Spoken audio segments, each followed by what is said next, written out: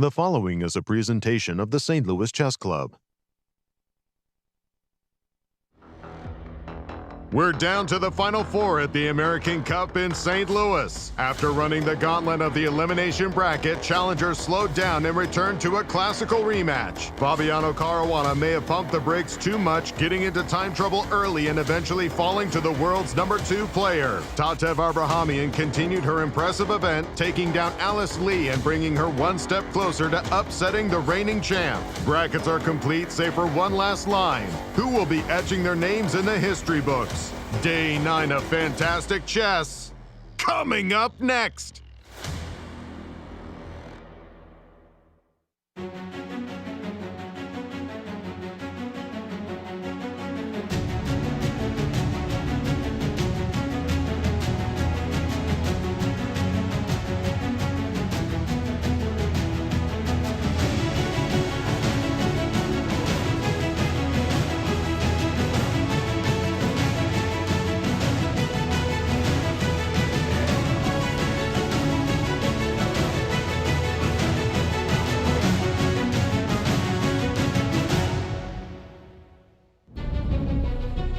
Welcome back, chess fans, to Day 9 of the 2025 American Cup held here at the St. Louis Chess Club. This is it, the Grand Finals Championship Day. Will Hikaru Nakamura and Alice Lee get it done and win the championship today, or will Fabiano Caruana and Tatev Abrahamian force the tiebreaks tomorrow?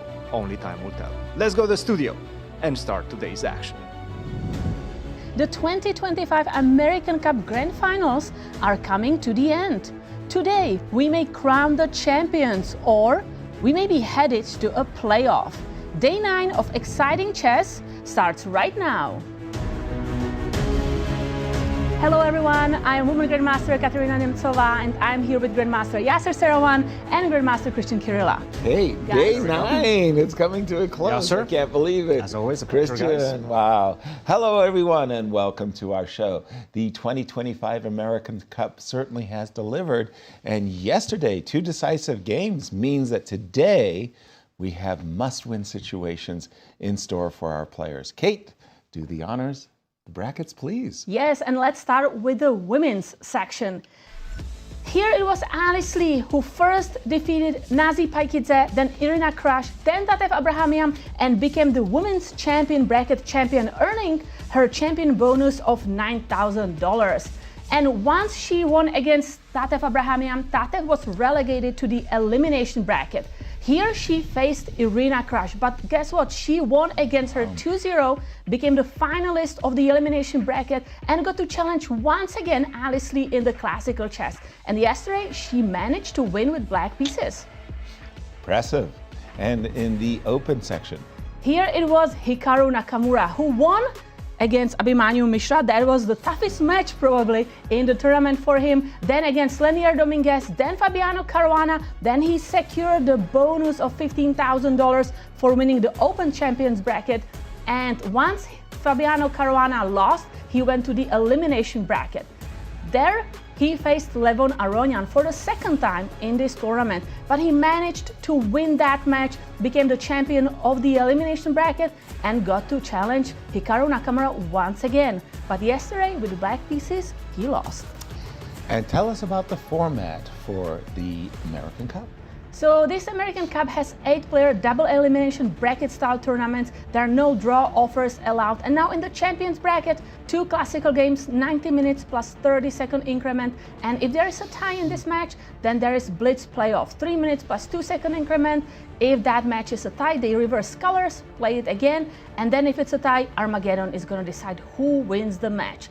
And now, in today's situation, Hikaru or Alice, if they lose their match, they have 1 extra life because they managed to win all of their matches so far. So if they lose their match, they go to the Rapid Grand Finals, where they play a match of 2 rapid games, 25 minutes plus 10-second increment. And if there is a tie, the same playoffs as in Champions bracket. Nice.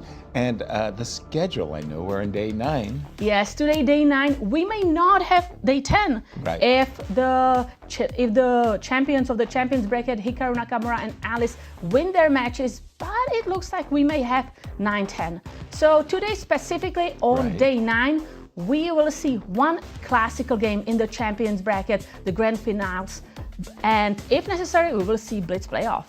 Wonderful.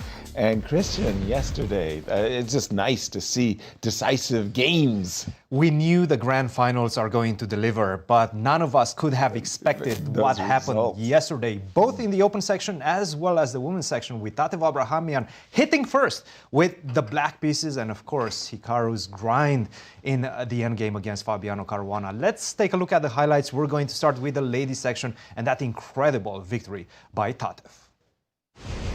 Rook takes C2, F3. yeah. No, not Rook D2. Rook D2, Rook F2 is fine. And this is probably what Alice calculated. But just Queen C2, and that's a very important pawn, the one that I just took on lost. F3. She right just now you're blundered. getting checkmated. Wow. Your king is completely busted. She right blundered her F3. The F3 pawn was a kind of a glue. Tatev has only 2 minutes, so Rook can takes she F3, find? big Rook moment. takes F3. Huge moment right now for Tatev. Alice completely missed it when she played the move Queen A5. Ooh, and Rook there it takes is. on the board. Rook Oh takes my F3, goodness. keeping her composure. What is Alice now thinking? Change of events in this one. Oh, what a Dramatic shock. change of events. Tatev Handshake. managed to push her pawn to C3. Now Rook D2. Alice Lee will be forced to make trades, and that's not game fun. over. That's not fun. And there's And the a handshake handshake. here. So we picked the right one just in time. Congratulations to Tatev as she makes one of the most stunning comebacks. I have to say, Tatev right now is absolutely feeling it, and she's loving every minute of it. Take a look at what she had to say after in the interview with Eric Rosen. I'm joined by Tatev Abrahamian, who just took down Alice Lee in their first classical game. Congratulations, Tatev. Thank you. How do you feel about the game? I thought that I was better the whole game, but I think I let it go at some point, and towards the end I got down on time, and I was ready to repeat it. I thought I should be practical. There's no point of me keep going, and then she blundered, so I kind of got lucky at the end. And of course, in the other match of the day, that incredible clash between number 1 and number 2 seed in the Open Championship bracket, that is Hikaru Nakamura versus Fabiano Caruana. Hikaru's grind in the endgame was simply decisive. But it wasn't only Hikaru's play. Also, I have to say, it was Fabiano's faulty time management. Take a look at the highlights. Check on H2 or Rook G1. Only 2 moves that... Oh no! E1. Rook E1. This is...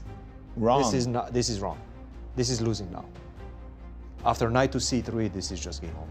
Right. You're Knight just- to C3, followed by King D2, followed Oh by my Rook goodness. A7. Let's face it, Fabi just got outplayed in this ending. Yeah. He got an ending that Hikaru just felt much, much more familiar Well, with. he just made that one mistake, right? King E7, after which everything was starting to go south. Everything was about the clock. From the beginning to the end, it was all about the clock as well. That was a huge problem for him. And we have a handshake. And that's the we have- handshake right there. That came fast. I mean, they were told within like 5 minutes of one another. That we've had 2 decisive games in the Hikaru classical Nakamura chess. winning the first game of the match. Impressive. Very steady paced grind in the endgame, and Hikaru touted that old man chess. Take a look. Well, I mean, I came to this tournament with a plan, and it is to play old man chess. You know, anybody who's over the age of like 50, they like to play all these fianchettos with G3, Bishop G2 against anything. And so I had kind of prepared this prior to the event. It wasn't something specific to yesterday or today. And Fabiano kind of fell into it. I mean, he could have played the same line, in which I would have had to change what I did versus the previous match. But I think, you know, it's a solid opening, and you kind of just play the game, try to get a small edge, and old man chess sometimes works. Oh, it certainly did work yesterday, guys. As someone barely above the age of 50, I know exactly what he's talking about. Old man's chess is really good.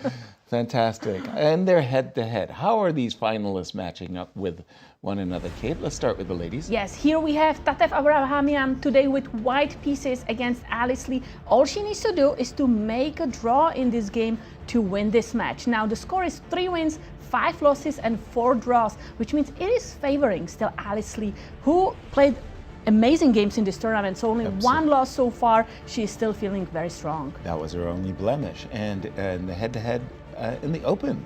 Here it is Fabiano Caruana today with white pieces against Hikaru Nakamura, but he has to win today to force the playoffs of this match. And it's 8 wins, 11 losses, and 39 draws as the score between these two. And they're just about to begin. Exactly. Now. We'll go to the World Chess Hall of Fame as we get ready.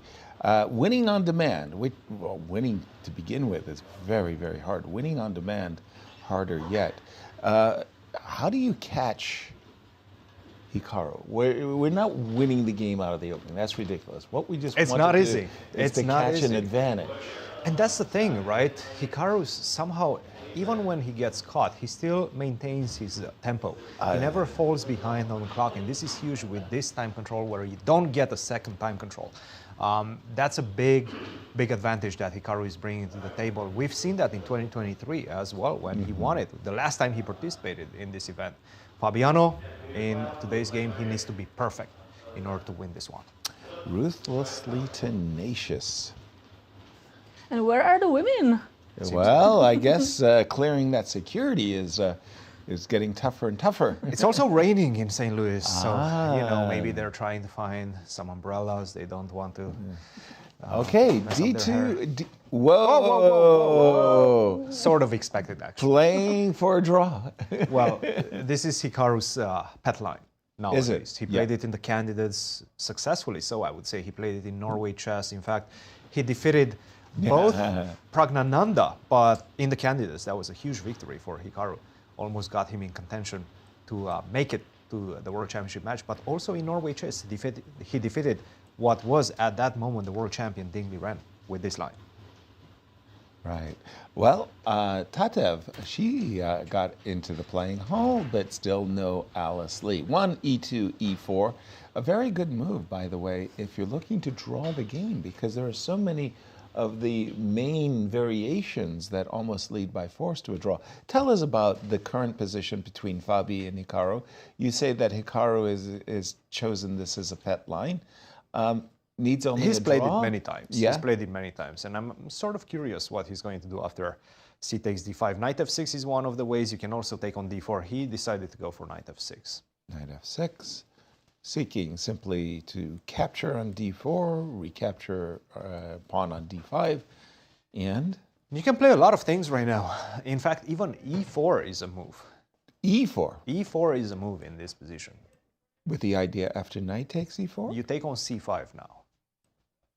Okay, we have to be careful about that queen a4 double attack. So let's capture knight takes c5. You can take on c5, you can start with queen to a5. Both of those ideas work. Which would you like to Knight go? Say captures. knight takes c5. Yeah, knight takes c5. The problem with knight takes c5, and this is the whole idea of this move, e4. First of all, you're giving up a pawn, but you're somehow drawing that knight from the good side next to the king on f6 to a square on c5, which is not an outpost. Yeah, it's an isolated queen pawn with a knight missing Exactly. on f6. Exactly. That knight on c5 is going to get targeted. I'm going to go bishop to e3. I'm going to get the other bishop. Well, bishop on d4 potentially. Try to target what will probably be your short castle.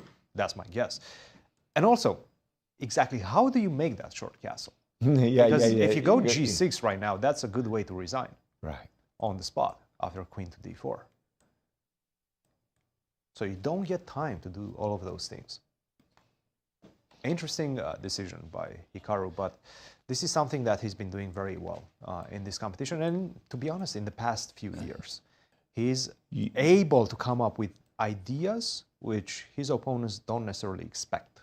You convinced me that knight takes c5 is going to be a durable advantage for white, for Fabi, hence queen a5 check. Queen a5, bishop to d2. Bishop to d2. And let's see, what did he play? Okay, he played knight c3. None of this is going to happen. No. Knight takes d5, most likely will come quite quickly. And then after e4, we're right back into very, very standard territory. But the territory I'm thinking of is this one with the pawn on e6 and the knight on f3. Right. Still with the pawn on e7, it means that maybe e5 is E5 is a move. E5 a is unique, definitely a move. unique moment. It's probably the one move that equalizes in this position. Because if you do go E6... Yeah. Which is very standard move, once again. I mean, I don't know. Knight F3, and that's why he's not playing this E4 idea, because... Of maybe E5. He knows specifically what's Hikaru coming. immediately capturing on D4 afterwards. So Knight F3, intending to play E4. And again, this is, we're right back in 1,000 different games. Bobby Fischer played this also as black. But because of the unique move order, Hikaru is trying to exploit. Queen takes D4. Hikaru is trying to make a draw. Of course, but he's trying to exploit his move order to make a draw as forcefully as possible. This makes a lot of sense. This is considered to give white a slight advantage, but it's one of those slight advantages in which if you don't make the absolute perfect moves, it's going to dissipate very quickly. Right. So very, very quickly. So at this moment, again, we talk about the elements of chess, space, time, force, king position, pawn structure. In this position, I would almost think that white has achieved almost a kind of a maximum, in the sense that he had two pieces developed, whereas black had none. And after the move knight c6, I would like to take advantage of my superior development. And E4 happened. Fabi played E4. I want to play bishop b5, knight e5, and take advantage of my more active pieces. And after a7, a6, again, I know what Cristian just said is that you have to be accurate. Black will catch up with his development, you know. But at the same time, I'm going, okay, I'm kind of happy. I've got 1, 2, 3 units in play. You only have 2. But I will get to play e6. So let's say bishop e3 now happened in the game. Which unfortunately happened just at the moment when I was thinking, okay, what if I play bishop g5 so to you don't try want to allow me to play e6. Yeah, and I wanted to play quickly rook to d1. But okay, he did play bishop e3, and he might have it in his mind's eye, Fabi, that he's trying to discourage further trades, because at the end of this variation, my bishop will be nicely posted. That bishop is excellent. Yeah. So bishop e3, and again, Fabi is thinking rook d1, bishop c4, castles. I have a much superior development, and you still have to solve a problem. How are you going to develop the bishop on f8 if you leave my queen probably on e5. c3? e5, I did not consider that move. Well, the idea being that obviously you cannot take on e5 because of bishop to b4. So you need to lose a tempo by defending against that threat. That's too bad. You have to go a3. Okay. I'll say I convince you to play a6, you convince me to play a3. Okay, now I am threatening to capture on e5, am I not? How do you defend that pawn? Bishop d6? Quite a few ways, yes. Bishop d6 is one of them. But that's going to commit the bishop on somewhat of a dangerous square, right? Because of this rook to d1 idea. Maybe even long castle might be considering that.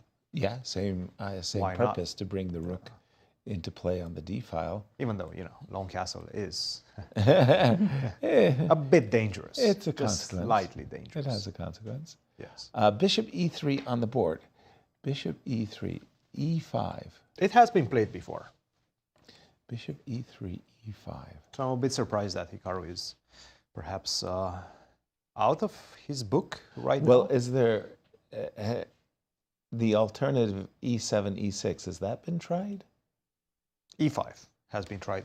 Both. Actually, e6 has been tried as well. As well. Yes. One game with e6, one game with e5. You say that this is a pet variation of Hikaru. Has Hikaru ever gotten himself into this position according to our database? I don't think this is... well, first of all, I don't have a way to see the players. Okay. But my guess is not, and if I remember correctly, no. No. No. So they might None be of the players that played this against Hikaru ever achieved this? Achieved this position, yes. Okay.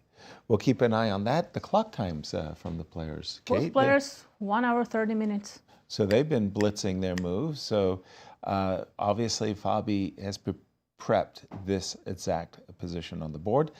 Let's turn to the game of Tatev and Alice. For those of you who are joining us late and living under a rock, you should know that Tatev is having a fabulous tournament and made a victory yesterday over Alice Lee, the first blemish of Alice in this entire tournament. And we have a Caro-Kann.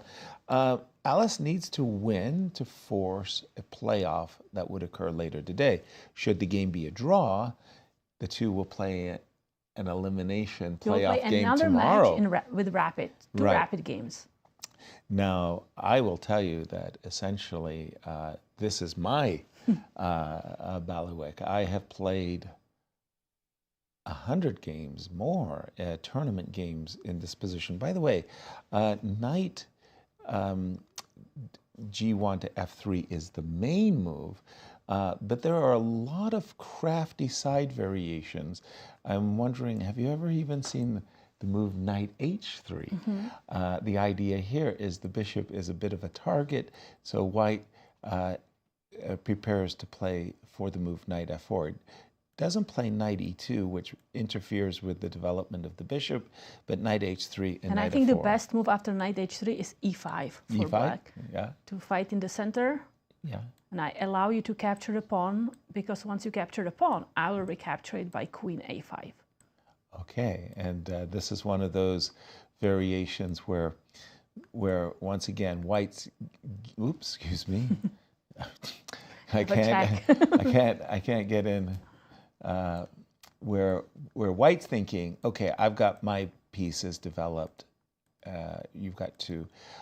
Fun stuff. None of this happened because the players did play the main variation. I think for me, the move I tended to steer towards was queen c7. I think I played queen c7 against Anatoly Karpov in the Olympics.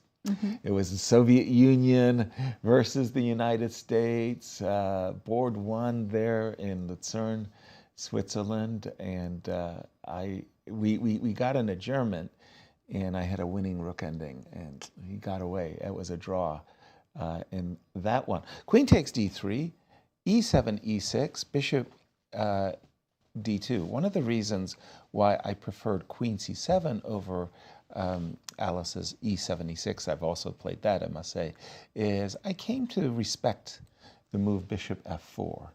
And I thought that white could get a slight initiative after bishop f4.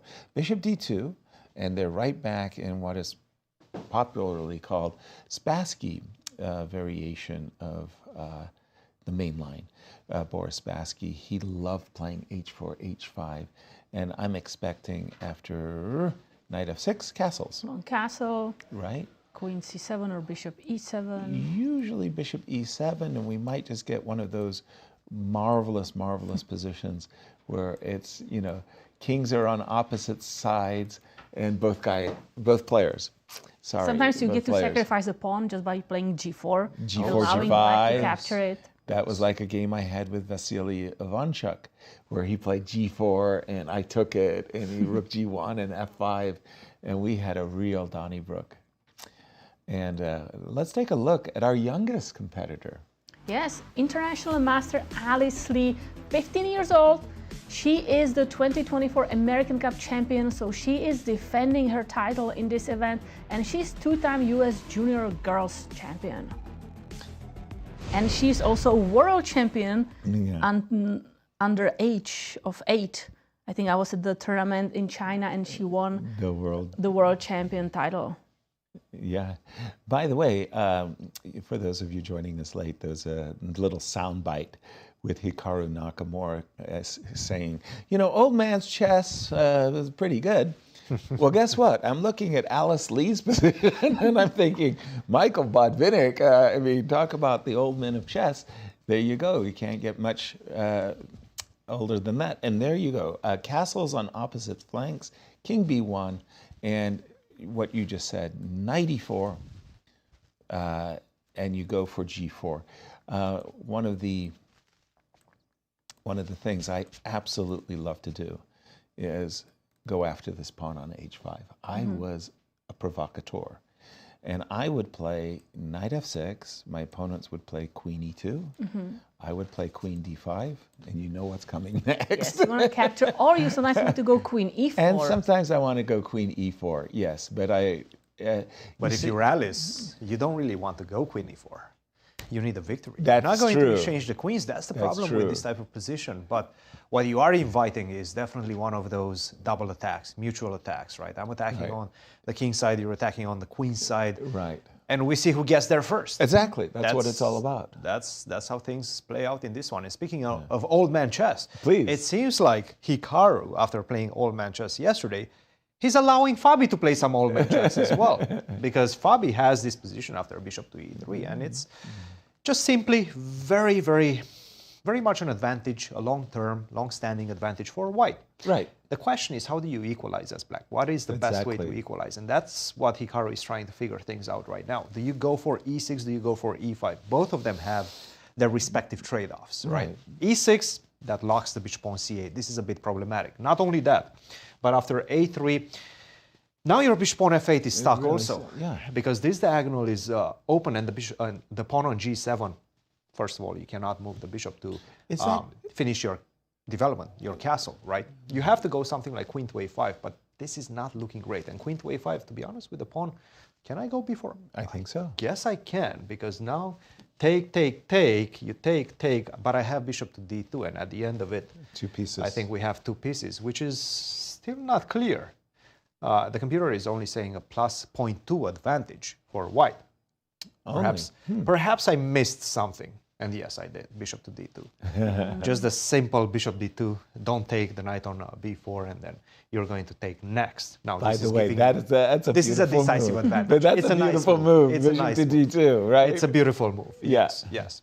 So, in fact, after e6, a3, maybe it's just bad.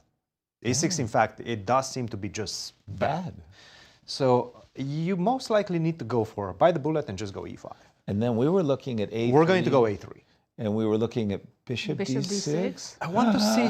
I feel this is somewhat of a natural move. No. But after bishop c4, you're lost.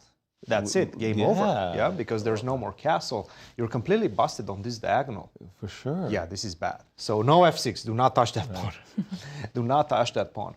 Bishop to d6 and queen to f6 seem to be the 2 main moves. And after bishop to d6, let's say bishop to c4, right? You go castle. I go rook to d1. Or do you go long castle? Threatening bishop c5. Hey, you need a win. Yes, of You course. need a win as white. Let's go. Might as well go long castle, right? Queen c7 or queen e7, let's say. Okay. King to b1. And how is this position? Let's try to see it on maybe your board, because I'm curious from a practical perspective. The engine is saying slight advantage for white. But how slight is it? I think because from a practical perspective, visually, it looks really good for white. Well, exactly. I'm sitting there going 1, 2, 3, 4. I've got 4 units out of their barracks. They're in the fight. You've got 2. So I've got an advantage in development. Big development advantage. But it's not just that. I mean, if black were already, if we had bishop e2, bishop e7, castles on the board, it's a totally different thing. I've got a development advantage that might not be meaningful. In this position, after e5, a3, bishop d6, rook d1, or bishop c4, or just as Cristian was saying, castles. I've got a development. Yeah, I've got a development advantage that I really do like. I'm just asking some questions. Bishop e6. I want to trade your more bishop. Trades. More also, trades. I want to open the c file because of course you do. I need a rook there. Your queen is a nice target on that c file. Exactly. Now here, the question I would ask for myself is: there some way I can exploit rook takes d6, bishop c5? So let me just have a look. Bishop takes, queen takes, yes? Yes. Now, I don't think rook takes d6 and bishop c5 is necessarily going to bring me any... The more we trade, the better for Hikaru, because of course. He only needs a draw. So let me post up and try to take possession of the open file. Okay, rook fc8. rook f(c)(8). Okay, that was a surprise one. Knight g5. Let me Queen just e7. ask some questions over there. And where's this bishop going to go? Let's say queen to d2. I'll attack the bishop. I'm dreaming, Kate, of rook d7. That's just it. That's all I'm hoping for now. Here, So if I go knight d4, you're sacrificing a pawn, because I will have a bishop, which I think can be very strong, given a lot of open dark square diagonals are there for me. Possibly, but this is a dream for Fabi. He needs to win, and he's won a pawn. I mean, I don't dispute the fact that you have some compensation, but this is an imbalance that he would take. I was a bit more worried about something else. Bishop e6 takes, rook d5. I was a bit more worried about the challenge. Oh, sorry, that was wrong. All right, I have Rook another to d8. idea, guys. Oh, from the sorry, beginning. please. From the beginning. Yes. Just because I feel like Hikaru is just about to make a move, so I want to throw this one out there. Please. Tell I us. think he's going to go queen a5. Okay, we I think- rejected this rather quickly. I think he's just Maybe- going to exchange the queens. So now bishop b6, guarding a lot of dark squares, Only move, knight c6. long castle. Yeah. There's no mate. Bishop No. g4. No mate. Bishop to g4. Let's go bishop g4. Probably a useful move. I mean, I can imagine that the rook is going to show up on c8 sometime. The big question is, do I go e6, e5, or do I go g6? How do I get that bishop out? The dark square bishop. That All right, is let's try g6 just not for sure fun. why. Not Just sure for why, fun. but let's try g6. Right. Just for fun. So bishop c4. I'm not quite threatening bishop takes f7. I'm wondering, give me the two bishops. I'll give them to you. Give me the two I'll bishops. give them to you, yes. Bishop. Let's say bishop h6 now that you allowed me to plant something on f4. Okay. Bishop c4, okay. So now what you're saying is that I cannot castle as easily. I don't know. Maybe you can. I'm not going to believe you. I'm going to go castle. Yeah. No, I mean, hey, why shouldn't you be castling? Yeah. Well, I thought rook d7, but I have knight Rook d5.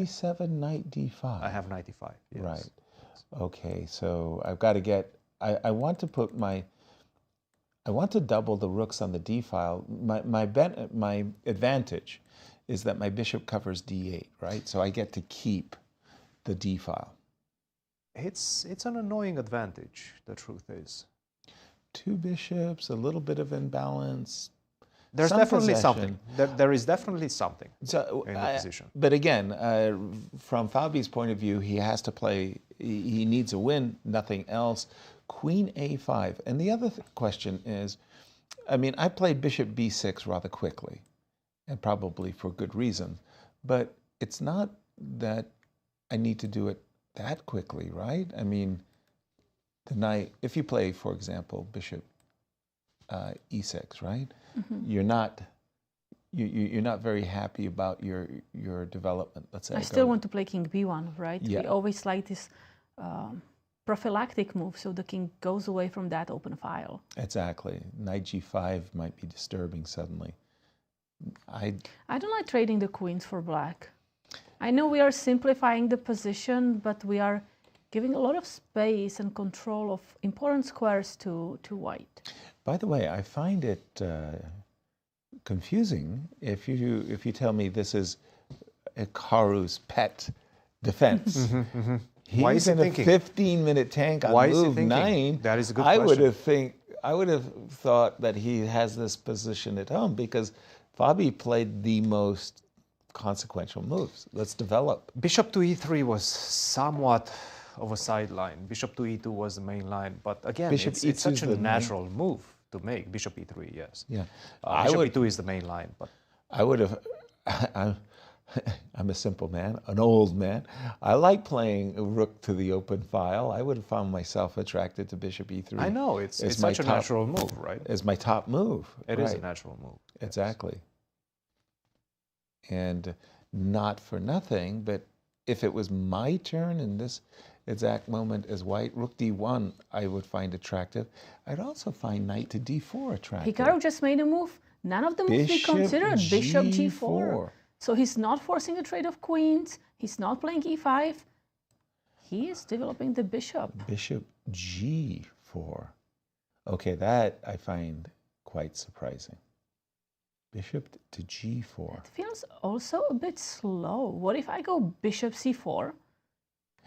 Bishop c4. So with this move, I'm not allowing you now to go queen a5 to trade the queens. Because if you go queen a5, I will capture that queen.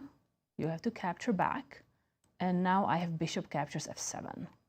Check. Check and knight e5. Check. Winning back. Unless you have queen king e6. Now I take an h5.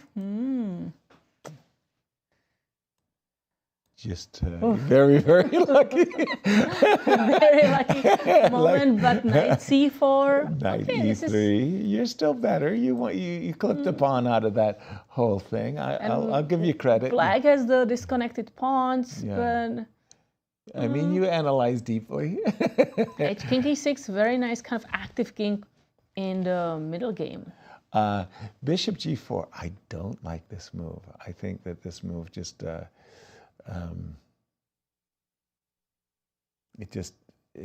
it's actually the funniest thing. I was saying that I wanted to play knight to d4. In this particular case, it's I was trying to exploit the position, but here I'm thinking, okay, I will play rook to d1. I liked your bishop c4 as well. Nothing's wrong at all with bishop c4.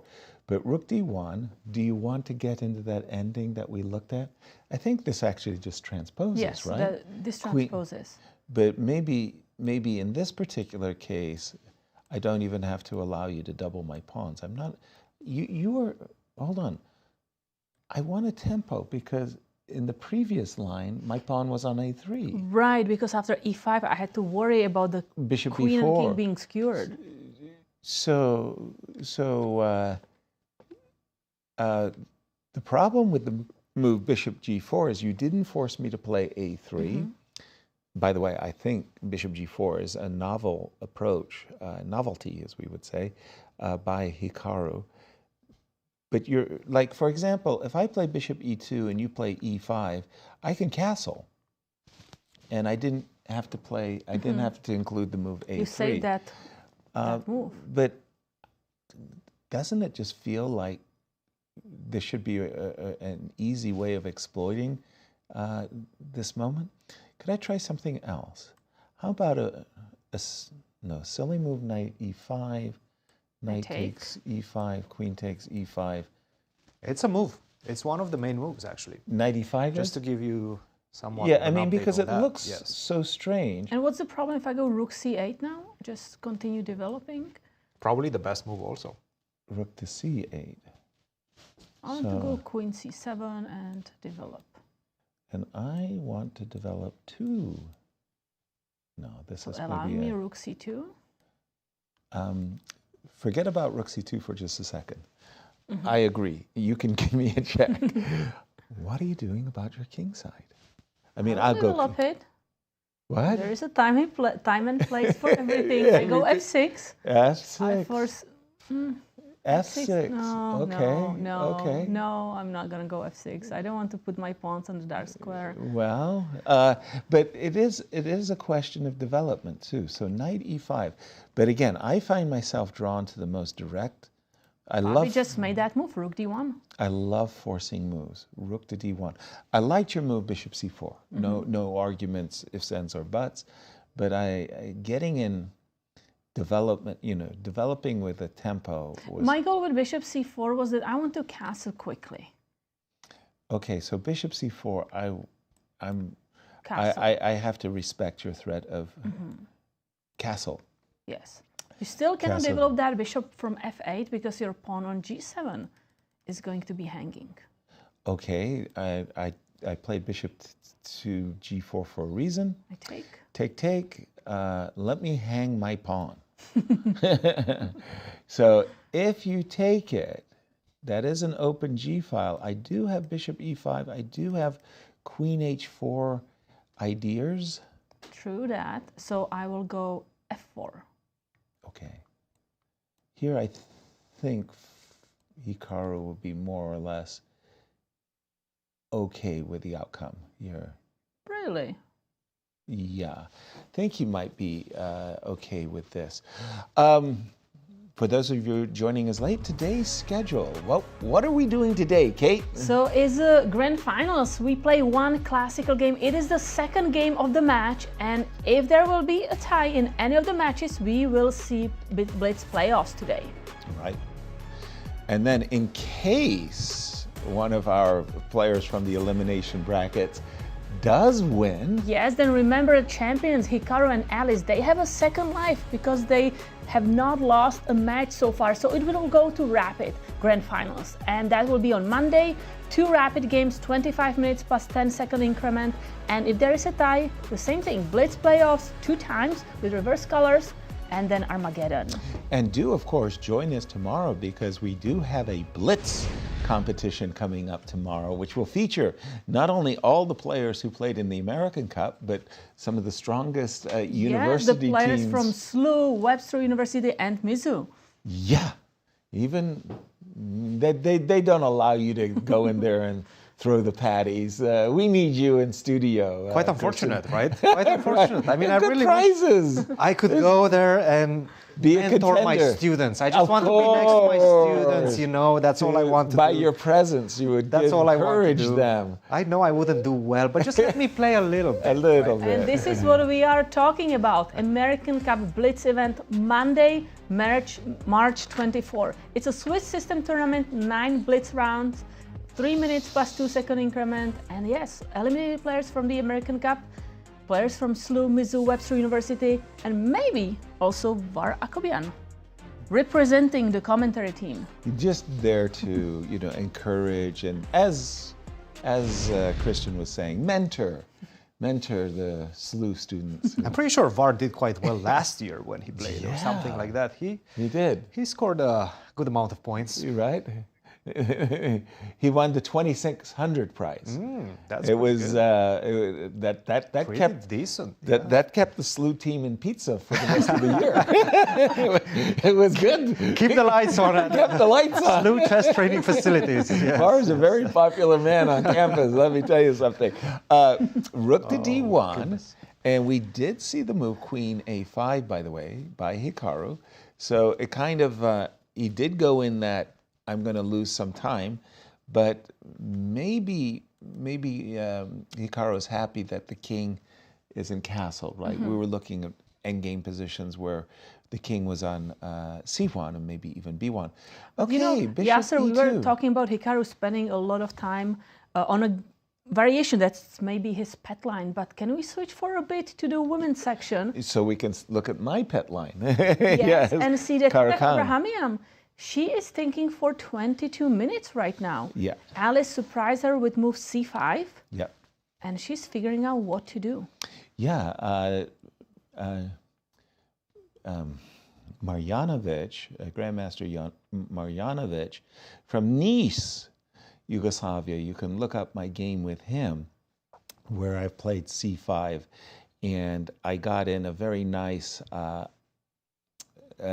I want to say Sicilian style attack down the C file. I won a nice game. I was playing for the Grandmaster norm back in the day in Nice, Yugoslavia. Again, knight takes E4, queen takes E4, knight F6 is a completely different line of play. As Cristian reminds, Alice has got to win. Yeah. So she's looking to surprise her opponent. One of the ideas behind the move C5 is, in this case, notice that the knight is over here on the queen side, so that after, for example, a move like queen E2, you've got black has ideas of queen B6, knight a4, Bishop f6. bishop f6, and a harmonious convergence on the b2 pawn. Oftentimes, white plays it passively, puts the bishop on c1 so that she can play g4, g5. But again, this is from Alice's perspective. You got to win with black, get a double edge. Yes, she needs to get a game. Yeah. But speaking of double edge positions, maybe let's the try best? to avoid that. Let's Yes. try to avoid that. And Let's shut it down. You can take, and I think this is the best path forward for Tatev. By the way, just from an opening perspective, this has been played 255 Of course, times. of So course. This is one of the tabia positions Yeah. of the Caro-Kann, of this particular line of the Caro-Kann. Agreed. So c5, d takes c5, main move. g4, the second most played move. I don't want to play g4. That's the double-edged. That's the double-edged sort of attack that we get. And if you forget one move, and I know Alice knows exactly what she's doing, 1 hour and 34 minutes on the clock against 1 hour and 5 minutes, don't go for those. Right. Just try to stir the game into more peaceful waters. So the way to do so, I think, is just take. If you do take on e4. Right, take. This is sort of bad, actually, after queen to g4. Yes, it's a very good move. And it provokes... Nobody ever played queen g4 against me. It provokes a very serious reaction. You have to go f5. It's Right. the only move. Okay. You don't have a way to defend against bishop takes h6, both the discovery attack as well as the pin. Okay, So let's go f5. Only move. Okay. Queen to c4. Okay. And now I'm starting to look at this pawn on e6, right? Right. The only Queen move... b6. Queen b6 already, bishop e3. Oh, so You pin see the knight. bar, how it's creeping up. Right. It's not looking great. I go something like c3, probably not the only move. Just rook to e1 makes a lot of sense as well. You will lose this pawn. I'd like to play f5, f7 right now. Right. This would be the best move in the best position. move in the position, right. It just doesn't work that way. Yeah. So d takes c5, and that's why you don't start, by the way, with knight takes f6, because this is really bad, in fact, for white. Yeah, The pawn structure is terrible. Thank and you. despite of the I live limited for this. material, you have one problem, two problems, three problems. Yeah. Black doesn't have any problems. No right? problem. It's really a beautiful position for black. So this is something that Tatev needs to avoid. Totally. In this one, she made a move. She has played d4 takes c5. She took on c5. Good move. Good move. As you've prescribed it. Now, one thing about Tatev is that she plays the Caro-Kann as well. Does she? She does play the Caro-Kann with the black I know pieces. Nasi is a favorite. She plays the French a lot, but she plays the Caro-Kann as her second opening. So definitely she must know something in this particular line. If you don't mind, continue your knight takes c5 journey for a moment. Do you take right now? Yeah, just to see. Do we Well, trade this is queens? now different, right? I can take on c5, I can take on d8. And this is pretty much what I want, right? You take, bishop e3, sort of equal. Yeah. It's going to be very difficult to create something. So, sorry, just to pursue knight to a4. Knight to a4. c3 maybe? Well, this is where I was going to try to sacrifice. You want to go bishop takes Yeah. Well, I have to actually take the curious. rook. I have to take the rook first. You take the rook first, and bishop takes c3. How is this? It's good, actually. It's good for black. Yeah, So to I get should the avoid imbalance. this. I should avoid this. Yeah, to yes. get the imbalance. It does seem like I should avoid this. So in that case, I'm So going can I to take... first capture and then play c3? Yes. Yes. And now king c2 and then? King c2, Rook rook to d1. d1, b3, c4, ideas of that nature. It seems like the material is very limited. Agreed. Very limited. I wanted to ask Kate, Alice Lee is doing great on the clock. I mean, d4. It was good opening Tatev preparation has by played Alice. slowly. And what's the time difference, actually? I'm looking at it maybe a 30-minute. 30 So minutes, it's 25 yes. minutes difference. Wow. Okay, that's significant. So, big surprise from Alice has caught Tatev a little bit unawares, and there we see Alice. So that it was a really nice little variation that Cristian was showing us. Knight takes, queen takes, knight takes. Because I was expecting an easy life for black. I thought queen e2, queen b6, but queen g4 is really rocking the ramparts there, isn't it? Bishop takes h6 is an attack on the queen as well as the king. And that was why we were playing f5. So because of that move, can I play as Alice now, queen c7. Yes. I'm not going to capture that pawn immediately. I will allow you to keep it for a while. Right. But you do want to. I want to maybe go rook eventually. d8 or capture on c5 and not allow you to trade queens. Exactly, and you're definitely not worried about this why. I'm very happy. Yeah, I mean, there's no way Tatev is just going to open the pawn shield in front of her king. So that's a pawn sacrifice you're more than eager to play. I suppose if I'm in Tatev's shoes, I'm looking mainly at g4. But now I take on e4.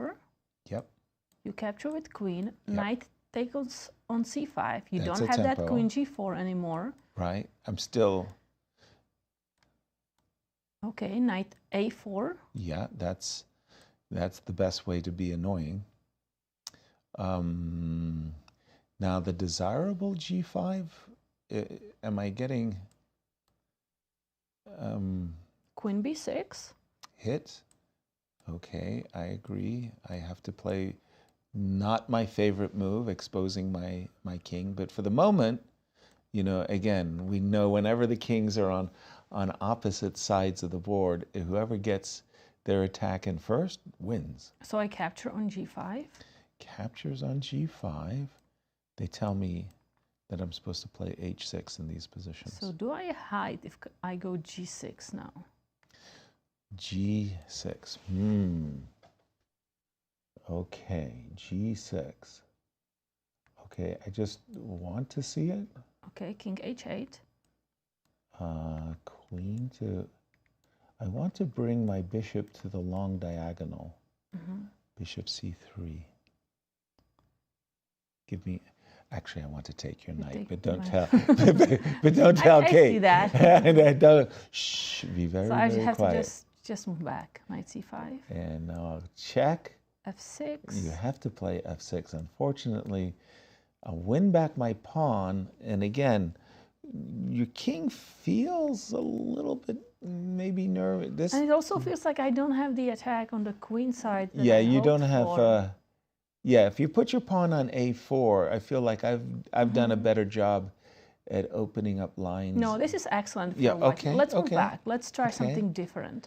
So this all starts from the current position, and Kate, you've delayed gratification. You haven't recaptured the pawn immediately, but you're playing for queen c7. Yes. And Let's this try is one where. more time. What did I do? You went g4. I was trying to get in the attack as fast as possible. Now here, you could have played rook to d8 as well. Okay, let's try that. And that Rook was a f d8. and that was a really funny looking move. My intention was to play g5. If you tempo my queen, then I will get in a check.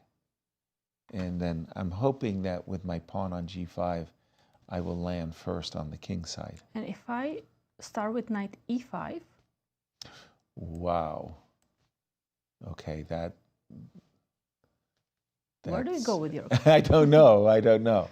I guess I have to go back, queen e2. Again, I'm looking to capture. You would capture on e4, I suppose. I would recapture. You'd capture on this one, I Looks suppose. everything forced, but I didn't want to trade that much. I still feel like this is the position that you like as white. Right. Again, I feel like I'm faster on the king side.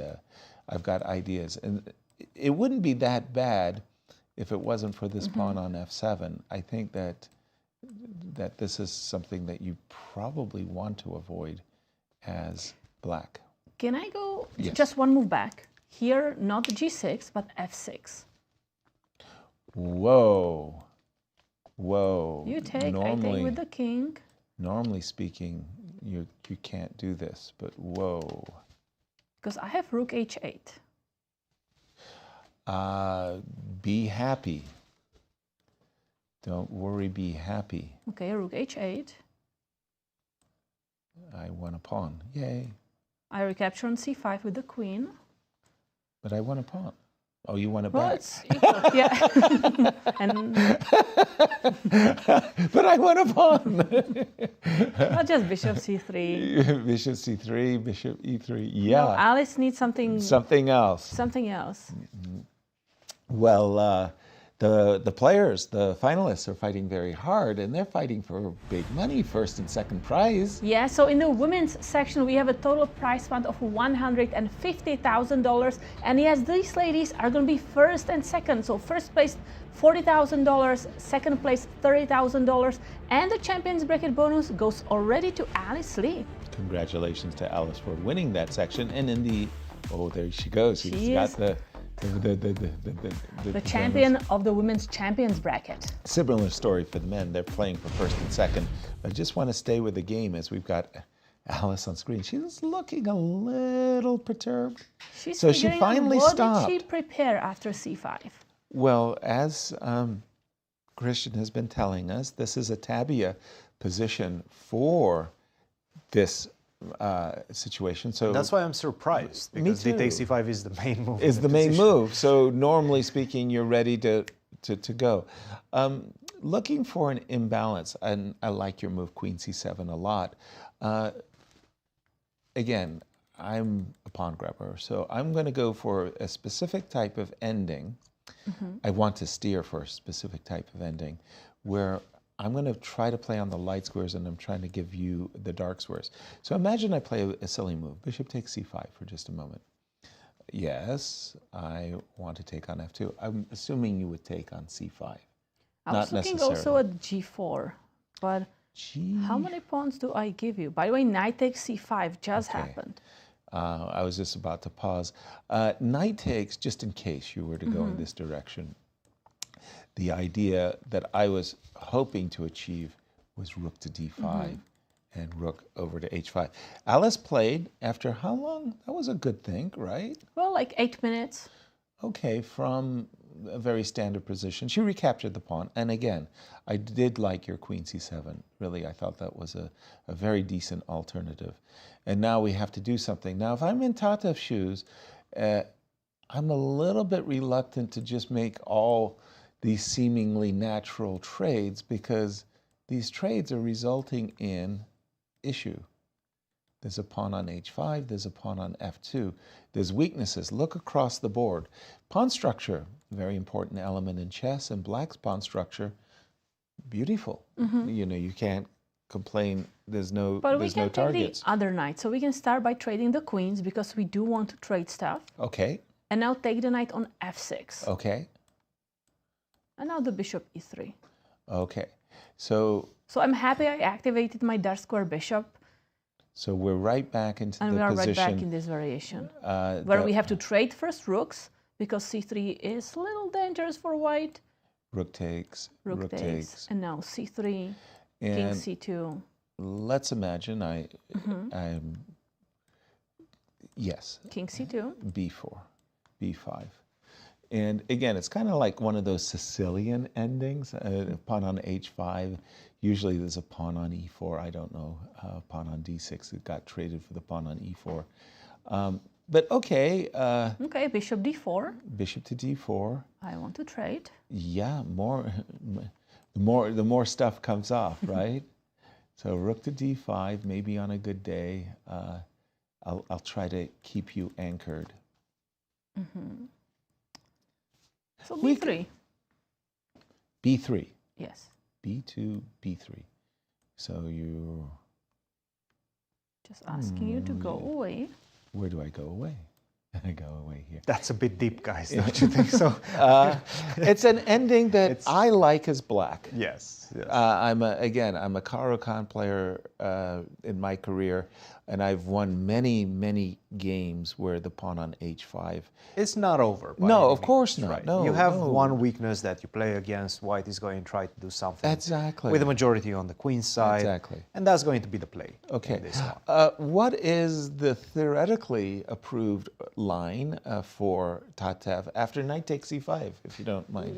Well, let's go to that one in just a second, because it does seem like they're going to enter that endgame. I think you guys did a tremendous job analyzing it. Now, let's look at this one. the game between Fabiano and Hikaru, because after bishop g4, I think this is where we left it. Yeah, Rook queen to a5. d1, We actually did see queen to a5. a5, we exchange, and bishop to e2. Of course, you can start with h3 as well, but it does seem, and this is my question right now, how far does Fabi knows? Because when he played bishop to e2, he still had an hour and 27 minutes on his clock, so maybe he's still in his theory. I don't know. I wouldn't be surprised. I would not bet against it for sure. Right. Bishop to e2. And now we have e6 from Hikaru. Hikaru. Hikaru is really burning through some clock. Right. 1 hour and 1 minute. And you can see the bar creeping Likes white. upwards, Yes. right? Apparently Knight e5. e6 was a bit of a mistake, or at least an inaccuracy. But you do have to be very careful with white. The idea being that don't take on e2. This is really bad. This is really, really bad. Knight d7, knight b6. You have to give me check. You have to win a tempo. Yeah. Exactly. You have to win the tempo with the check, and now we go into this line. Bishop takes e2, king takes e2. Now f6 is more or less forced. Okay. At this point. You cannot go castle, short castle, because of a3 and the bishop is running out of squares. You go to e7, I go b4, we exchange, I go rook to d7. It's bad. It's bad. It's really bad. Okay. Knight takes e6, take, rook to d7, rook to c1. You're in trouble in this position, right? So what you have to do is go f6. Okay. Immediately challenge this beautiful knight in the center.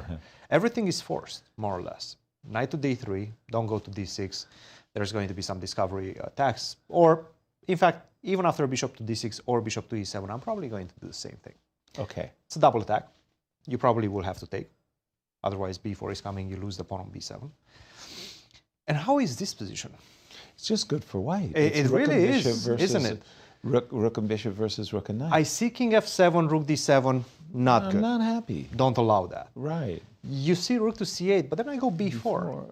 And I'm going through the lines. Knight c6 already pretty bad. Knight c4 and knight to b2 apparently is the best way forward. Not really a way in which humans play. It's not inspiring. You don't go knight c4 and knight b2. You don't hide your knight on b2. I mean, I understand it makes sense. Now you go to a4 and target that bishop on c5. But practically, this is not really feasible for black. No.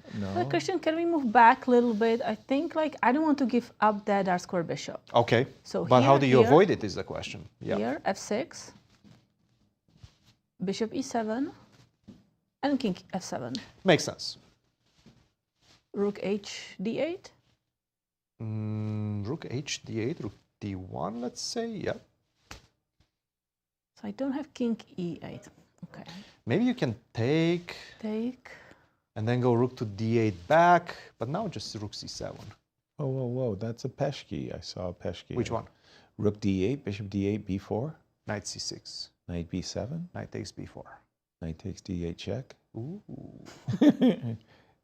Let's check on the peshki. I was hunting pawns. Let's You're check on gonna the give me a peshki. bishop. Oh, it's winning. And that's the answer. It's winning as well. It's winning as well. Everything is winning. Rook c7 is Sorry, also okay. very, very So devastating. the knight is just so active on c5.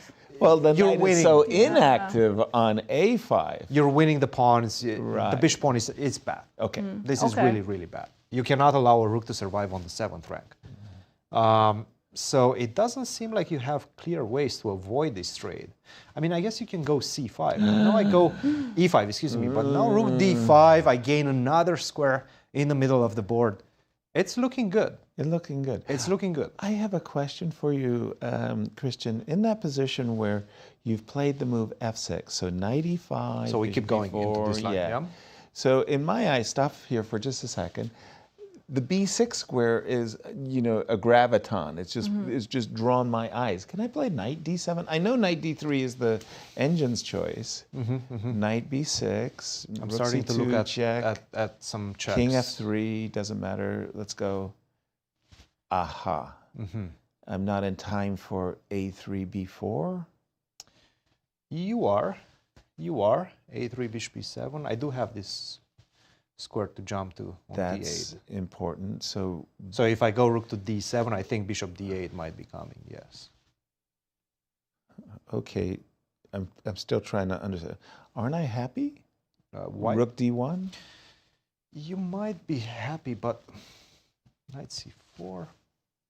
Knight e5, be careful. Yeah. Ah, knight e5. Yeah, you can see that my pieces are finally starting to do something, right? The rook on c2 is active, the knight is active once again. True. And I will be able to defend on the 7th with rook f7. So it might just be not enough. Yeah. Not enough. Fair. Okay, good. Knight d3. Practically advantage. Advantage, but again, we've been talking about it since the beginning of this broadcast and since he played c5. It's one of those advantages that you make a slight inaccuracy and it disappears. Goes away. It disappears. Right. Yeah, it's just equal on the spot. Yeah. He needs to be very precise, Fabiano. If he does, he's going to put some significant pressure on Hikaru.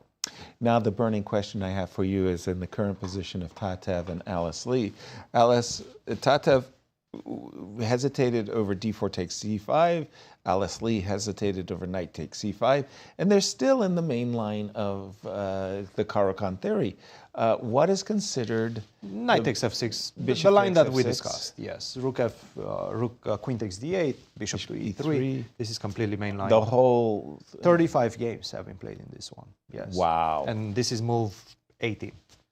Still 35 Modern games. chess opening theory is so developed. Yeah, no. This has been played before. And again, it seems to be very close to equality. Okay. Very, very close to equality. And I think, again, you guys did a tremendous job analyzing the ins and outs of that position and that endgame. It's the battle between the majority that white has on the queen side and that weak pawn on h5, this one. Yeah.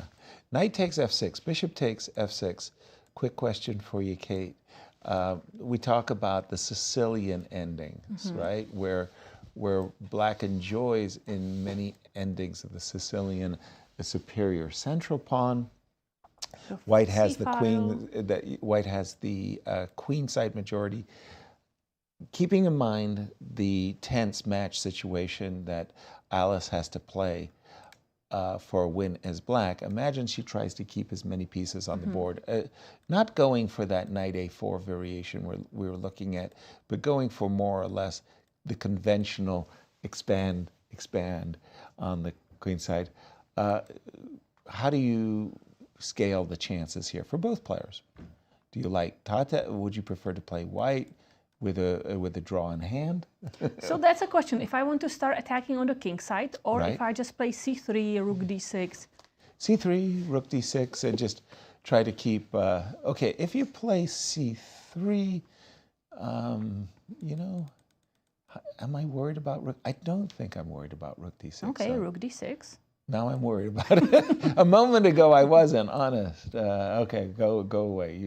You bother me. You bother me. Rook d4. Okay, this is what I was more or less aiming at, is I am playing for the queen side, you know, this whole, we see it so often in so many Sicilian lines of the Sicilian where I get the queen side going. But without a queens on the board, how scared I am. So let's go rook h to d1. Rook h to d1. Right now I've got the business squares covered. I'm a little bit worried about this knight. That's potentially. Potentially. So I'll just try to cut you off at the past here a bit. Although I must say, giving up the g6 square. Yeah, now I'm thinking about knight h4 and now g6. Knight g6. I don't like giving up the g4 square. Rook b8. I want to play b4, but I'm a little bit worried you might take twice. I will. And you will. And if you retreat your knight to support that b4, I immediately go to the 7th rank. Exactly. I'm not looking at that. Not so easy to get the b4 play. Okay, something like this might be in our very near future. Tatev is having a breakthrough moment in her tournament career. Absolutely. She's the finalist of the elimination bracket, so she gets to challenge Alice Lee. This is her 4th time American Cup appearance, and she is the 2006 Girls Under 18 Pan American Chess Champion. Of course, she played so many Olympiads for the US women's team, US Championships. Stalwart in the US Women's Championships. And she has done the knight takes f6 check routine that we expected. funnily enough, for Tatev is a very, very big fighter. And she knows that with a draw, she wins this match. But that's not the mentality that she comes with in this game. She's like, I want to win this one. Right. So maybe she's a bit reluctant to go into this endgame, even though it gets her closer to her goal. Yeah, she just traded the queens. And maybe that's why she was spending so much time. She's being practical. But now she's being practical, yes. Yeah. I think you're right. I think in a different iteration of the event, she would not have gone for the whole knight f6, queen d8. She would be looking for the attack. G4. I mean, you just need a with draw G4, in this Yeah, game well, to no, win the match. that's the point. She needs a draw, and that will... in a different timeline. A different iteration, yes. In a different timeline, she'll go for G4. Right? Exactly. To win this one. We've reached that stage in our show, everybody, that we like to check in at our friends at Q Boutique and ask what specials they have for you. I'm just the messenger, don't shoot me. This is the vinyl roll-up chessboards. Want to take your game on the go? Pick out a St. Louis Chess Club roll-up chessboard in your favorite color and hit the road, Jack. These boards are flexible, easily cleaned, and always lay flat. 20-inch square board with 2.25-inch squares. Screen printed ink on vinyl. Don't forget the chess pieces as well as your travel bag. All your shopping needs are available at qboutiquestl.com. And as we go on break, who have you been interviewing? Who have you been talking with? Well, maybe Katerina can let us know about that. Yeah, I mean, hello. We're going to talk to young Alice Lee. Okay. Enjoy the interview. Hit the road, Jack. That's my favorite song. No, Ray Charles.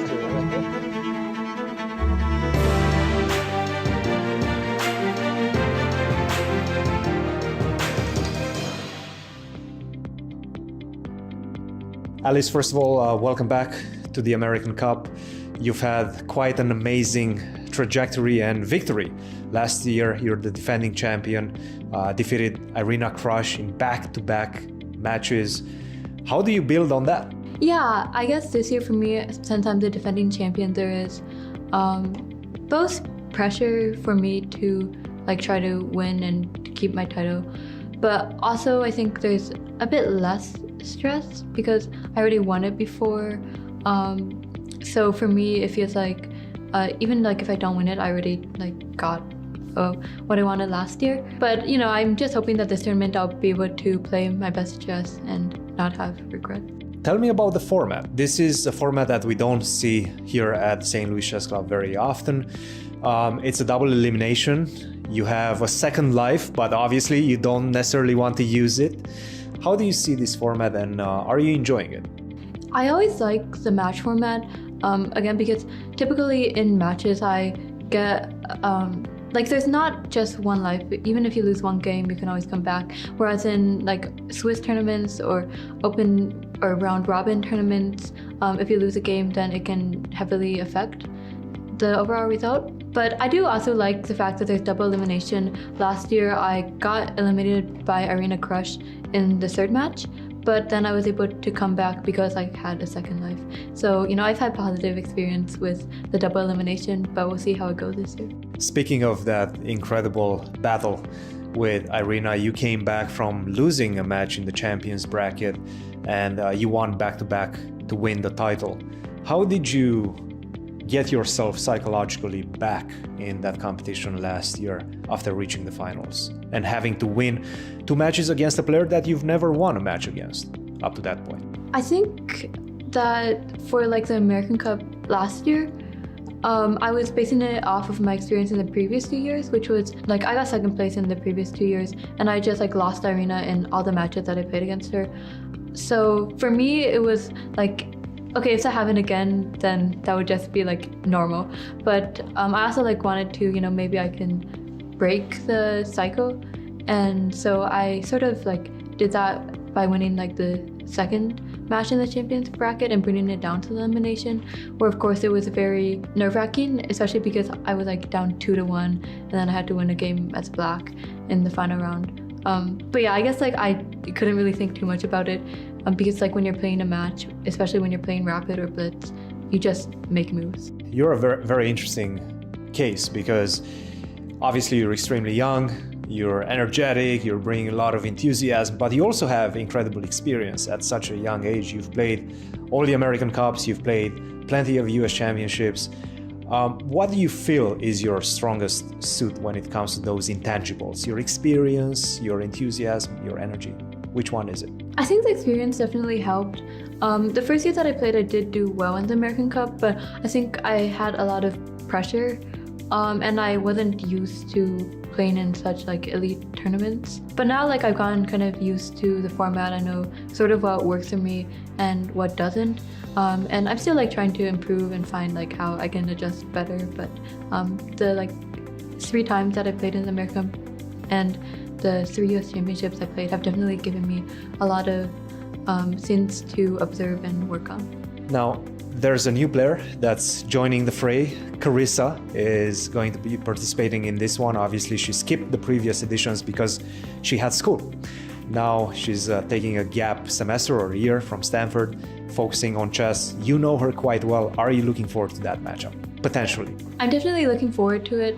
I think it's also interesting the way that the brackets are structured this year because if there are no upsets in the first round, then I'll be playing Irina in the second round. And then I'm like on the opposite side of the bracket as Carissa, so I'll only play her if I'm able to beat Irina, which I have not been able to do the first match that I played against Irina in past editions. So, you know, for me, I would very much like to play Carissa, but I'll also have to defeat some very experienced and strong opponents to get there. Do you feel like you guys, you know, are trying to outcompete each other? It's somewhat of a rivalry. You're very close in age. She's, of course, a little bit more experienced than you, but do you see her as one of your peers? Yeah, I think definitely yeah, she's the person who's I'm closest in age to in this tournament by a long, like a big margin, I think. By 6 years or so. Yeah. Yes. But like everybody else is a lot older. So you're very young. Yeah. I'm not sure if it's a rivalry because also like we're teammates. So, but there is like some sort of competitiveness, and I think that is useful, especially as for me, like as I'm aiming to improve, to have somebody who's like improving also like very quickly is big motivation for me. I actually want to talk about this angle of being teammates with most of these players. You've recently participated at the Olympiad and you've done quite well. You are one of the motors of the American team. Now, tell us a bit about that relationship that you have for, let's say, with Irina Krush. Is she somewhat of a mentor for you as well? I think definitely at the team events, I did gain like a lot of insight into some of these players and like get to know them outside of just chess. And that makes like a big difference between like if you kind of like don't really know somebody and you're playing them, you might be a little bit more intimidated. I think for like of the 8 players here, there's 7 other people. 6 of them I've been teammates with. Nazi might be the only person that I haven't like been in a team event with. But definitely like the Olympiad, also the Poland tournament in 2023 gave me like a lot more time to see what these players are like outside of just like playing and how they make moves on the board. Well, Alice, thank you very much for all these insights and all the perspective that you just gave us, and good luck in your games. Thank you.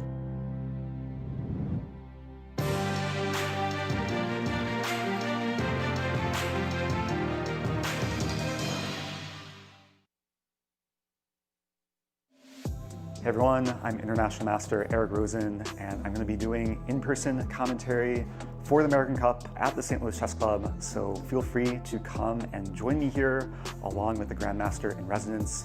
We'll be taking on questions and watching the top players across the country battle it out for a lot of prize money, so hope to see you here.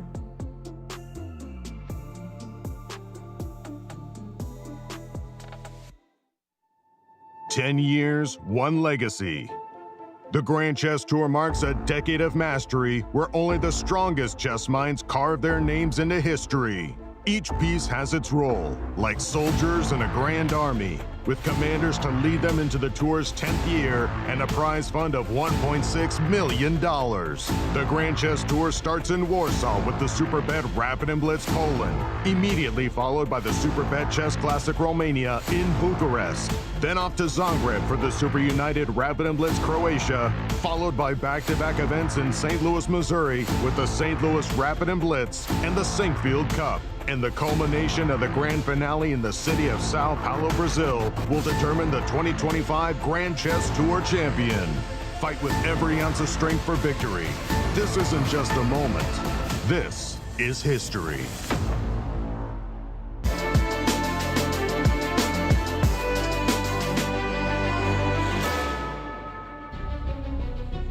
Welcome back to day 9 of the American Cup, and let's take a look at the head-to-head.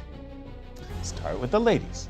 Here we have Tatev Abrahamian with white pieces against Alice Lee. 3 wins for Tatev, 5 losses and 4 draws. Alice has the upper hand in these matches, but Tatev today only needs to make a draw to win the match. In the open section, the head-to-head. Here it is Fabiano Caruana with white pieces against Hikaru Nakamura. It's 8 wins for Fabi, 11 losses and 39 draws. Now in this match, Fabiano has to win to balance it to force playoffs. Exactly.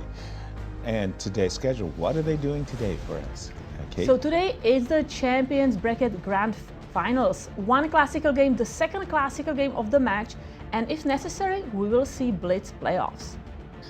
Looking forward to those Blitz playoffs. If we can get them. One player who's trying to get to the Blitz playoffs, Fabiano, he needs to win on demand. And during the break, I was having a deep conversation with the computer. Okay. How did that go? And the computer says, here it comes, Fabi has very, very good position. And he starts off with the move knight e5, which looks very good. On the first hand, you're just inviting the bishop trades, which is very good. White will connect his rooks. And it's absolutely crucial, as Cristian mentioned, it's absolutely critical that you get in this bishop check. If you were to trade bishops without getting in the bishop check, the bishop would be on f8, making it that much more difficult for black to get in at the move castles. Next thing, it's absolutely crucial you play the move f7, f6. Away from the center. If you castle and allow the rook to drop into d7, a3, b4 is going to rock black's world. It's going to be really, really bad. You absolutely, absolutely have to play f6. Then the knight is coming back to d3, attacking the bishop. And it's the same ending. If you go knight c6, I still want to take the bishop. If you go back with the bishop, I actually want to play the move knight to c5. And anytime black castles, we're still going to get that rook to the 7th rank. As well as keeping an eye on the e6 pawn. You can't play, I was thinking, okay, fine, I'll get in some counterplay with rook c8 to c2. No, it doesn't work. I will capture and I will be happy to trade once I'm a pawn up with rook d2. You're almost forced to take rook to c8, b4. Again, I'm following all the moves that Cristian, I mean, they look natural. They do have a flow to them, but at the end of the day, you're actually getting in a position where it gets harder and harder. So knight c6 for black? For black to play moves. Okay, so quick question for you. What's your next turn as black? Knight e5. Okay. So you ask me? And now you see. This is suddenly, so unfair. now you see suddenly the problem. You're not castling. You're not playing king f7, right? You were about to play knight e5 and play knight to d7, try to kick me around. I took away the square. I gain space, and I'm threatening rook d6. So I go rook c7. I'll try one more thing. Rook d6. I'll try King f7. And I have to warn you, I was the one playing with the computer during the break. And now I go rook. Yes, h c8. Let's do that. Yes, rook H, C8. Let's do that. Again, I'm just kind of asking you what you're doing for moves. So you're being tied up. I want to play rook to D7, maybe gaining a little bit more space on the king side. G4, H4. It's an unpleasant position, Cristian. It's a very unpleasant Definitely. position. And I'm playing with the computer, and I just feel like I'm slipping. And I'm thinking what Fabi's thinking about, because he has been spending a lot of time on this last move. Has he? He hasn't moved since way before we took the break, which was like 20, 30 minutes ago. Wow. I think this has been a 20-plus minute thing for Fabiano after this E6 move. Could he be thinking about H3 and trying to... I think he's thinking about A3. A3? Well, I understand what the idea of black is after E6, bishop b4 check. Right. So one way to get rid of that outside, well, 95 doesn't really get rid of that. But one thing of completely avoiding it is A3. Another way of completely avoiding it, if you want to completely avoid it, is castle. Yes, but after that, you don't have ideas of 95. Now you sort of committed to H3, right? Because you want to move the knight and recapture on E2 with the king. You want to keep the king in the center. One of the things I absolutely loved about Bobby Fischer's game is he played very, very simple moves. So here you look at this position and you go, okay, your threat is bishop b4 check. Well, Bobby would say, okay, how could castles be bad? Like, your black's pieces do not make a harmonious look, right? You almost feel like if you could play a couple of moves, bishop e7, knight c6, bishop f6, you would. Okay, in the meantime, I just played castles. My next move is, so play rook e7, bishop e7. Yes, let's go bishop e7, Bishop because e7. you don't have knight e5, right? I do you not don't have- have those like good centralizing moves now. Okay, so, simple chess. Where am I going with my rook? Rook d2. So what I want... First of all, if I capture now on f3, you are forced to capture with a pawn. Which is, funnily enough, I was thinking about h3 recapturing with the pawn. Anyway, but okay, yes, you're right. Let's not capture. This was just just something to look at, to know that you cannot capture with the bishop because Later- there is knight c4. Later you will tell me whether or not you want to include bishop f3 as soon as we get a position that you're willing to play. Okay, let's go rook c8. Let's go rook c8. I do wish to play knight c4. Okay, let's see if I can get in this move or not. So if I go there right now, Knight c4. it's a little scary, right? Because you pin me with like rook c1. I have some tricks. Bishop takes c4, knight e5. Rook c1, I think you're going, what do you, rook c1, okay. That's a little bit awkward maybe. For the moment, I still have that fine, better development thing going for me. Rook c8 fine, rook fd1. Okay. Now we castle. Now we castle. Do your worst. Yes, exactly. Play rook d7 and let's see how we can survive. Yes, and I finally do have an opportunity to do my worst. Rook to d7. Bishop f6. Bishop to f6. Whoa, I did not expect that one. Okay, just a second. b4, knight c4, yes? Is this the intention? Yes, knight c4. And Because once you capture, yes, I okay, do go have. here. I do have these captures in mind. You don't worry about back rank, anything. Yeah, that's a strong move, bishop c5. That's a strong move. And my rook is on the 7th rank.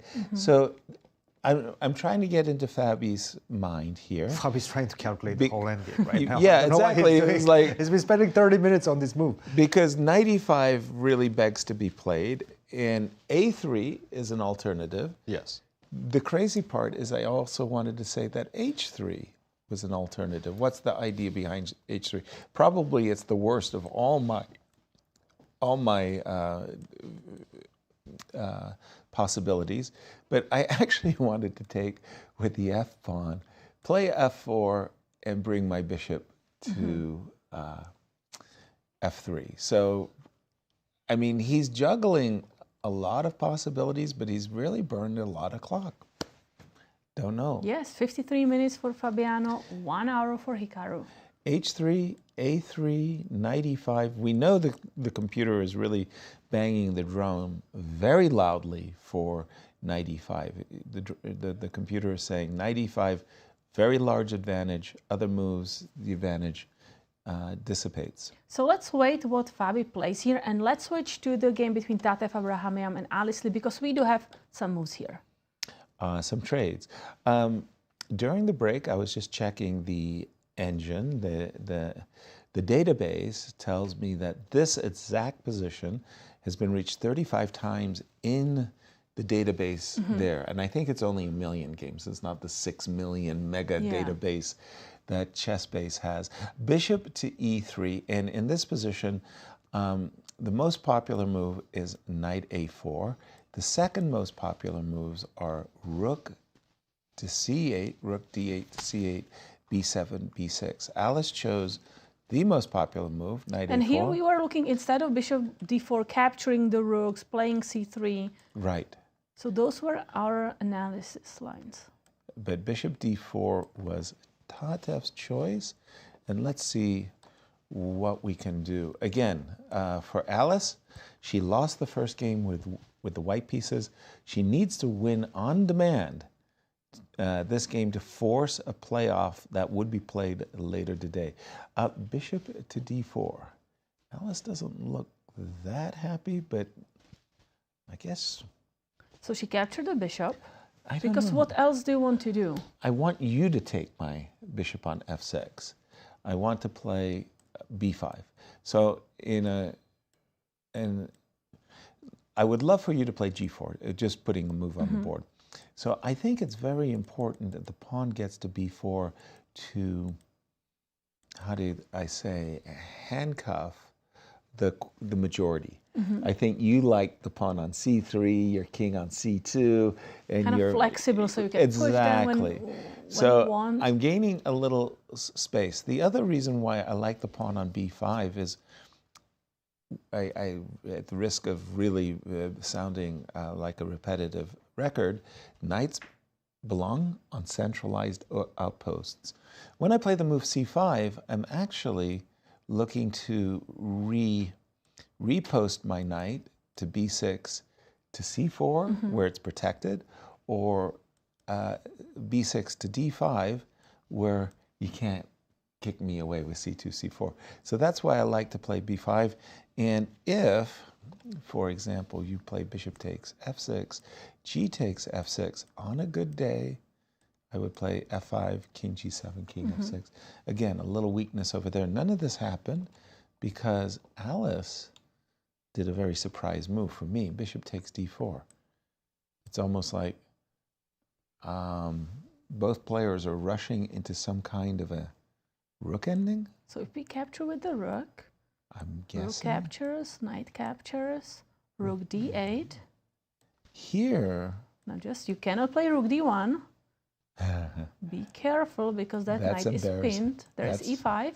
That's an embarrassing pin. But you can play c3. Yeah. Which is something you absolutely wanted to do, Kate. You play c3, king c2. If white plays g4, I start to like white. Why? Because this is no longer a weakness. It's actually an asset. And these pawns become a good majority. I mean, I appreciate a queenside majority because I can create a candidate passer, which is away from the king, and that's going to be much more dangerous. So I'm not sure what it is about this position that Alice is drawn to. Can she start pushing her pawn? Let's say e5. Ooh, that's dangerous. I would f6. Right, and this is why it starts to be dangerous.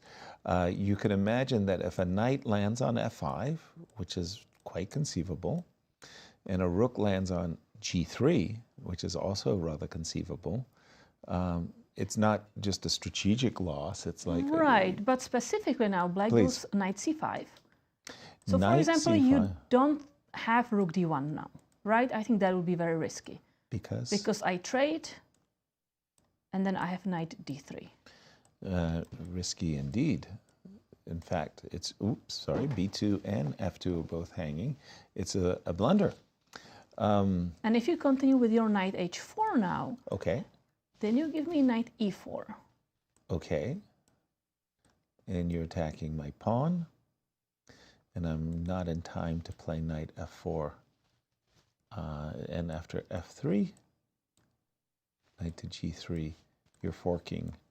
And you're just, you get there ahead of me. I think so. I think so. So so rook takes, e5. Let me just see this position one more time. Rook takes, e5. Pause. Yeah, no, I do play. Because if you go knight f5 immediately, that's anyway the square you want to go to. But right now I get to play rook d2. That's huge. No, I like the tempo. I could retreat and control the knight. Mm-hmm. That's one possibility. How do I continue here? So if I go f5, Ooh, Kate, those pawns. I know, but I need to be active. They do not move backwards, as Korchnoi would say. And if I go, no, this is just e4. It feels starts to look a little bit. I have to be early. patient. So instead of f5, I go f6, but I'm not sure if that's enough. f6, king f7, king e6. King f7. Mm-hmm. Now here I start to say, okay, finally at last, I've been waiting patiently for an opportunity to be aggressive, and I want to play my rook to the fourth rank. I want to play rook to b4. For example, knight to b6, knight c5, and rook to b4 is... Mm-hmm. Ta-da! Somebody check on Fabi, guys. I mean, he's still thinking right now. It was yesterday that he mismanaged his completely. Clock, and it ended up costing him the game. Full because, he was forced to make critical decisions with no time on the clock. What is he doing right now? This must be a 40-minute thing right now. 40 minutes thing. And he was about 25 minutes ahead of Hikaru at one point, very early on in the game. No. Right now, he's down 16 minutes or so. Who has the record? I was going to say Lanier or Ray Robson must have the record for longest. But it's not the type of position that you think for so long, right? Right. I mean, I understand 95 is, you understand your candidate moves when you look at the position. A3, one of them, castle, 95. You need to make a decision. You cannot have decision paralysis right now. It's too early in the game. It's just simply too early in the game. This is no, seriously, this was a crazy point. I mean, it brought me great grief. Is I had this player, Victor Korchnoi, who was habitually taking long, hour-long things. And I'd like strangle him. I said, look, Bobby, you get 90 minutes for all your moves. Mm-hmm. You can't take 45 minutes on one. Exactly. No, you can't. Or maybe he just feels like, this that's is the 50% moment. of your time. This Now is that the one moment where move, you now that get you put some the numbers advantage. out there, I mean, that's 50% of your time. That's what I'm saying. On move. But Yasser, what if you know that 12 e6 in is an wrong endgame? here and you just don't remember why? So you want to really analyze the variations to see which variation goes to that advantage that you know is there. But the edge is too minimal right now. So all of those lines will give you a slight edge. 95 may be a bit larger. But at the same Choose time, one. even after 95, Choose the game one. is Be not practical. won. Yeah. You're not winning the game. Yeah, it's not game over. You're still going to need an hour to nurse. Just make a move. This is decision paralysis that we're seeing right now from Fabiano for absolutely no reason. Bit inexplicable. Truly. And again, just going through the list of candidate moves, castles, h3, a3, and the much desired 95. possibly I could add bishop b6 to that mix of moves as well, but all of them are good. All of them are good. Just choose one and let's get on with it. 45-minute thing. That's, and I didn't think that, no. When I think about the Sinquefield Cup, the 2014 and the streak. He made a move, knight to e5, best move in the position. He go, slap, If slap him. Well done now. you turkey. If anything, he made the best move. We had a guy from the Pacific Northwest, Dr. Elad Mishkashki, and he did an annotation in the Bishop local... b4. Now we're going to see a bunch of very... Whoa. Did he play bishop d2 after? I think he did. Oh, no. He Dr. Elad Mishkashki, annotated, same move faster was better. Bishop to d2. But he played the best move, knight e5, but after followed it up immediately. He blitzed out bishop d2, which is not the move to go to keep advantage. Bishop takes d2. What's he thinking? I have no idea. Bishop takes d2, rook takes d2, bishop takes e2, king takes e2, f6. f6, right? All forced, all... What exactly does he want? But the beautiful part about the bishop on b4 was it was a target for our knight. Exactly. And the bishop on e3 was amazing. I mean, it was going to b6. It was controlling all these trades on the d file. Why would you go bishop? Oh, so there has to be something that he's thinking about. Maybe b4. I think this is what he's calculating. I think he wants to go b4. This was our main line, which was bringing a considerable advantage to Fabi. Sorry, you were about to tell us that he's going for, after bishop d2. Yes. Which Let's has exchange occurred. everything. Bishop takes d2, rook takes d2, bishop takes e2, king takes e2, f6. Yep. Let's do it. These are, by the way, pretty much forced. b4. b4. Now, knight c6, that's a peshki. Knight takes c6, rook d6. I'm not saying it's a win. I'm saying I'm winning the pawn. That's good. So let's take the knight. Yes. You have to take the knight. King e7. And let's, in true Karpovian style, Rook b1, I guess. attack a pawn. Rook b8, rook b6, right? Is that what you want? So rook a b8. No, rook a b8. No. No, I actually take your pawn. Rook to b2, right? I'm a pawn grabber. Oh. Pardon me, Hikaru. We're just about to see a cascade of moves. a blizzard. Yes. d2. How good or how bad is this ending? Okay, white wins a pawn, but he just won a pawn. That's Are all. you going to go But rook why b7? don't you go rook c8 instead of d8? Because then It doesn't matter. This has to be pretty bad. it does. Just for a moment. Okay. We can get there. This must be pretty bad, right? Why? Rook b6. So any 4 versus 4, I make an easy draw. Right. So I'm going to go king f3 now. Doesn't matter. You can Sure. you Rook can a4, rook a6, rook a2. No, You no, can no. choose. Okay, sure. Rook a6, check. Sure. King e2, king f3, etc., etc. But isn't this what I am hiding. you're hiding? How are I you am hiding. Yes, yes. Over King here. g4. Over here. But we don't see your board anymore. Oh, Maybe we I'm can. sorry. So, apologies Yeah, for yeah. Now we those of see you it. who've Now we missed see it. it. Now we see it. Yeah, we basically are looking at an ending where Fabi manages to get an extra pawn on the queen side, and we get a position like this. And let's say I go here. Let's say you go f3. f3, yes. Let's say I go here. Let's say you play king g3. King g3, Let's say I play g5. Let's say you play rook a8, right? yes. Let's say I play h5. Let's say you play a6. So how are you going to win this if I'm just waiting? I'm just waiting. I'm going king g6 or king f7. Your king is stuck over Right, here. so I will want to play h4 at some moment. And then I'll take it. No, no, no. I put my pawn on a7.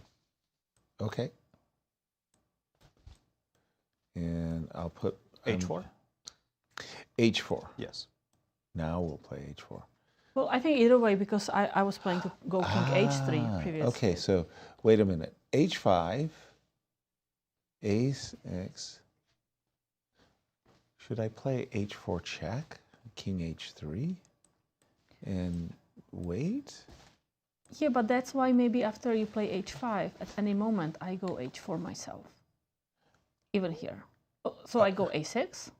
Right? You go H5. Yep. I go H4. I took it. King H3. And we're here. This is nice. So that your idea is you're going to put your pawn on A7, and then you're going to take on H4, and this pawn is not hanging with check, so I won't be able to defend it. Okay, now it's getting serious. That helps us understand. And Hikaru has not reached for his F6 pawn yet. He's looking at the ceiling right F6, B4 is our analysis, and that's getting... Must be it, right? I mean, after F6, if you drop back with a knight, this cannot be too much of an advantage. F6, B4, knight C6. This is where we win the pawn right away. Yeah, this is and good. We're happy. This is definitely good. Good enough. You get a for very, very nice significant. You can even start with rook c1. Yes. Let's not go here for Hikaru. So we're looking at F6, B4, munch, munch.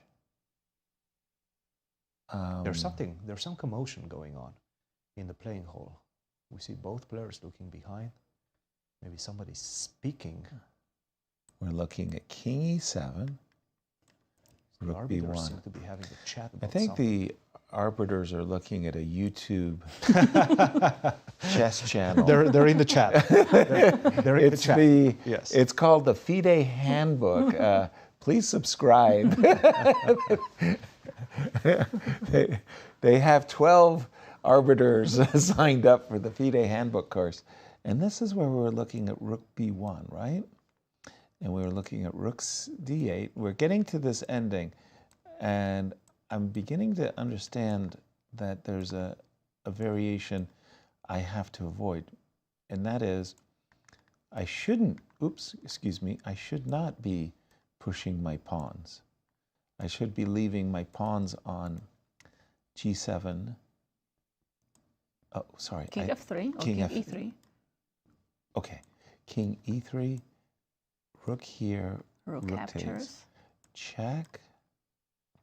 King, yes. Yes. Takes. King check. F3.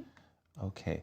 So last time I was playing G5 and H5, and I was actually getting into trouble. Okay. Maybe I should be putting my king on G5. And I still go King G3. by the way, I wanted you to capture my pawn because that I thought I would be in an ending that I would be able to draw. King to G3. Now that pawn on A file is very strong because it's far away from those kings. I'm I will go assuming H4. I can induce you to play. Okay. Now tell me how you're going to win this. Last time I was putting my pawn on G5 and you were playing H4. So let's just assume for a moment. Yasser, can we just for a second go back? Of course. After you're here. No, this H5, yes, Okay. go. If I go F3 here. F3 here. And I'm waiting actually. I just... So I was looking, if you push you. H4, I Yeah. go King H3, like you also have to be careful now, King H5, and then maybe I take the pawn on E6. You have to be worried about some space for your king. The more I'm looking at it, maybe I should just leave my pawns alone. Okay, check. F3. F3, back. Oh, but you know what I can do now? I can capture on E6, capture my pawn on A5. Oh, that's nice. And then rook takes E5, and I will transfer to a winning pawn in game. Yes, that is absolutely a winning pawn in game. That is nice. And there we have it. Just refreshing for our viewers, our results from yesterday. Yesterday, the first classical game, Hikaru Nakamura defeated Fabiano Caruana with white pieces. And in the women's section, Alice Lee lost with white pieces against Tatev Abrahamian. This means that Hikaru only needs a draw today to win the match and win the American Cup. And Alice Lee, she needs to win to force playoffs. Absolutely. Keeping in mind, Alice Lee has an extra life. Even if she loses this match, she'll be back tomorrow for that elimination match. And we've been looking in the game between Fabi and Hikaru, we've been focusing our attention on a rook and pawn endgame, which is more or less forced after f6, b4. And basically, it's, I want to say a two-result. You know, you get in a position where only white can either win or draw, and that's a success. Imagine I'm not quite so compliant. Imagine I play rook c8. So the idea is any b4s, I'm hoping to meet either with knight c6 or knight c4. So how does Fabi follow up from his previous play? Rook c1? I'm just wondering, how happy are you about that? So if I go b4? b4, knight c6. I capture that knight. You capture the knight. Yes. Oh, that's a big surprise. I was expecting rook c1 or something of that nature. And I double the rooks. And I'm very, castle. very, very happy suddenly. You actually castle. Big sense of relief. I think that the danger has passed. Okay, so I start by doubling the rooks. Rook hd1. Okay, similar story. I'm out at, well, f6. I don't know if it's a similar story. I think I have f6 here, don't I? f6, knight d7. Knight d7, okay. That's I'm looking at knight b6. Yeah, it's and funny. Then rook to the 7th rank. Okay, but careful. I've got a plan as well, which is to not allow the knight to jump to b6. I'll go knight to c4. We have to be a little bit more crafty here. But you don't mind rook c2? I don't know. Knight e7, knight c4, rook c2. King. Tell me if I blundered. King e7. I'm connecting my rook so that my knight's not in a pin anymore. So I go b3. And now I'm a big sense of relief. Now I'm in that rook ending where I don't feel quite, and maybe I don't have to play knight e5 as well. Maybe I could even play knight to d6, but I feel like the worst is past. Yes, I agree. There was a storm brewing and it suddenly... I agree, this is happy news for black. Right. So we do have king takes e2. We're looking at rook c8 for Hikaru, avoiding the consequences of f6, b4. So in this exact moment, we believe that the move b4 is actually a pretty dangerous threat. That ending of 4 rooks is not a lot of fun. Because the knight on the edge of the board is in trouble. Exactly. On c4, that square is targeted by the knight, and on c6, I'm going to damage your pawn structure. So again, rook c8, preparing a retreat for the knight. I can go b4, right? And then knight c6.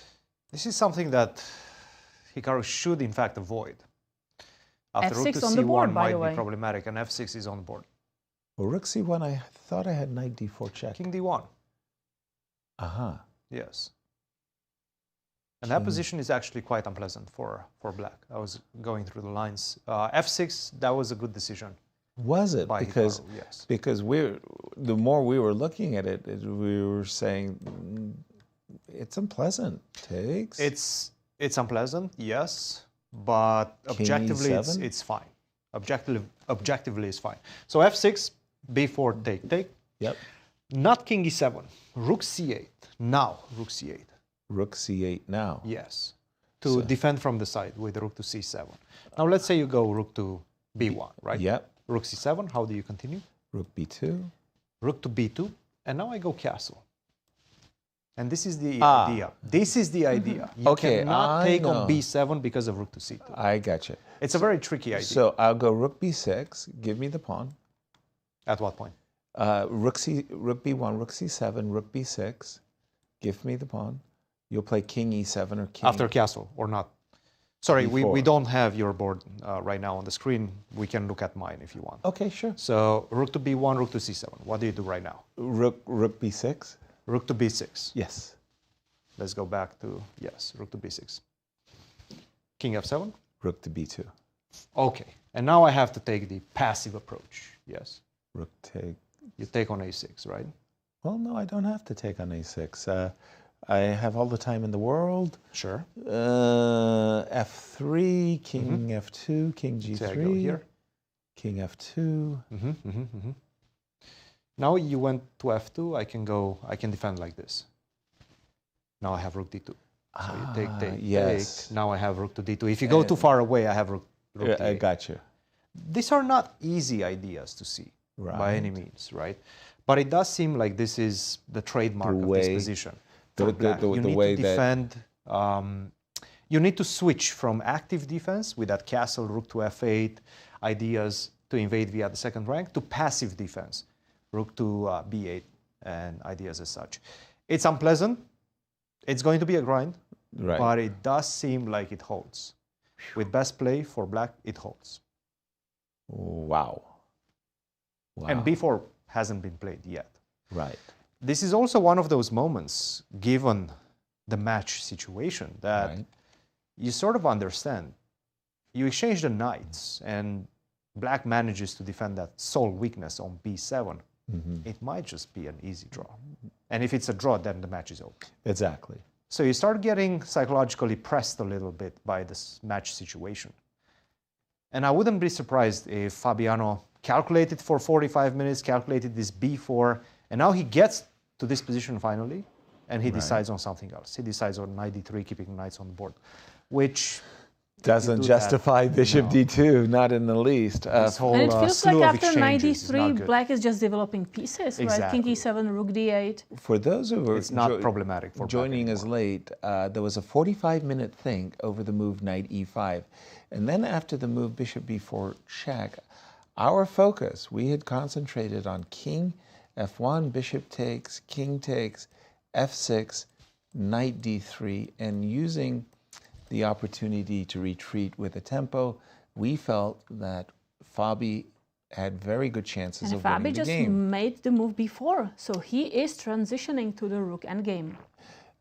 Indeed, and bishop b4 check, a big surprise for us was this move bishop d2, which provokes all the trades you're about to see, including the move f6 and also inclusive of the move b4. Now, we just saw a variation where Hikaru captures the knight, we capture the knight, and rook to c8, intending... Played immediately by Hikaru.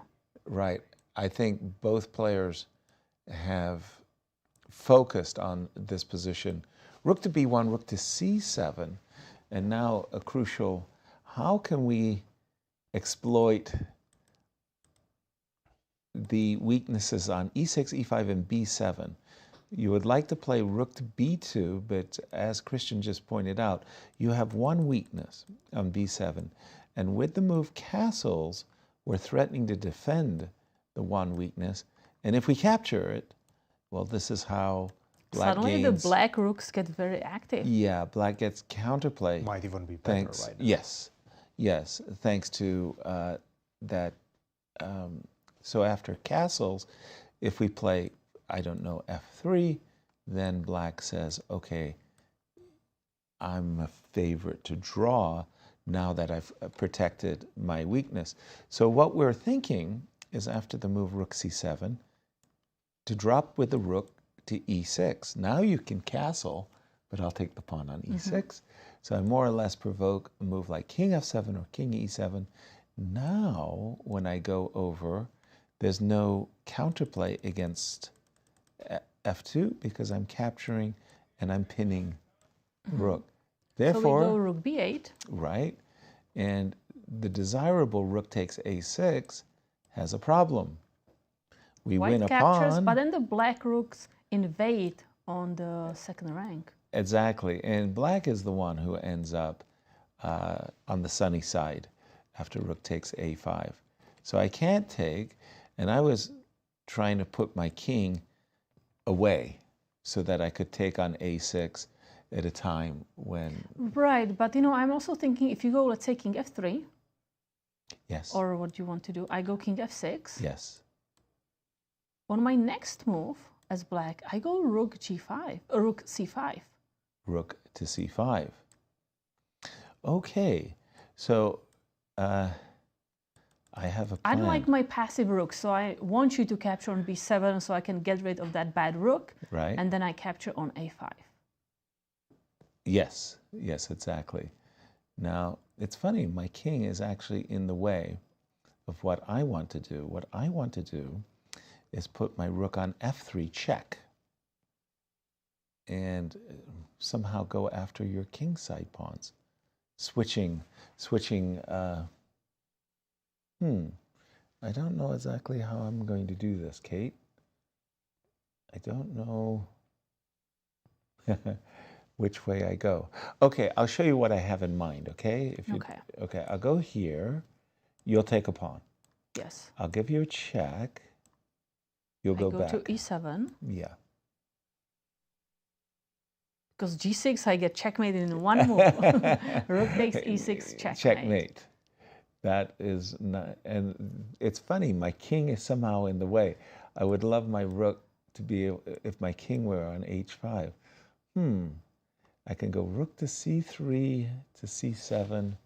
But then you are giving me up another pawn. I am. It's not what I wanted.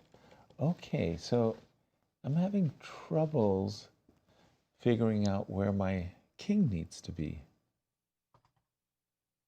F4 and e5 makes no sense. These pawns are doubled. Why should I help you? Yes, I would be very happy if you play f4. Exactly. I get rid of my doubled pawns. Taking on a6 leads me nowhere. It might be just that this 4-rook ending optically looks good for white, but it's not enough. Completely draw. Completely drawn. Yes. Objectively, yes. Objectively, yes. Practically, obviously, visually, very nice for white. But objectively, completely draw. But you get here and you say this pawn is great. But they're double pawns. These are not beautiful pawns. They're doubled A pawns. And the speed with which Hikaru has made this final move, rook to c8, after calculating and playing f6, just hints to the fact that he's seen all of this. Right. He's seen all of this. He's made his decision. Yeah. And he believes this endgame is just an easy draw. And objectively, he's right. Wow. He's right. Okay, with this draw, Hikaru would claim victory in the match and go through this tournament. This tournament's been a dream for him. It was that first match with Mishra that was his most difficult. He could have easily lost survived that just unbelievably. From a tempo or two, and after that, it's been clear sailing. Let's go to the game of Tatev and Alice Lee. Yes, we have a number of moves there. Doesn't this look familiar?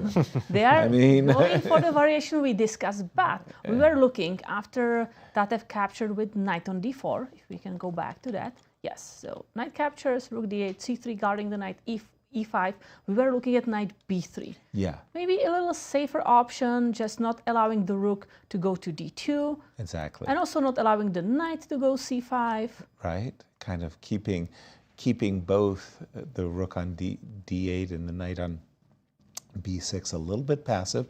Her choice was to play knight f3, so f7, f6, guarding the pawn, and again... And now Alice will be transferring that knight to c5 and d3 or e4. Exactly. I'm thinking that the d2 square is in need of protection. Let's try this one again. So you get your knight here. I'm not completely happy, but I'll play knight to d2.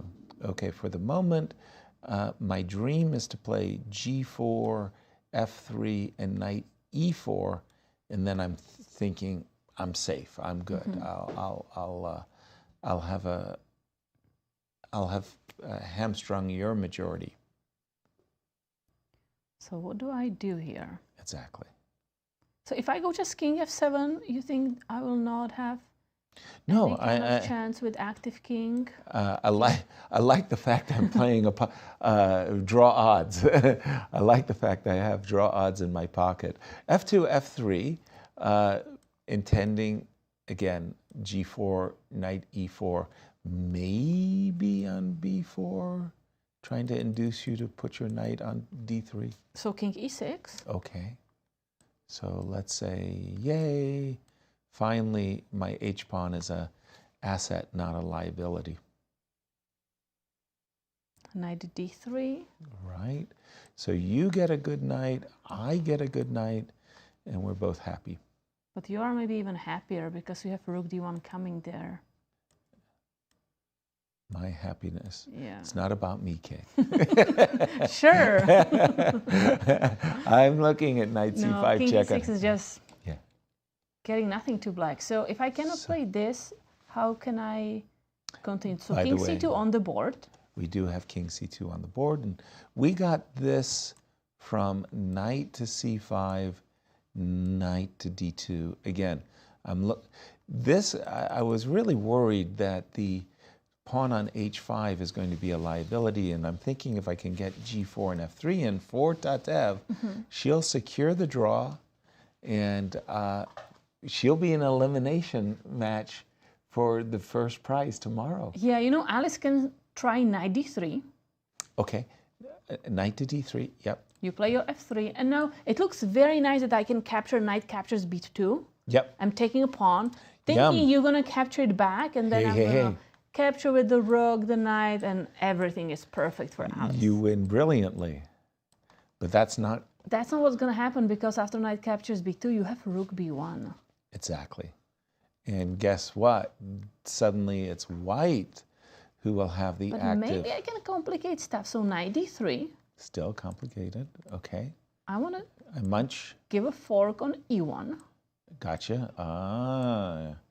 Force me to put my king in. And then your A pawn is going to be kind of fast too. So it's faster. Knight F4. Let's go. Push it. No time to waste on this one. It's funny, in what was a pawn race, it doesn't look like there's a question. You're a bit far. I think you're still in the starter block here. I think the A-pawn is faster, I agree. There was a wonderful annotation. Please, if you haven't seen the Life and Times of Michael Tal by Michael Tal, he talks about his opponent having 3 connected pass pawns. And, like the opponent has got to push the pawns, but Tal only has 1 pawn. And Tal says, 1 pawn is faster than 3. And it was pretty funny. In this case, the A pawn is making it up the board. Knight C5 on the board. Tell me about the clock times between the two players. So Tatev has 30 minutes, Alice has 58 minutes. So it's almost a 30 minutes advantage for Alice. It's a very similar situation in the other game as well. Bobby has 30 minutes, Hikaru pretty much an hour. Okay. So it's very, very similar. And knight C5, again, Alice is hoping that she could get... You could also start with rook E1. Rook E1 is the most precise. Okay. I just wanted to say, Alice is just hoping that she could get a position where question mark, A3 question, a very bad move. Knight C5, where, White's kind of tying herself up in knots. And, if you ever get king E6, F5, and knight F6, this is what I've been saying about this H-pawn being a liability. But, Cristian, you just told me that the move rook E1 is the most precise. Why? Yes. Why is that the case? Well, I'm taking away your E4 square. So that's step number 1. Now, if you go knight D3, okay. The idea is now I go rook to D1. Rook to D1. Only move E4. Okay. And now I just simply exchange the knights with knight E1. Knight E1. Force the exchange of the knights. This should be fairly easy. Fairly easy draw. Yes. Yeah. Fair. Taking a trip down memory lane. Alice Lee is our defending champion. She won against Irina Krush for the first time.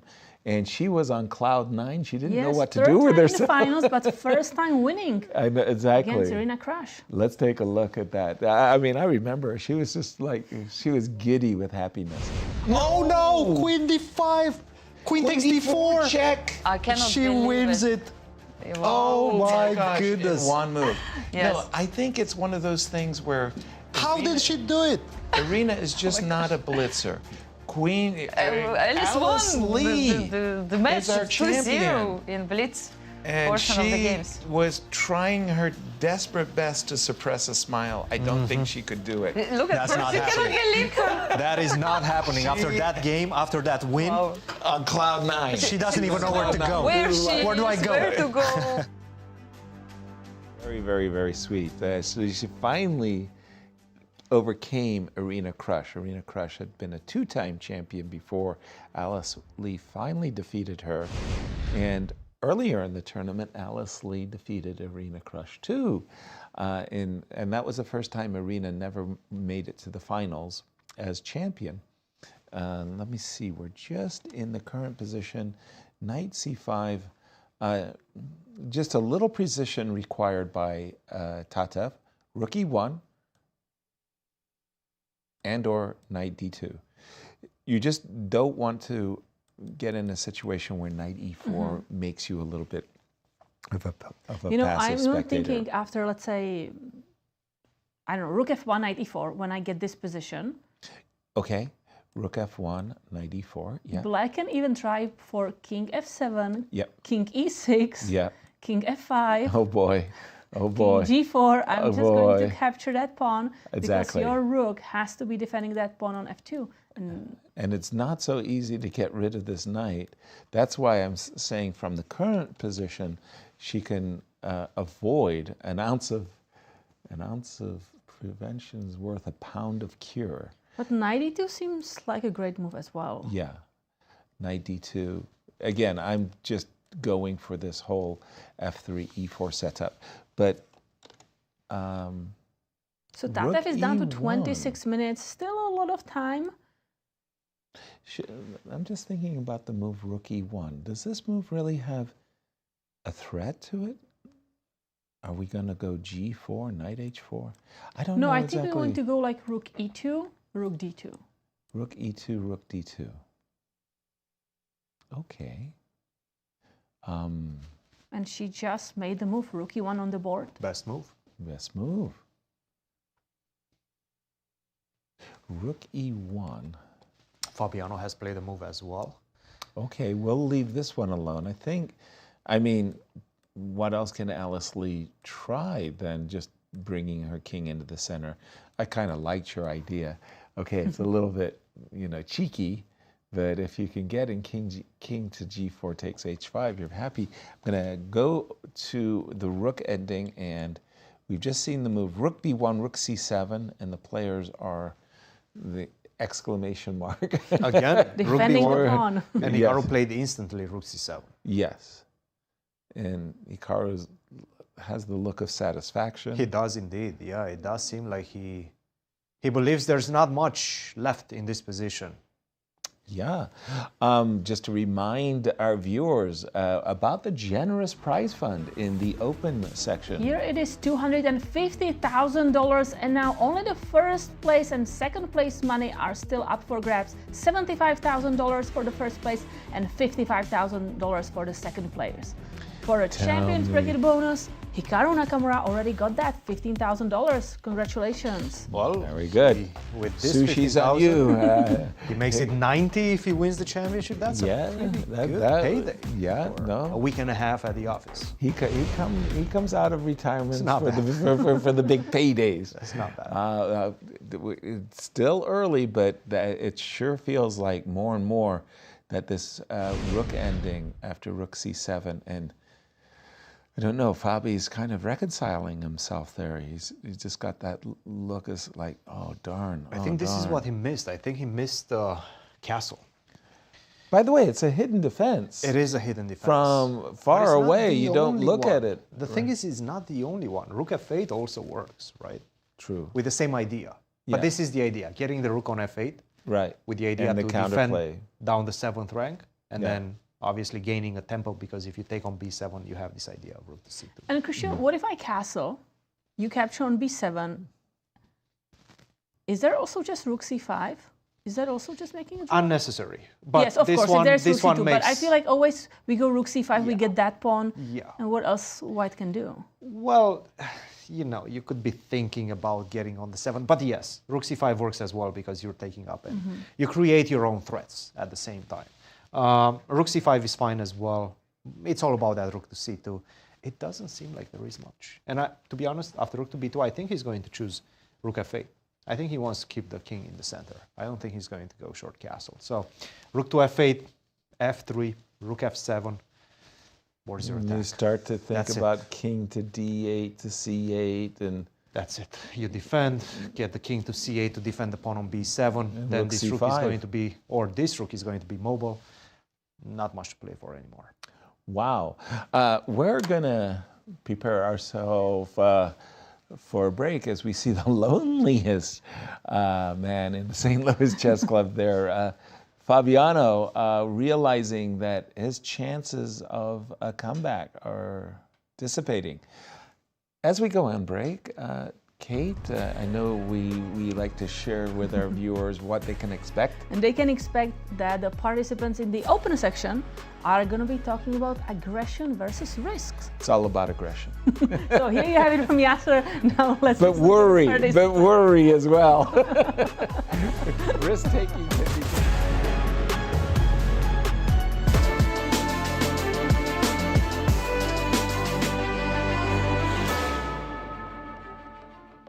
When it comes to competing against such a skilled field, such as this one at the American Cup, how do you balance the aggression and risk-taking elements? Well, it's basically a mini World Cup. And as you probably know, I won that whole thing twice. So I kind of like it because I have the experience and I hope it will play a part. At least it did a year ago. So we'll see how it goes this year. Yeah, it's a hard question because everyone's telling me I should take more risks and be more aggressive. So not the right person to ask. But generally, you try to wait for your chances and never let go once you have them. I mean, it depends on the match situation. For example, if you're up a point, usually players tend to play more solid, kind of play for a draw, even with white. And when you play for a draw with white, it honestly gives chances to your opponent because they start smelling blood in the water. You know, they get chances. And when it's a tie match, you have to take your chances. You know, if you're calculating well, probably take some extra risks, maybe go on the attack more. So there's an interesting balance between taking risks and playing solid. I guess it depends on my mood. I think in previous years, I've been more on the cautious side, I guess, especially since it's a knockout format. Last year, I was a little bit more aggressive, I would say. I tried to play more aggressive openings and go for the win in a lot of my games instead of just being solid. So yeah, I'm not going to say what I'm thinking this year, so my opponents won't know in advance, but definitely last year went well, so maybe maybe that's a good strategy for me. But I do think a lot of it depends on mood because, you know, you can say it's better to be more cautious in a knockout, but if you're just not feeling it, then I think it's better to play according to how, like, your natural instincts and desires. I think that's going to lead to you having the best results. So I think generally we have this idea that you don't want to take really big risks because, of course, you lose a game, let's say in the classical with the white pieces, and already your match is very close to being over.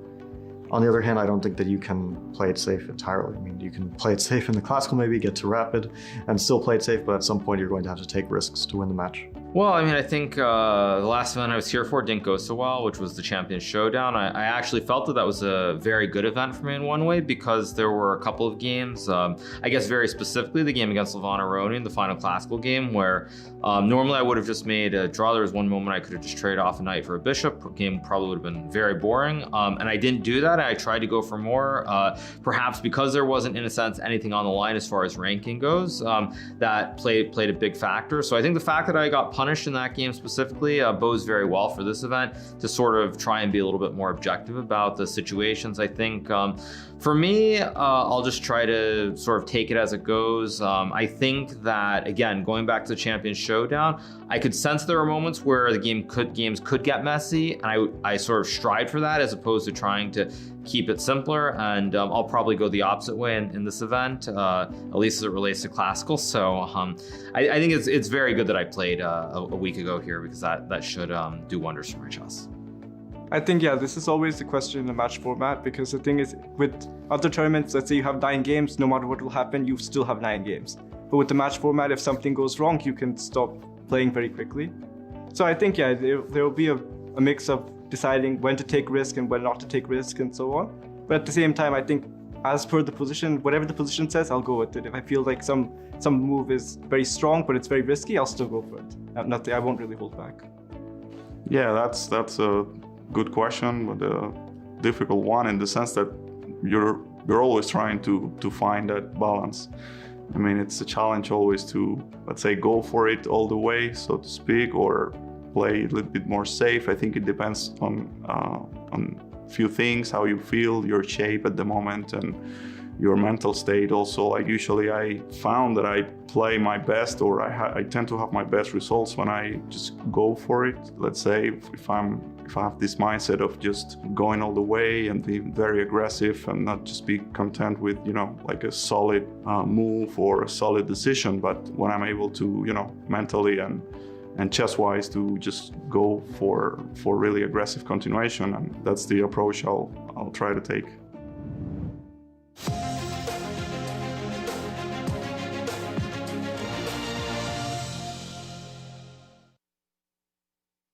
Mark your calendar. The 2025 Strategy Across the Board Gala is Saturday, August 16th at the Chase Park Plaza Hotel.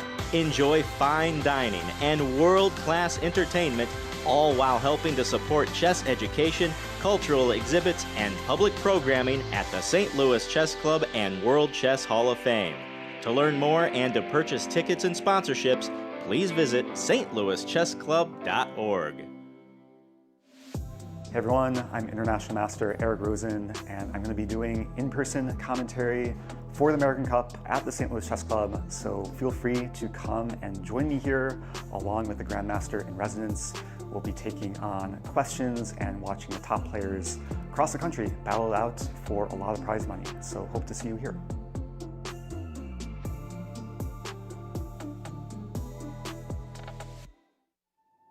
"10 years, one legacy." The Grand Chess Tour marks a decade of mastery where only the strongest chess minds carve their names into history. Each piece has its role, like soldiers in a grand army, with commanders to lead them into the tour's 10th year and a prize fund of $1.6 million. The Grand Chess Tour starts in Warsaw with the Superbet Rapid and Blitz Poland, immediately followed by the Superbet Chess Classic Romania in Bucharest, then off to Zagreb for the Super United Rapid and Blitz Croatia, followed by back-to-back events in St. Louis, Missouri with the St. Louis Rapid and Blitz and the Sinkfield Cup. And the culmination of the grand finale in the city of Sao Paulo, Brazil, will determine the 2025 Grand Chess Tour champion. Fight with every ounce of strength for victory. This isn't just a moment. This is history.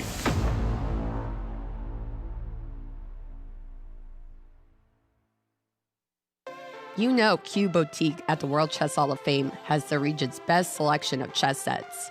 But this store is so much more. Discover our masterfully curated selection of unique jewelry, clever kids games that nurture critical thinking and creativity, quirky greeting cards, books for all ages, and a wide variety of locally made goods. Find just what you're looking for at Q Boutique at the World Chess Hall of Fame. Do you want to know more about great female players in chess history? Throughout all of March, the World Chess Hall of Fame is offering free pamphlets to guests exploring the rich history of women in chess. Learn about legendary greats like Vera Menchik and Nona Gaprichta-Vili, modern stars like Irina Krush and Carissa Yip, and so many more. This Women's History Month, discover the real queens of the game at the World Chess Hall of Fame. If you love playing chess and want to put your skills to the test, the St. Louis Chess Club welcomes you to our monthly open tournaments. This is your chance to compete in a 5-round Swiss system tournament with 2 sections, Open, which is FIDE rated, and Under 1800.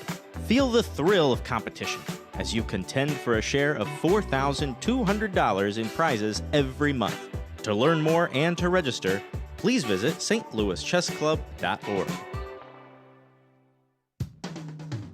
Ladies, are you looking for something fun to do? Do you want to make new friends and broaden your horizons? Ladies' Night is the premier all-female chess event in St. Louis. Every Wednesday night, you can meet and play with new people while learning one of the world's most popular games from a certified woman grandmaster. Plus, St. Louis Chess Club members can attend for free. Whatever your age or skill level, you're welcome at Ladies' Night.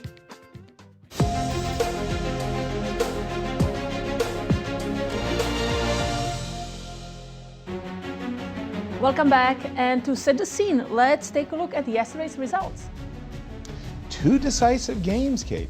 Yes, Hikaru Nakamura won with white pieces against Fabiano Caruana, and Alice Lee lost with white pieces against Tatev Abrahamian. So we have 2 players who are in a must-win situation to force playoffs. The first head-to-head, Tatev Abrahamian having white pieces today, only needing a draw against Alice Lee to win this match. And we see it's 2 wins for Tatev, 5 losses and 5 draws. Apologies, it should say 3 wins because it was Tatev who won yesterday. And in the head-to-head with the Open? Here it is Fabiano Caruana with white pieces. Yep. Against Hikaru Nakamura. And that's correct. That's correct. 8 wins, 11 losses and 39 draws. And Fabi, he needs to win to force playoffs. Of those 39 draws, none is more consequential than the one we're witnessing right now. Hikaru, should he draw today, that would make him the 2025 champion, the American Cup. And it would be his second win in the American Cup because he won in 2023. In just as many participations. Yeah, he won in 2023. Yep. He didn't participate in 2024, leaving the door open for Juan Levon Aronian to walk through. Yep. And Hikaru came to this event saying, hey, look, I'm the defending champion. Last time I played here, I won. That's not exactly how it works. Pick up the action for us, Cristian, in the ladies' game. Oh, sorry, in the open game. That was in the open game is fine. Yeah, I think King to F3 was the move that we've seen from Fabi. So Fabi just made the move, not committing to that rook to B2, keeping the rook on D2 to try to maybe swing this rook via D6 and put some pressure on E6 as well. But what if I just throw in a check? Like in fact, I believe he played that, or didn't he? No, I don't think he did. I'm sorry. I don't think he did. I thought he was probably reaching for it then. But this is the most obvious move in the position. King G3, what else? I was just trying to see, like, how do you make progress I have no idea. in this one? I understand you go rook D6, I go rook E7. Right. I'm covered on the 7th rank. I will be covered on the 6th rank as well if you go rook to B6. Like, where's your separation in the position? Because now I'm starting to have my own threats. Rook Definitely, to C5, right? definitely. So I just don't see it. The simple rook to F7, put that rook on the 7th, defend the 7th rank. Protect you don't all even your have to go passive with rook to B8 anymore. No. So now rook to E7, everything seems to be protected. Yeah. I just don't see it. I just don't see it. It feels like it's too minimal right now. Rook to F8 is on the board. Right. I don't like this opening. It's sort of like I can play D5 and C5 and I can get a minimal disadvantage and then force a draw. I don't like this particular way of play, but it's successful. It's working. It's working. It's working. I can't argue with success. I don't think he lost a single game in this one. Again, wow, really tough opposition as well. Pragnananda, yeah, the candidates, the most tense event of them all. Right. Managed to win with black. Norway chess against Ding. Ding was struggling. World champion at the time. World champion at that time, really struggling, but still beating him with the black pieces. That's huge, right? And right now, just neutralizing Fabiano out of the opening. It seems like a successful opening choice for Hikaru. Sometimes you tip your hat. Rook F8 on the board. Yep, as expected. Not too many choices for Fabi either. King G3. And just as Cristian said, you're going to play rook f7. It's a temporary discomfort because you always have rook c5 as a source of counterplay if you don't play the move rook b2 or rook b6, rook e7, and again, just covering up these weak pawns. As soon as black's king arrives on f6, easy game. I'm going to turn it to the ladies. I'm thinking one more idea. So I want to get my f4, king e5, something. So what if I start here with f4? If you start with f4, okay, so you're not going after the b7 pawn. You're doing me a favor. I will munch. Okay, so let's start with rook b2 first. Okay. To tie the rooks to the pawn on b7. Right, rook b2 first, and I will go king f7. Yeah. And now I will go. Sorry, king f7. F4. F4, and I kind of feeling like you might be blocking me, you know, like pressing me like a good NFL football player. I don't want to give you that opportunity. I'll go king f6. You can play f5. I think I want to do that. Let's go f5. f5. You can play f5 and I'll go back. Kind of playing So now I flippantly. take on e6? Yep. And really? But now I have rook f2. Okay. Unfortunately, Starting these to feel pawns. hopeful. Unfortunately, this pawn is just not going anywhere. Okay, I go rook f7. Whoa! Now that was not an invitation. Take the rook and e7. No, e7. I want a queen. Nice. I fell for it. That's a beautiful trick, and I didn't see it. I simply fell for it. Okay, that means I have to allow you to do your thing, which I don't know what your thing is. what it is, but at least I'm trying, right? Yes, I'm just and trying. you have As Fabi, to. I have to try to play for a win. I agree. Okay, I capture on b7. Okay. I don't think there's a reason I need g5 in particular, so I'll take this one. Okay, I capture the rook. King takes. I get my rook to the 7th rank. Give yourself an applause, but King f6, nothing. That's about all you got. Yeah. Well, h4. Let me try for some... In for a penny, in for a pound kind of thing? Okay. So I want to drive the king away with h6 and g5. Yeah, no, black is absolutely It's fine. okay. It's okay. Again, Fabi needs a win, doesn't have the position for it. We're afraid. We think Hikaru is about to seal the deal. I'm going to change to the ladies' And I think you championship. will like what Alice choose here. Okay, just a second. When we left it, we saw knight d3, very precise move, rook e1. But she chose rook d5. Rook d5. Thinking about playing e4 and targeting that pawn on h5. Love it. And we just saw g3 by Tatev. Okay, that's... Having said A, I must say B. Now knight d2.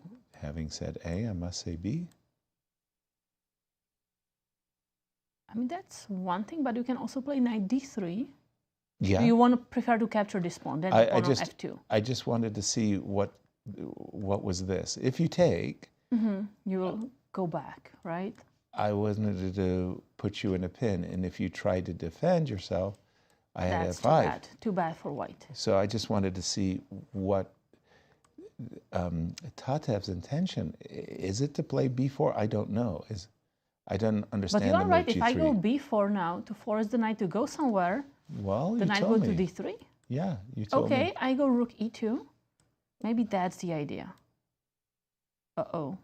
That's pawn number 2. Nope, that's bad news. I missed that. Rook captures f2 and e3. Yeah. I'm having a confused moment. Oh, can she play b4 immediately now? With No, the knight that's just, hanging? That's just bad rook endgame. Just pawn down. Nope. No. So where did we put the knight a moment ago? D2. Okay, and then we took a pawn, and we're confusing ourselves. What on earth does I don't get it. Tatev have in mind? Sorry, again, I'm confusing myself. Could she be Wait a thinking minute. about knight h4? Can we go b4? No. Let's go back to that, right? Sorry, at which moment? So knight d2. Knight David 2. Sure. We took a pawn. Can we go b4? Yes, we were looking at knight here. Rook takes c4. We were looking at knight takes. Rook e7. Well, we're very happy because you are. From Alice's point of view, she's trying to get a position c4 where it's a race. Yeah, but that c pawn is coming fast. It's a funny move, knight h1. I don't believe myself. But what about king f8 here? No, this is good. Rook h2, c4. c4? King King f8. King f8. So we're looking at an opportunity for playing with knight e4. Again, I mean, I'm just saying from Alice's point of view... It's what you want, yes. It's making a little bit of chaos, but we didn't understand the move g3, Cristian. Why did Tatev... g3 is not a bad move. G3 is definitely not a bad move. I was always thinking that I'm supposed to be playing g4. That was what I was aspiring to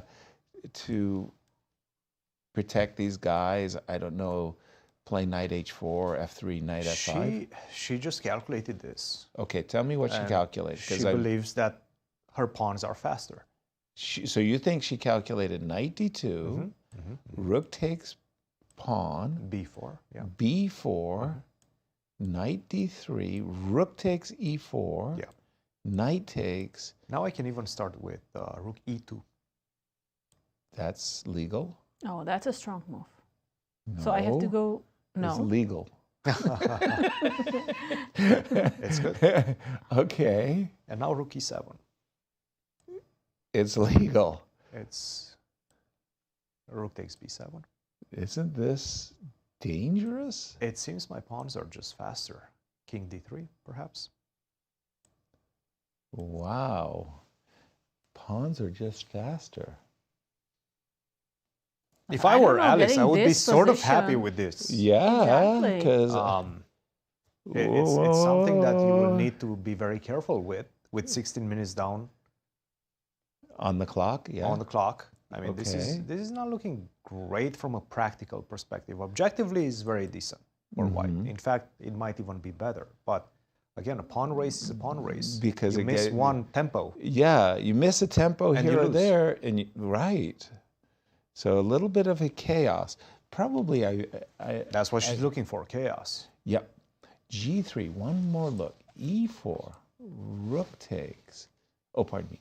Knight d2, rook takes, b4. Pause, pause, pause. Knight d3, rook takes f2. Knight takes f2. Makes all the sense. And we've been looking at rook here, right? Or what were we looking Yes, at? we were. Well, you started rook e2. Yeah, Now we the said second that. time. We said that that was a legal move. Rook e2. Knight h1. We took a pawn. White took a pawn. And my goodness. All right. This is not the kind of position you want with 15 minutes on your clock, because you're thinking to yourself, oh my goodness, some very, very big decisions are going to be made in what looks like a time scramble could be coming up here. Oh boy. But she has to go for this. Of course. E4, right? With eagerness, I would say. Perhaps even after e4, if you don't want to go into this line, maybe you can go e4, knight d2, f5. Cement that pawn on e4 like that. Even though now I have ideas of f3, perhaps. Still, I get that knight coming to d3. It feels like I'm a bit more advanced, right? With my pieces. Just slightly more advanced. Now I understand. The queenside majority is very strong and could potentially become decisive for white. Sure. You have to be careful about that. But you can see king f7, king f6, king g5. Finally, I get to that h5 weakness. Things can go wrong for Tatev. Now that we got here, by the way, knight takes e4 is not a threat. No, because there's still that pin rook e5. Exactly. So a5, b4, a b, knight d3, rook takes e4.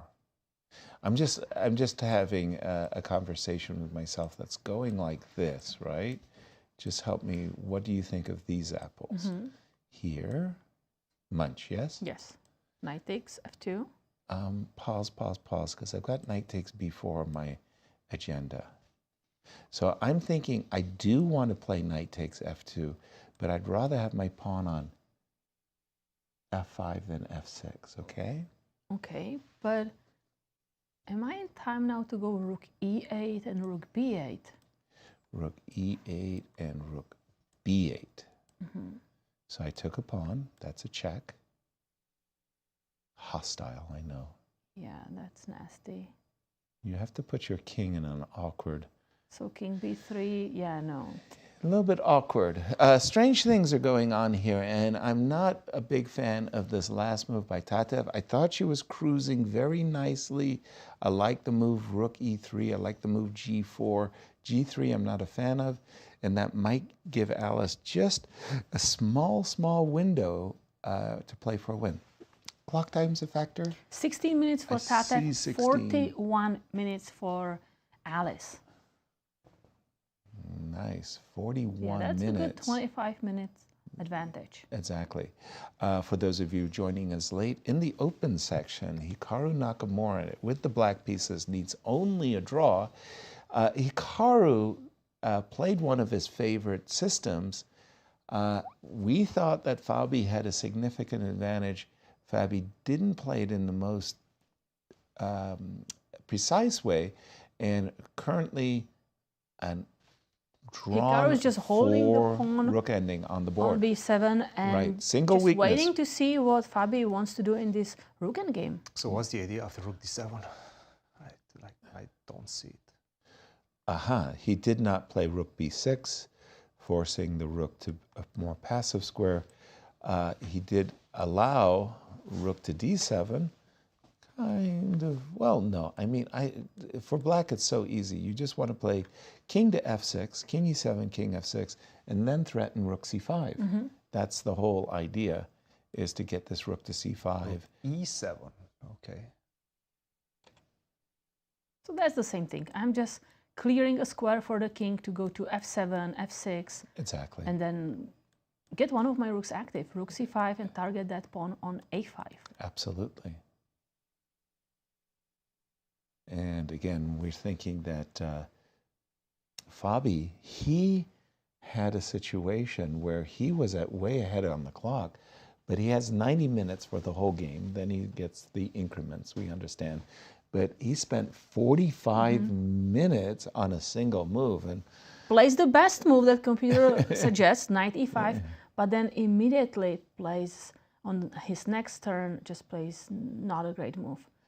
By the way, I think you were having a king walk in a number of different variations. A moment ago, White's king, just a second, went to g3. And now it's back to g4. Okay, maybe on a good day, the king wants to kind of body block, because you were talking about playing for f4, right?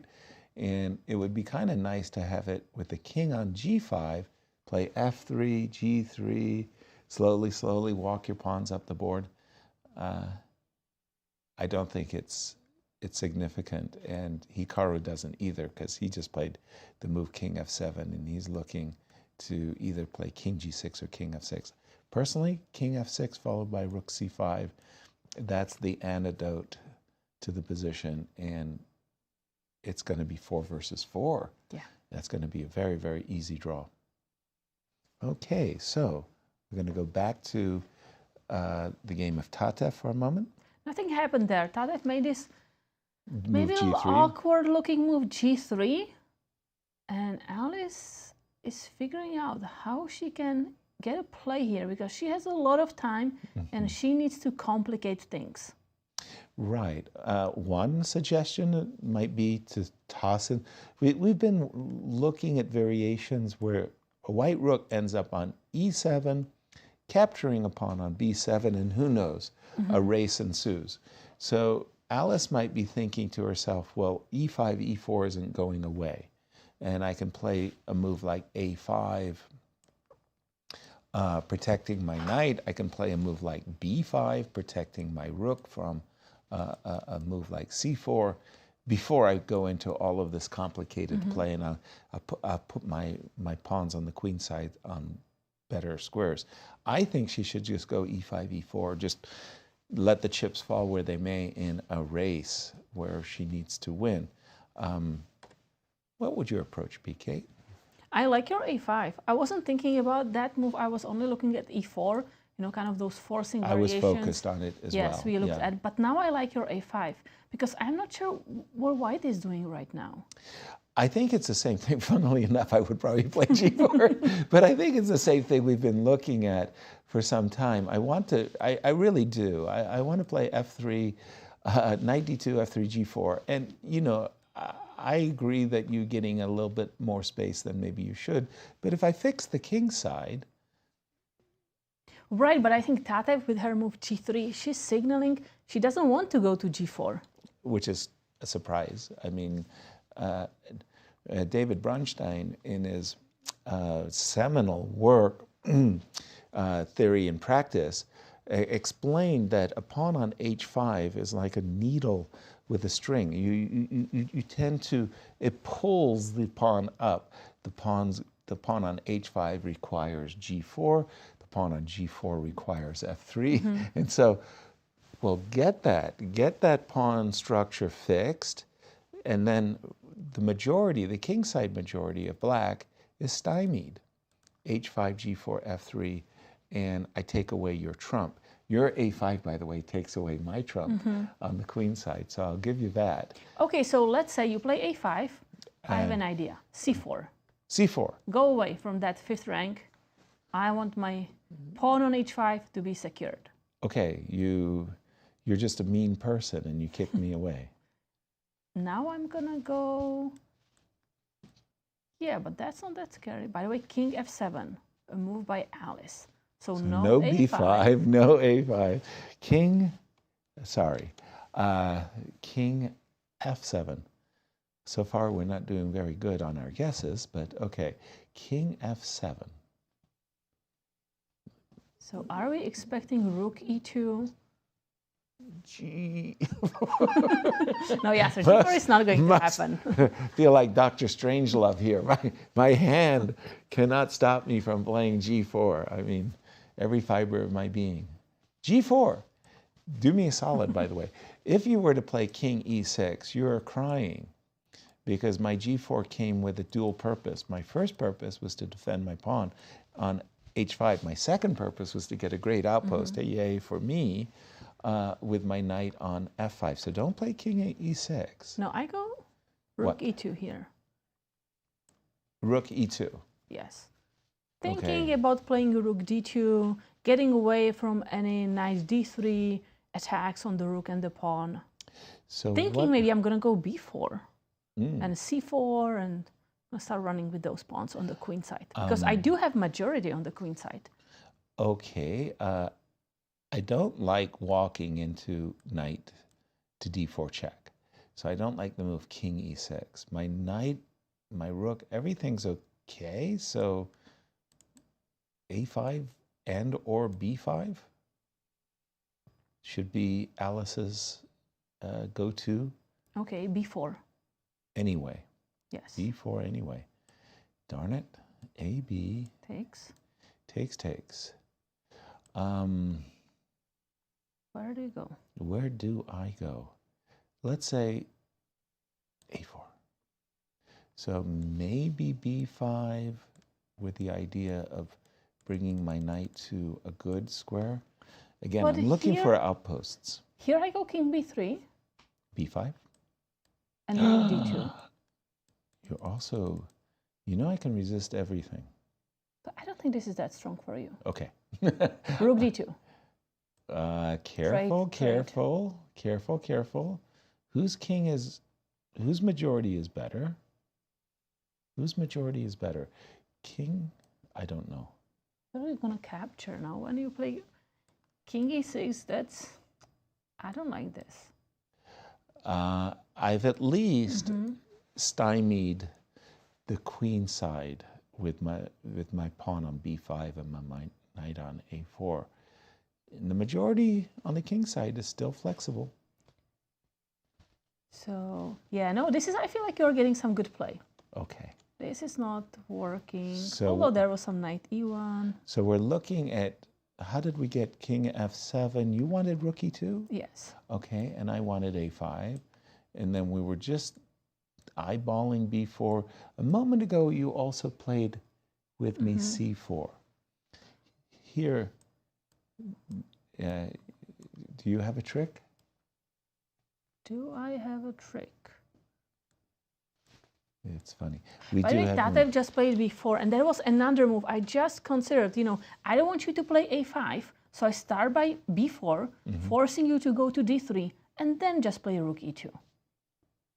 So once again, so you want to lure me. I'm not exactly sure why, but you want to lure me into the d3 square. Is that like a bad thing? But maybe even now, instead of rook e2, can I go rook d2? Because as Cristian was once pointing out, after rook d1... Well, rook d2 is illegal. Yes, sorry, rook to d1, yes. Now you play e4. Correct. And now I play knight e1. Knight e1. Forcing these trades. That's a good... Cristian. That's a good idea. Cristian. What do you have for us? Some tricks at last. Let's take a look at what's happening in this one, Fabi versus Hikaru. I've really been going through a lot of lines and I'm trying to find some numbers on the screen right now. Right now everything is zeros, right? Right. So this is the position that we have right now, and h6 needs to be played. It was played. He just played the move h6. What's the idea behind it? If you make another passive move, now I can finally go g4. And at least I'm pushing forward. I'm going g5, f3, maybe go king g4 back and continuing to push and take more space. Now, with the move h6, this just completely finishes everything because g4 no longer pops. Mate! That's mate in two Checkmate moves. in two. Check, rook to h7, perfectly placed on the 7th rank, both of the rooks. And that's it, game over. So h6, nicely played by Hikaru, pretty much kills any sort of counterplay or any sort of play on that side by Fabiano. You need this king up front to go g4. If you try to go king to g3 at the right moment, I'm just simply going to go h5. That kills everything on that side. So as long as this side is secured and you're not going to be able to push your pawns, gain more space, then I should be pretty safe with Rook that. c5 will always be your He understands that. He understood that. Hikaru, that is, play the move h6. Unfortunately, I don't see it. Kate, we're going to play a game of what ifs. What if this game is drawn? So first of all, today's schedule, we are playing the grand finals. One classical game, the second classical game of the match. And if there will be a tie in any of those matches, we will see Blitz playoff. Right. Now, your what ifs scenario. Right. So if Hikaru or Alice, if they lose this match in the classical chess, they had this extra life because they never lost a match. So they can lose one match and then it goes to rapid grand finals. So it's going to be another match of 2 rapid games, 25 minutes plus 10-second increment. And as we always know and like, the Blitz playoff if there is a tie. I like those Blitz playoffs. This game appears to be heading for a draw. He's just played that whole g6, h5 check sequence that Cristian pointed out to us. That fixes the king side. So it means that as soon as Fabi's plays king g3, it means that we can finally go for this counterplay where we trade the backward pawn on b7 for the pawn on a5. And since a2 is hanging, we get a very easy and comfortable drawn position 4 versus 4 on the king side, 1 versus 1 on the queen side. The players will look for a repetition. In the ladies' game, it's Alice Lee needing to win to force the playoff that you just mentioned. And she's getting a little something, something. I don't quite understand why Tata feels that she should be driving the knight. To my mind, knight on d3 is a good square. She wants to trade him. Rook d1, knight d1, let's trade. But is that a good trade? Rook d1, knight e1, right? Pause for just a moment here, because the move I have in mind is rook f5. Okay? If I understand what you're saying. If I trade on h5, you'll trade on d3, and I'll have 3 versus 2, but the 2 will be f2 and g3. And I think that's much more comfortable for white than this one. So if you trade here, take, I think this pawn on h5 is a weakness compared to a pawn on f2. Right, but king b3, I want to go to the 7th rank. I also want to go... Check, rook e3. Okay. Check again. Check again. So now I'm on the queen side, and I've got my pawns safe. Okay, now, so if I go rook e3, you go E3, rook f5. Rook f5, gift. Oh, and if I go rook e7, then you have rook g5. Good catch. That's exactly right. I defend and attack the pawn. Again, if your pawn was on f2, you'd have no problems. But again, how is this? Okay, a4. But it's a 2-result game. You're saying it's a draw? I'm thinking if it's just a draw. Because if I can get that pawn on b7, then that's a draw. b5. King b4. King b4. a5. I take. This isn't a draw, Kate. No. So, weakness, weakness, weakness. I'm just not getting the g7 And I've got pawn. an extra pawn. Yeah. Okay, yeah, no, I have to be more careful.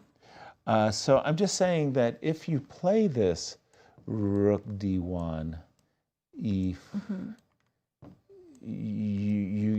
get here, and I'm just saying it feels like Alice has the sunny side of an even position. The one I wanted to ask you was this captures, is this king and pawn endgame. The majority on the queen side, majority versus a majority. But do you on need the to king go side. for that? Can you go? Oh, you don't have rook f3 now, because that would allow rook d7 check. Which is what you wanted. Got it. So now you're forcing the pawn endgame. And I don't know. I mean, could I? It should be good for white. Is it? King and pawn endgames have their own rules. I agree. You've got to. But if I get my king on e4, I also have a. So I go king e3. Yep. No, this probably. C4. Now maybe I start with g4. Okay, but now I have the pass pawn. Now I get. Yeah, no, you have this f5, and your king is still always in the box. Exactly. In the box, what we're talking about when we say the box is you draw a square between the promotion square and the king. And we say black's king is in the box. And when black's king is in the box, it means I can catch the pass pawn. So yeah, something to keep in mind. I mean, this is where all the play is, because there's no play in the open section. It's just a draw. Yes, it does seem like it. And rook to b3 was played at that point after the move h6. Good move, by the way, because give me one more move. Obviously, rook to f3, that's a checkmating threat. And even if you try to defend against that, rook to b3 is really problematic, because then my king invades. Exactly. Right? King to g6, might be a problem for you. So G6 very nicely check. spotted. G6, you Check, cannot check. take once again. H5, king to G3, drop back. And now again, rook to C4 is also an idea. Just sitting and waiting. I don't think you have anything in the position. Right. Now that the king is pushed backwards, Mhm. yeah, it seems empty. This one just looks empty for the moment. And in the ladies section, we've been trying to see whether or not Alice Lee has a smidge of something. Does she? How would you, objectively, no. But let's look at it from a practical perspective. How do you do it? What were we looking So at? we were looking at rook d1, but Tatev chose rook to e2. E2, yes, So yes. now Right. I think her plan is to go a3 and c4. Yes. Right? Start Can you pushing go those pawns. C4 you cannot go immediately. Like for example, if you go C4, That's a check. check, and then rook d3, and you take on f3. Right. This is good for you. So, so C4 doesn't work. F5. What if I started with F5? A3, A3, E4. right? And this is the race that Alice wants, doesn't she? Absolutely. Yeah. Absolutely. Now you can go knight d4, king f6. Yeah, rook e5, king f6, also possible. At some point you need to be careful about f3 as well and exchanging everything with the knight on d3. So still safe For right now. Tatev. But at least there's some content in this one. In Right. this one, I feel there's a way to go wrong. For both players, by the way. Yeah, Because A3, A3, C4, C4. Give me those moves. I give them my pawn to majority, C5. it's The majority is starting to move. Yeah. But Tatev is the one who has less time, right? Only Oh, 10 yes. minutes against Alice 30 minutes. That's the one trump for Alice right now that she should really focus on. It's the clock times. Keep the pressure on. Keep playing good, neutral, fast moves.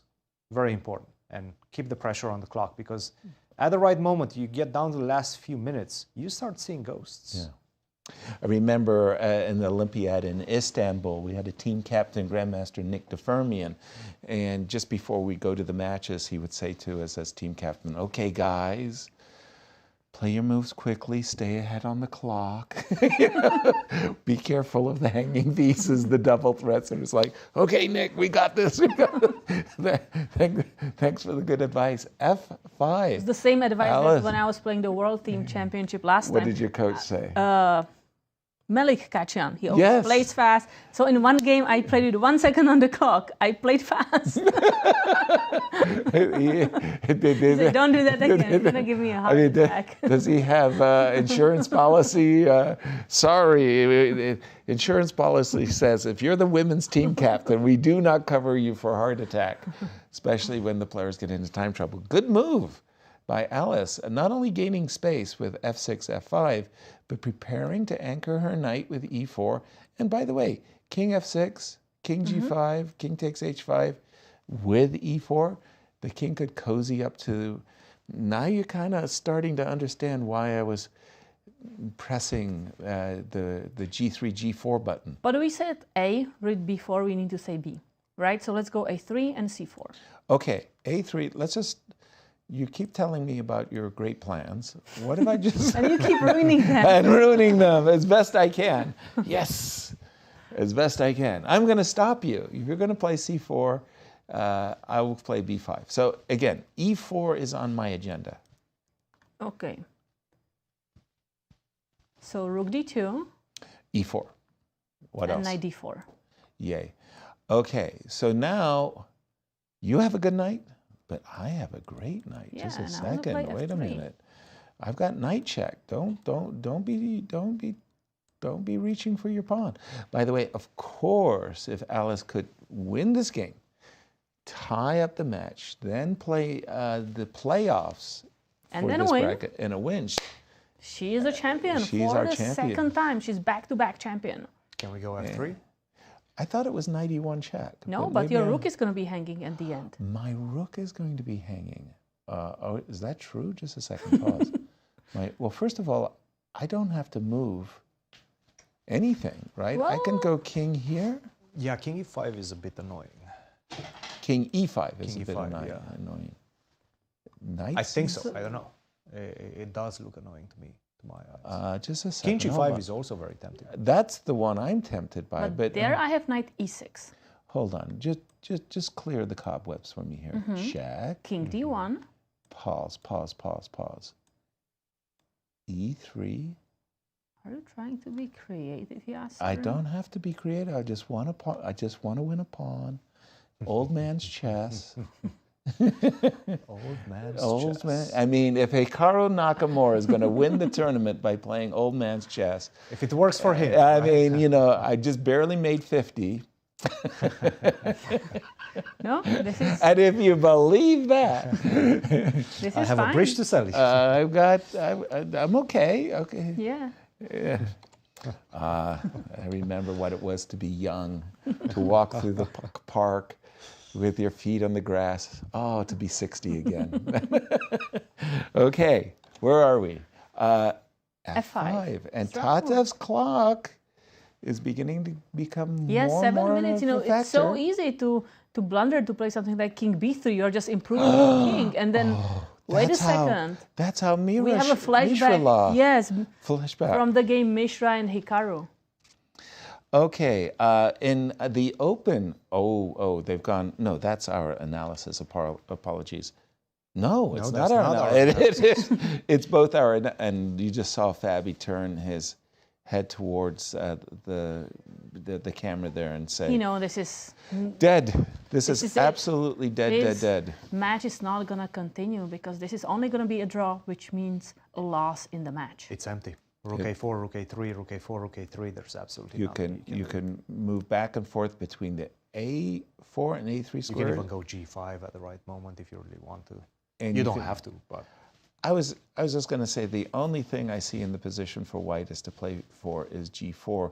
So I was going to oscillate on the third rank and just go here. And if I go King G3, King F2, King G3, King F2. like I want you to play G5 at some moment, so I can come back. I'll wait for you until you reach Yeah, C4 or something like that. Until you reach, come to. And then I will go G5. Come to the promised land. Get your king on B1 so you release your And then rook. your king is gonna invade my pawns. Exactly, No. exactly.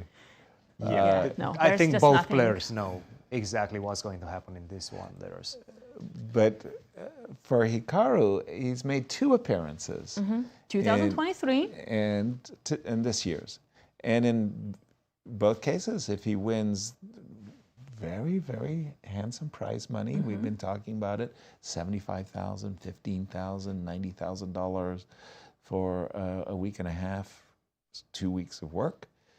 Okay, I know he's a professional streamer, but you know, it felt like there was a shaky start against Abhimanyu Mishra. Yes. Very shaky start because that match looked like he's going to be eliminated. But then on, he was playing very well and just keeping advantage and winning games. Yes, and he's gone for a completely different setup. He's played the move, let me just see, A4 on the board. Not exactly, okay. So he, after King H3, A4, Rook C2, Rook D3, Rook C4, Rook back, And we Rook see back. players repeating. Rook This A3. is going to be it.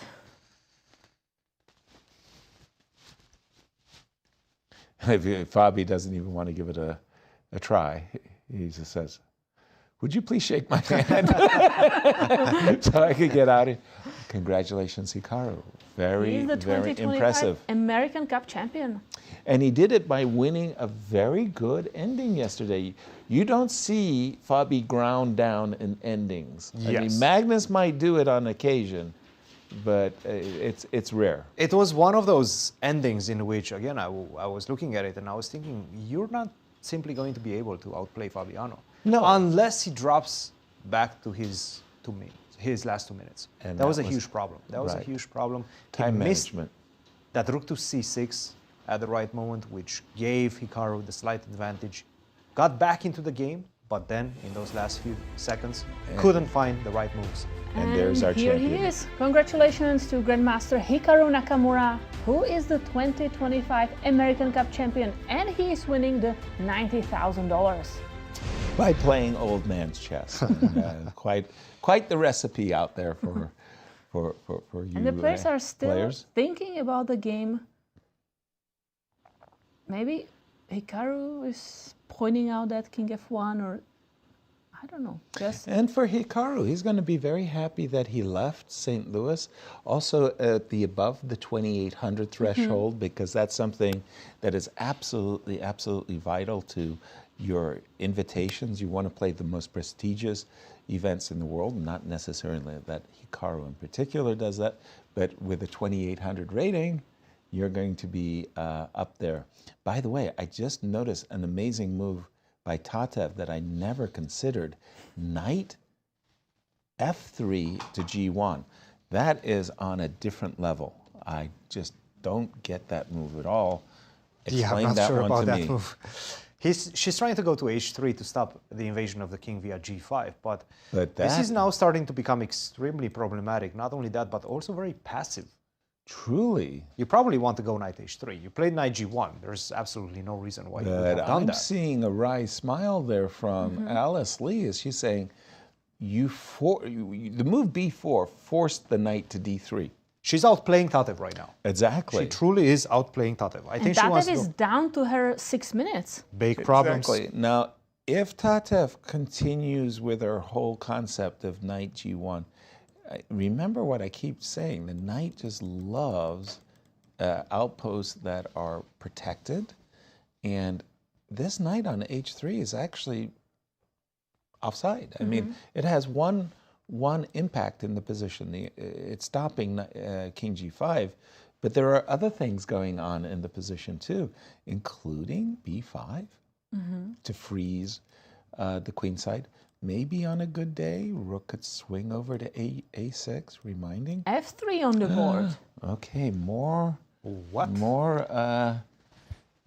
second guessing going on. I don't get that. Yes, this sequence of G3, knight G1, F3. So what's her idea, I guess? If King Alice goes G5 king, is the big question, right? Yes, What do you do everybody after wants King to G5? ask the big question.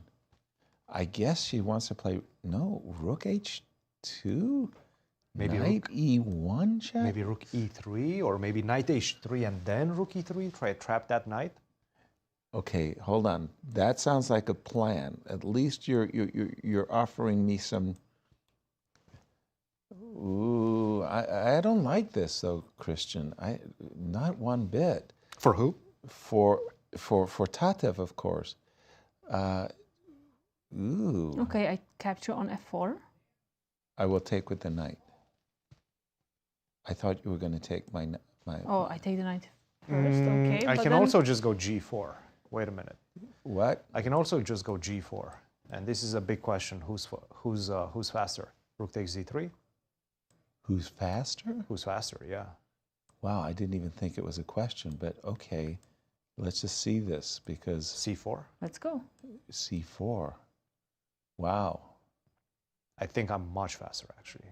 The more I look at it. Yeah, just C5, B5 is coming fast. Okay, fair. Okay, King G5. So if I'm in Alice's shoes, by the way, I look at the clock, I calculate what I think is the next 3 moves, and I go bang, bang, bang. King G5, how did we just do that? That was, you went... Knight H3. Knight H3. I took a pawn. And rook E3. Rook E3. Okay, I always have E4 as a fail-safe. The best move right now, from the get-go, instead of king to G5. Just B5? Let's take that E3 square from the rook. Oh, F4. Yes. But then we get what we wanted, right? G4, that's how we want. I'm not sure we wanted. I think I wanted my knight on E4 and my knight on F5. I'm not sure. I was never playing it this way. King G5? Like, what is this? Okay, now I'm going to start to play A3 and C4. So A3, I got that pawn on B4. A3, you got it. Now I go King H4. You see how important my knight on G1 is? Guarding that pawn on F3. I feel I'm not a supporter. I'm not a supporter. I don't think he believes you. No, I don't think I believe it either. C4, let's go. Rook D4. I'm just afraid. C5. I'm just afraid. Okay, King G3. Let's just. Don't be afraid, Yasser. Oh, he wants to attack your pawns. Okay. I'm afraid. Okay. I don't. But you like King G3. Okay, No, I like I mean, King A5 G3 is fine. too. No, but here, Rook D2.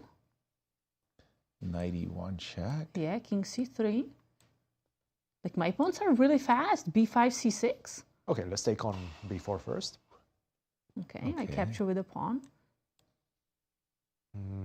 Not happy. So king g3. No, there is rook e2, knight e2 fork. Oh. Finally, the knight on yes. g1. Yes, the genius of knight to g1 The is MVP award in this game goes to. Got it. Yeah. Okay. But it important move. F4 gives her the advantage. Right. F4 gives. F4 gives her the advantage. It's in fact the only move that gives her a significant advantage. A significant advantage. But that's a very difficult move to make. Not an easy one. Because I feel like g4 is helping white accomplish what Tatev didn't want to do, but I feel like we Sorry, like how did you trick me again? If I go knight h3. I want a pawn. And rook e3. And rook e3. Okay, so just pause here, because I'm having a very, very hard time understanding why with my beautiful centralized knight, my beautiful king, why I'm not doing very well. If I'm not doing very, very well, I'm just... Okay, just a second. So this is just ridiculous, right? I'm having bad ideas. Bad ideas. I think it's creative, but I go knight f2. Knight f2, yeah, knight f2, and I'm it's stopping very and my strange. pawns are running. Your pawns are running. So f3, I could do a lot of this stuff with b5 yes, as well. b5 is a move I like very much because it's stopping the quick counterplay on the queen side. Okay, I'm warming up to this as well. I know that a3 and c4 was on your agenda, so I'm just in advance taking away your plan.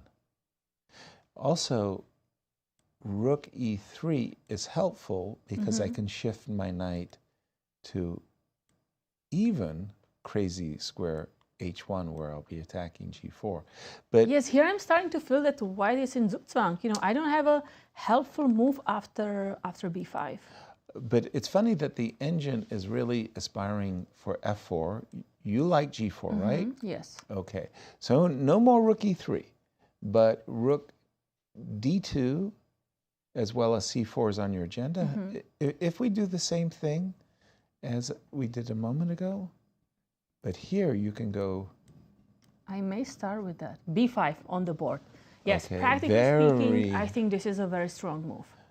A very human move too, because f5, f4... Where's your entry after knight h3 now? I don't know. I genuinely don't know. Knight h3. Where's the entry? You stop me and I'm stopping you. That's the story. But let's pause our analysis and toss it to Eric Rosen, the World Chess Hall of Fame, with our champion. I'm joined by the American Cup champion, Hikaru Nakamura. Congratulations, Hikaru. Thank you. Tell me about the game today. Was it more old man's chess with this tricky c5 line? I mean, I've played this opening a few times now. Obviously, I've had some great success. I beat Prague in the candidates, and I also beat Ding Lorraine in Norway chess last year. So it's something that I've played on and off. Fabiano played a line that I hadn't looked at. I mean, to be honest, I was expecting him to play e4 on move 1, and then he played d4, which kind of took me by surprise. I simply couldn't remember the lines, but you know, one thing I did in this game, which was very similar to some recent events, is that in my mind, I somehow knew that after he played bishop e3, that e5 was the correct move. But then I didn't like the resulting position. I couldn't figure out where the pieces belonged, and so I played this bishop g4 anyway, even though I knew that the move order was a little bit off. But the good thing is it was an endgame, and it was something where white has to be very, very concrete. Fabiano used something like 50 minutes after I played this move e6. I don't know what the objective evaluation was, whether it was like just a little bit better for him or like the computer's going to say it's a very big advantage. But the problem, I think, from Fabiano's standpoint is it was a must-win. It was a situation where he thinks he's much better, at least that's my perception, and then you burn all this time, you don't see a forced win, and then it kind of petered out into this rook and pawn endgame, which maybe at some moment was a touch unpleasant for me, but in practical terms, it should always be relatively easy to draw. Tell me about your emotions right now. You just finished the tournament, no more classical games to play, no playoff tomorrow. You won $90,000 total. Are you happy overall with your performance? Yeah, I mean, I think I tend to look at it as though, everything happens for a reason or these sorts of things. I mean, when I look at the result, I think the more natural way for me to get to this sort of result would have been to win one of the games against Mishra and draw both these games against Fabiano. But as we know from ratings, it all evens out. So I thought I got the result that I probably deserved in classical chess. I think that I sort of found my rhythm after that first match against Mishra, and it was very, very smooth. So I'm a little bit surprised myself at how smooth it seemed, but it's always good to get a win. And kind of ironically, when I won in 2023, I was the only person who had decisive games in classical. I think I won 2 games, one against Sevian, one against Dominguez, and everybody else drew all their games. And this time again, I won the tournament, and again I won 2 classical games, and everybody else drew all their games. So it's really quite nice, and I'm pretty happy. Are there any big lessons you'll take away? Anything you'll do differently next time for an event like this? I mean, maybe time usage. It's a persistent issue that I have these days, but I think I was much better at managing it in the games against Dominguez and Fabiano. So there's that. I mean, that's just a little thing that I'll try to figure out before Norway Chess. But at the end of the day, it's really hard to ask for more, and I'm just very pleased with everything. Could not have gone better. I want to give you an opportunity to thank people who've helped you, because I know you had family in town, you had a team behind you for content, your seconds, so whoever you want to thank, feel free. Yeah, I mean, of course, a big shout out to my longtime second, Chris Littlejohn, who I've been working with for basically 20 years now almost. It's been quite the ride. Of course, a big shout out to my wife, obviously, who's here as well. Always someone who's very positive in spite of her unfortunate result in the women's event. Just someone always cheering me on, someone who's very positive. And that's something that's very nice to have, because oftentimes it's very easy as a chess player to be very negative. I think when I look at my results in the first match, it was not good at all. Even today, I was a little bit on edge. But having such a great calming influence in my life is really great. And I think it's helped me a lot, especially over the last couple of years in terms of my results in classical chess. So both of them, and of course my stepfather, obviously, he recently had his retirement party. I'm not retiring yet, so no need to worry about that, but seeing him here was also really nice. And last but not least, all the people here in St. Louis, Rex and Junior, for all they've done for chess, Joy, Tony. It's just amazing to see what St. Louis has become, considering the very basic beginnings with the club in 2009. One thing I was reminiscing on is my wife never got to see the old club as it was from 2009 to about 2020. But it's going to be really exciting once the new club opens up. I know there's a bunch of space, and I'm just really excited to play there in the future. So big shout out to everybody in St. Louis as well. Well, thanks so much, Hikaru. Thanks for joining, and congrats again. Maybe see you in the Blitz tomorrow. Maybe we'll see. I don't know. Tuesday I'll be playing Title Tuesday, of course. But beyond that, I don't know. We'll see. All right. Well, thanks for joining, and we'll send it back to the studio. Thank you, Hikaru. Quite the evolution indeed. Well done. Nice victory. The results, the final standings for the open section. It is Hikaru Nakamura, who is the American Cup champion. He won the $75,000 for the first prize and the $15,000 bonus. Second, Fabiano Nakamura, and third, Levon Aronian. And Hikaru wins it all. We've got a champion. Beautiful confetti. Congratulations to Grandmaster Hikaru Nakamura. In the ladies' game that is still ongoing, I think Alice is going to be very happy. She's the one enjoying the proceedings, but far more importantly, the clock has become much more only 4 minutes on the clock of a factor.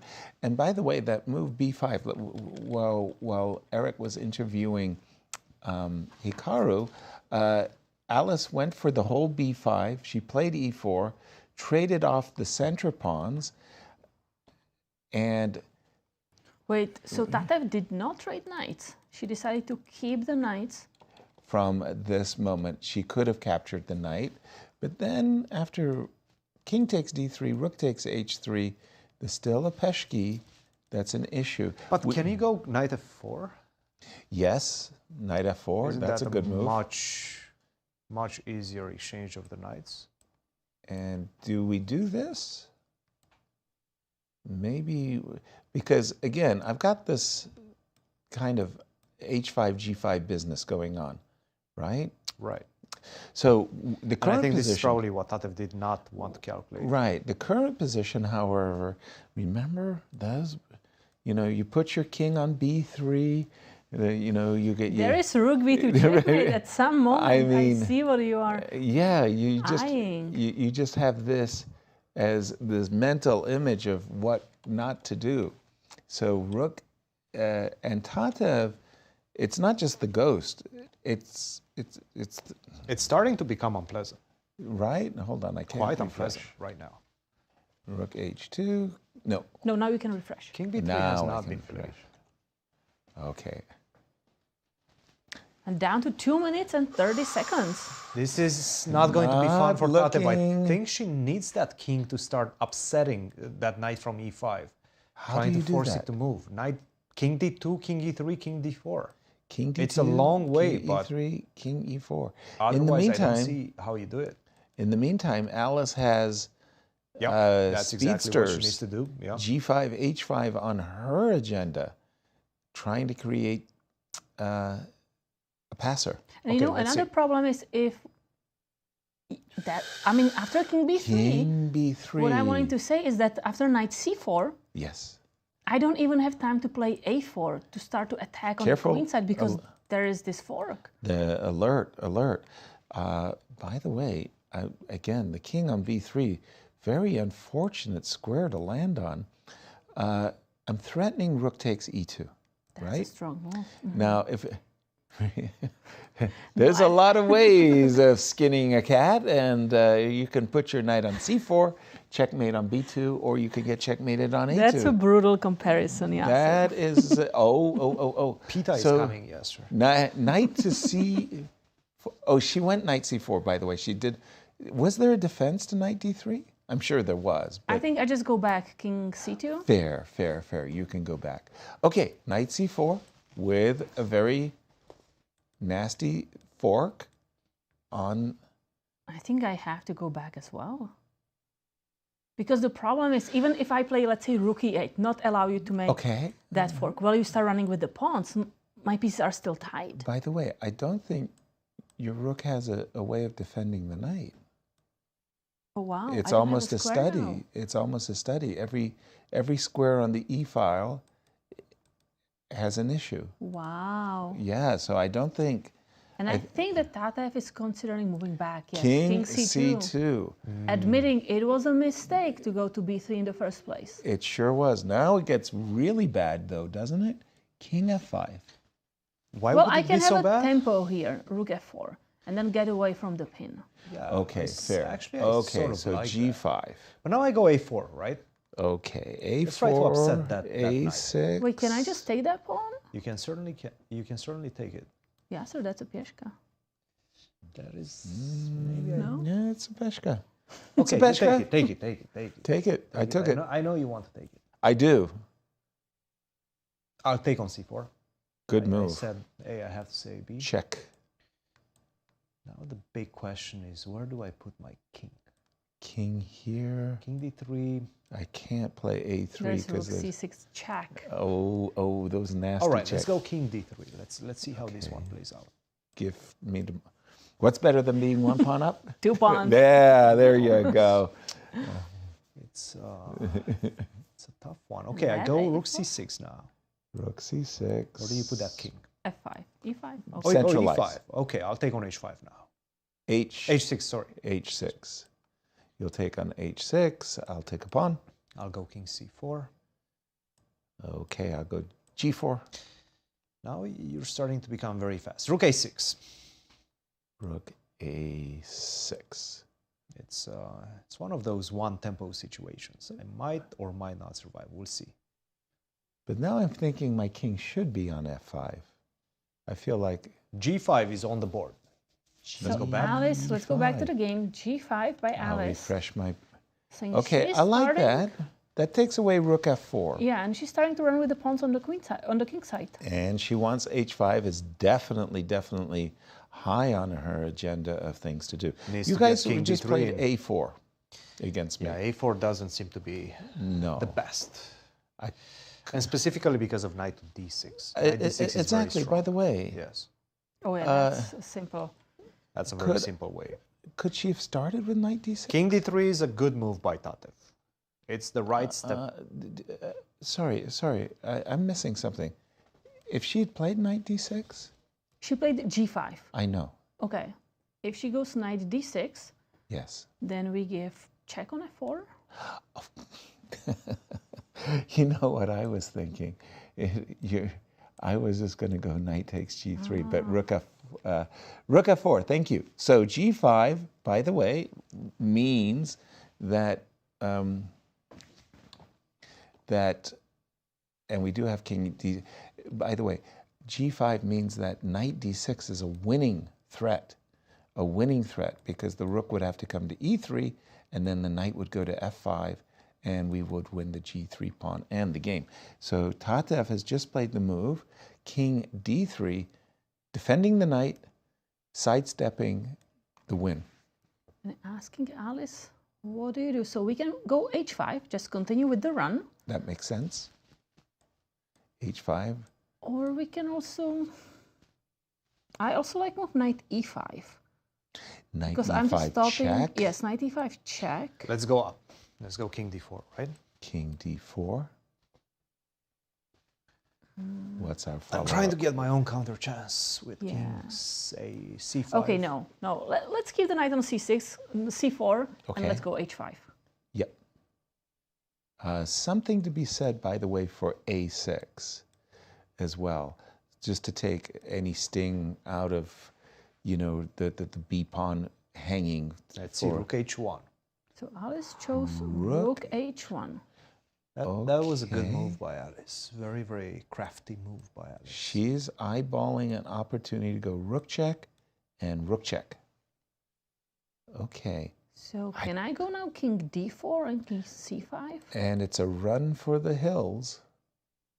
I think king d4 just loses on the spot. Really? Knight d6. That's a tickle. Okay, rook e3. Knight I cannot f5. do rook e3.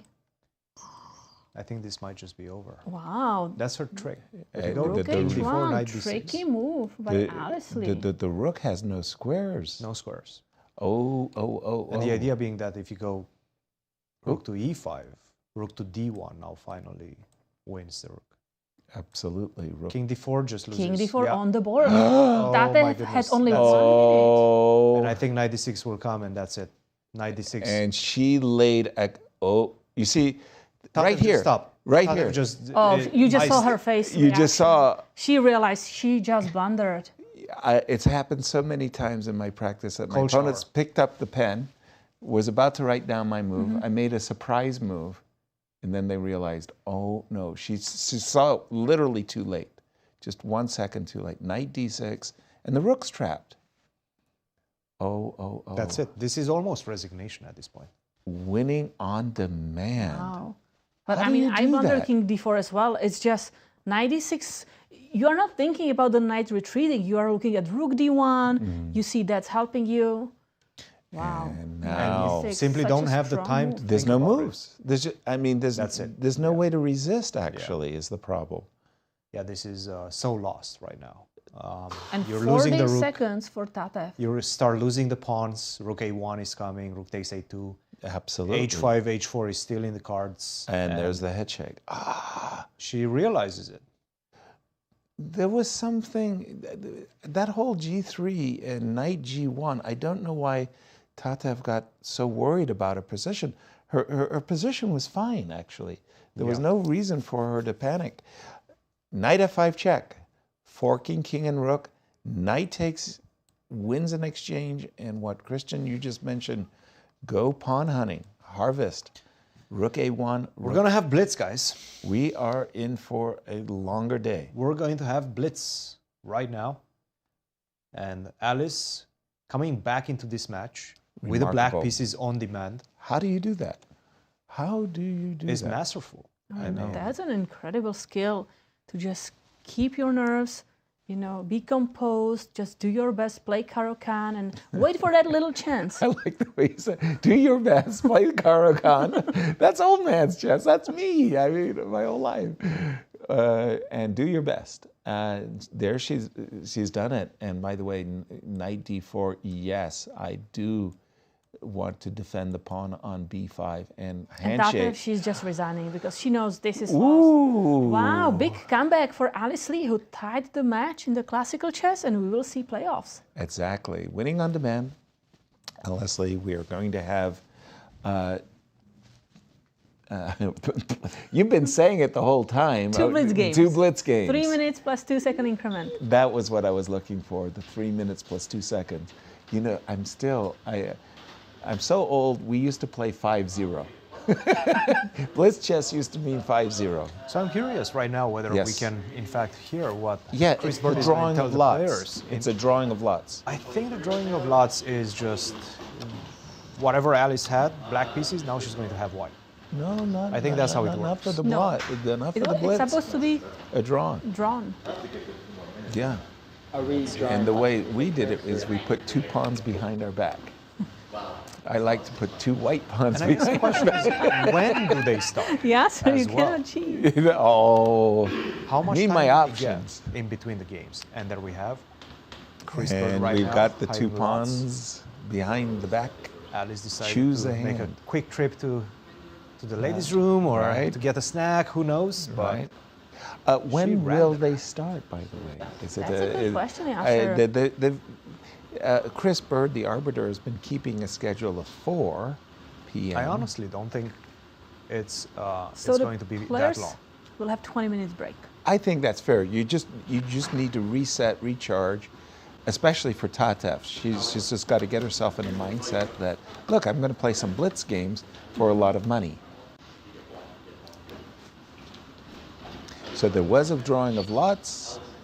He went da da da da da. And we didn't see. I mean, he went like this, so that was it. Alice gets black in Alice game 1. gets black in the game 1 and then white in the game 2. Okay, how does Tatev reset herself? She just lost a crucial game. Yes, so this is the match we're going to see Alice Lee with white pieces against Tatev Abrahamian. They will play 2 games of Blitz, 3 minutes plus 2 second increment, and then see what happens. I do believe it's 6 wins now for Alice Lee. 3 losses, 5 draws, as Alice Lee will be playing for the championship. She wins, that's it. That's Tournament's over. Tatev has done it before. She won lost twice against here Carissa. with black pieces against Alice, Yes, right? but she lost against Carissa. This was the exact same match that she had against Carissa. She won with the black pieces, lost with the white pieces in classical chess. Right. And then boom, boom, in the Blitz, 2-0, 2-0 against Carissa. Really nice play by Tatev. Energy. That's exactly what she needs to do right now. Yeah. She needs to remind herself, hey, I've been in I'm this a really position good before. Blitz player. I'm in the finals for the first time. This is Right. already, I'm putting myself in the position already to be successful. I Right. might as well try to make everything out of my chances, and that's what she needs to do right now. Just put herself in that winning mindset. You know, if you're going to fight your way to the finals, you might as well win when you get there, right? Right. Easier said than done. It's a great advice, Yasser. Thank you. Stay ahead on the clock. And one more look, in case you missed it, we have a new champion. One more look at the prize fund for these top players. So first, Hikaru Nakamura, he won the $75,000 for the first prize for the first place, and then $15,000 the bracket bonus. Second, Fabiano Caruana. Third, Levon Aronyan. Nice prize fund for all of our players. Our congratulations once again to Hikaru Nakamura for 2025. And we're going to be back shortly for play in this playoffs. Can Alice Lee win today, or will it be tomorrow? Yes. Who knows? We got to take a break. We'll find out soon. We'll take a break. See you, everyone. Oh.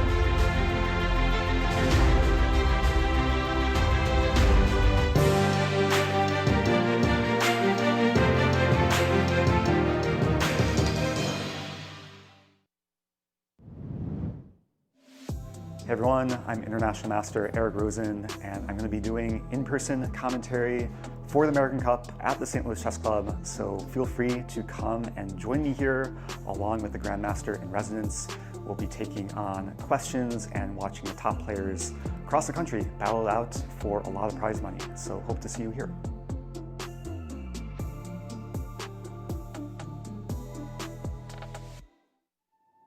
10 years, one legacy. The Grand Chess Tour marks a decade of mastery where only the strongest chess minds carve their names into history. Each piece has its role, like soldiers in a grand army, with commanders to lead them into the tour's 10th year and a prize fund of $1.6 million. The Grand Chess Tour starts in Warsaw with the Superbet Rapid and Blitz Poland, immediately followed by the Superbet Chess Classic Romania in Bucharest, then off to Zagreb for the Super United Rapid and Blitz Croatia, followed by back-to-back events in St. Louis, Missouri with the St. Louis Rapid and Blitz and the Sinkfield Cup. And the culmination of the grand finale in the city of Sao Paulo, Brazil, will determine the 2025 Grand Chess Tour champion. Fight with every ounce of strength for victory. This isn't just a moment. This is history.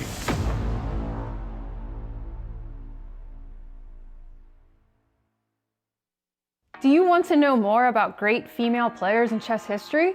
Throughout all of March, the World Chess Hall of Fame is offering free pamphlets to guests exploring the rich history of women in chess. Learn about legendary greats like Vera Menchik and Nona Gaprichta-Vili, modern stars like Irina Krush and Carissa Yip, and so many more. This Women's History Month, discover the real queens of the game at the World Chess Hall of Fame. If you love playing chess and want to put your skills to the test, the St. Louis Chess Club welcomes you to our monthly open tournaments. This is your chance to compete in a 5-round Swiss system tournament with 2 sections: Open, which is FIDE rated, and Under 1800. Feel the thrill of competition as you contend for a share of $4,200 in prizes every month. To learn more and to register, please visit stlouischessclub.org. You know Q Boutique at the World Chess Hall of Fame has the region's best selection of chess sets. But this store is so much more. Discover our masterfully curated selection of unique jewelry, clever kids games that nurture critical thinking and creativity, quirky greeting cards, books for all ages, and a wide variety of locally made goods. Find just what you're looking for at Q Boutique at the World Chess Hall of Fame.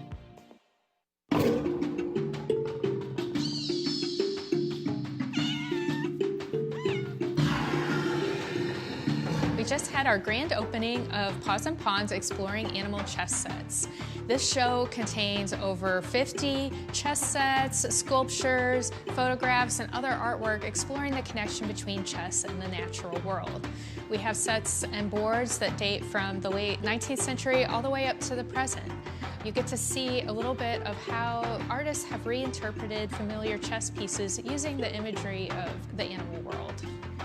The World Chess Hall of Fame's collection has over 800 chess sets, and as we were going through this collection, I noticed so many different ways that people integrated animals into these artistic chess sets. And it just seemed a natural fit to make a whole show of it. We reached out to some really wonderful lenders, including from Chess Collectors International and some great artists. And we even reached out to local artist Justin King to create a giant T-Rex especially for this exhibit. At the opening, people really enjoyed seeing their favorite animal in the show, whether it was something in the Cats vs. Dogs chess set section or the set that we have from the local artist Sophie Bender. And that is a woodburn chess set that has different animals engraved on each square. We also have really wonderful, elaborate chess sets from the artist Laura Sturtz. One has kind of creepy crawly creatures, chess bugs. And then we have another one that looks at the beauty of sea life, and so there are manatees, walruses, and other things. If you'd like to learn more about this exhibition, you can go to the World Chess Hall of Fame's website at worldchesshof.org or check out our social media channels. Ladies, are you looking for something fun to do? Do you want to make new friends and broaden your horizons? Ladies' Night is the premier all-female chess event in St. Louis. Every Wednesday night, you can meet and play with new people while learning one of the world's most popular games from a certified woman grandmaster. Plus, St. Louis Chess Club members can attend for free. Whatever your age or skill level, you're welcome at Ladies' Night. Mark your calendar. The 2025 Strategy Across the Board Gala is Saturday, August 16th at the Chase Park Plaza Hotel. Enjoy fine dining and world-class entertainment, all while helping to support chess education, cultural exhibits, and public programming at the St. Louis Chess Club and World Chess Hall of Fame. To learn more and to purchase tickets and sponsorships, please visit stlouischessclub.org. I'm Justin King. I'm a sculptor here in St. Louis, and I tend to make a lot of work with recycled materials, and especially cardboard. I make a lot of animals. It's one of my favorite things to make. So the World Chess Hall of Fame, they're doing an exhibit called Pawns and Paws, and it's showing off all the animals that are influenced within chess. And so we got this crazy idea to make a T-Rex. It's a wonderful opportunity to work with the World Chess Hall of Fame, and I've had the pleasure of working with the Chess Hall of Fame before. We got together during Chess the Musical at the Muni, and they were promoting that. And so we made a knight chess piece out of other chess pieces. And as people stood in line, they were able to sign and draw all over these chess pieces. Then I was able to collect those and reconstruct it. And then when I got the email and phone call to come back and make something, we decided to go big, and we made this big T-Rex, and we're excited to put it where it's going to be and seen by so many people from all over, so I'm super pumped about it. At the World Chess Hall of Fame, we love highlighting the talent of the St. Louis art community. And when I was curating Paws and Pawns, Justin King was a natural fit with his fun and whimsical animal sculptures. We're looking forward to seeing how our visitors react to this oversized T-Rex that'll be popping out of the wall, enlivening the space. It was nice to get back together to create something new, and hopefully this relationship continues into the future. I hope you get a chance to come down to the World Chess Hall of Fame, check out the exhibit, see this monumental T-Rex we've installed, how we've used these materials and tied it all back together into the world of chess. We hope to see you there.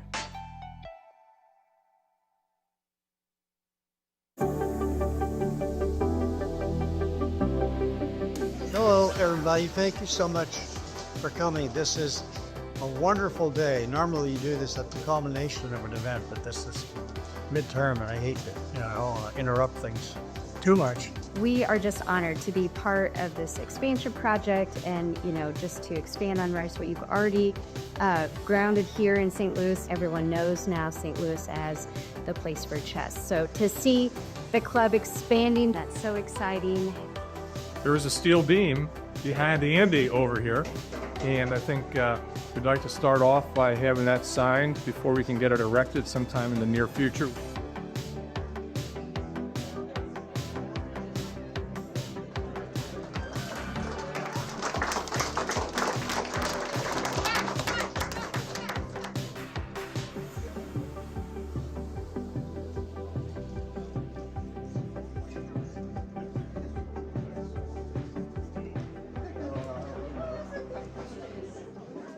Writing a book? Yep.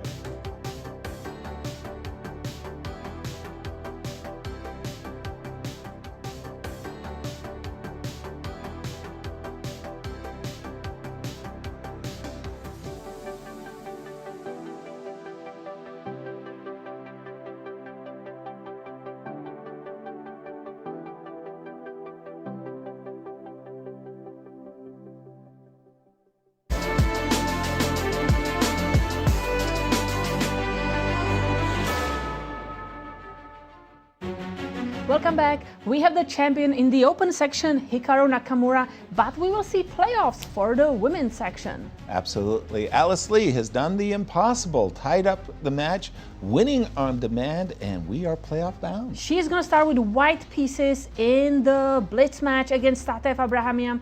She has 6 wins, 3 losses, and 5 draws. They're overall. We get ready for this match. I'm getting nervous. And here we see the finish of today's classical chess game. The white rook got trapped in the center of the board, suffered a fork, and after the move rook a1, that was the handshake. Tatev resigned 1-1 in the classical games. And I think this is a good thing for Tatev, just resigning, not playing that position out, because there's nothing to play. There's nothing to play for. Right. Absolutely. You have absolutely no compensation. Right. Just take that time off, try to recalibrate your mind. Exactly. And come back stronger and try to force a tiebreak tomorrow. And that's the mindset to have, because look, we're just going to play 2 Blitz games. You and I were playing Blitz games for lots of money. Forget about what happened in the past. Now I've got to win 1.5 half or 2-0. Win the Blitz match. Come back and win another Blitz match tomorrow. That's all. That's great. Well, tomorrow, rapid first. Okay, never mind. One day at a time. One day at a time. Blitz first. Blitz first. And for Alice Lee, winning on demand, I don't know how they do it. That's a huge boost of confidence as well. Exactly. Psychologically, it's a great position to be in. Right. You win these next 2 games.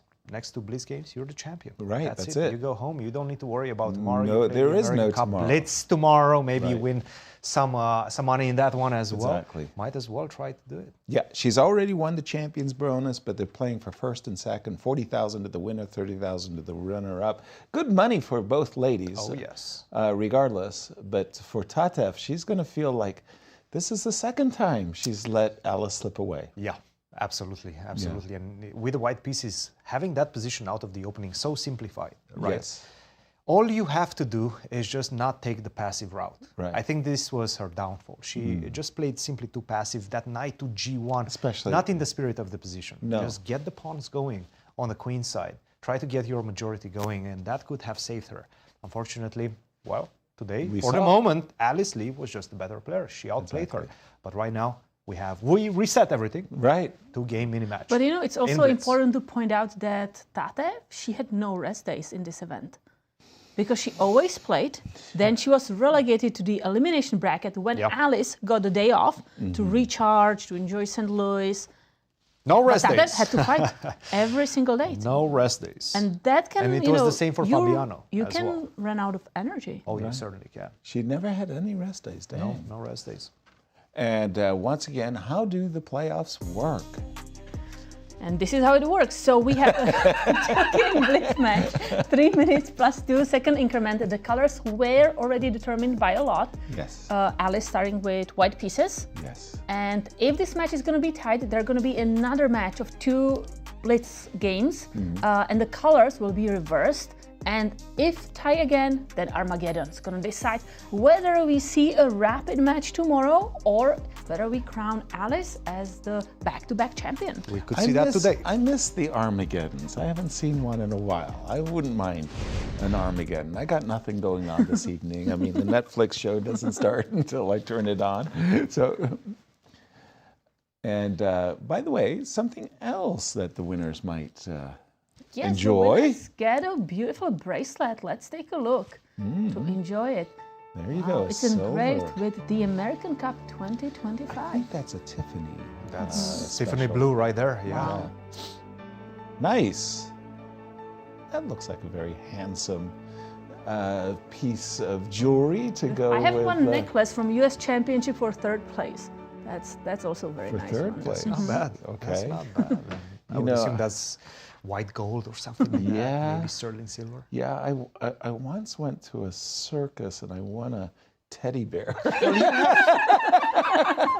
have some bling bling on you. Well, yeah, I used to have the bling bling. I mean, when I was winning tournaments, yes. they're so old fashioned, This is the new fashion. This is the new. This is the new.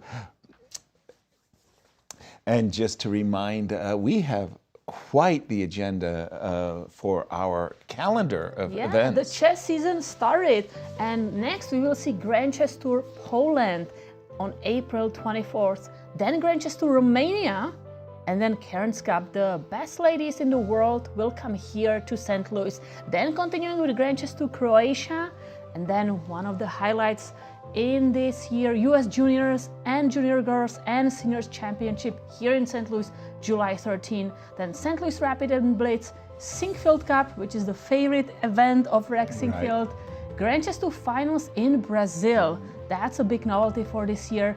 Chess 9LX and the Crown Jeweler, U.S. and U.S. Women's Championship, October 12th here in St. Louis. And hopefully the opening of the chess club, grand reopening, will be complete for those U.S. championships, fingers crossed, so we can have spectators and the like. For those U.S. senior championships, those were moments of reunion for me. I really enjoyed one. I like to share a quick story with Patrick Wolf. Grandmaster Patrick Wolf had come back in the U.S. seniors, and you know, he's got 2 teenage kids, and it was during the pandemic. They were watching the Queen's Gambit.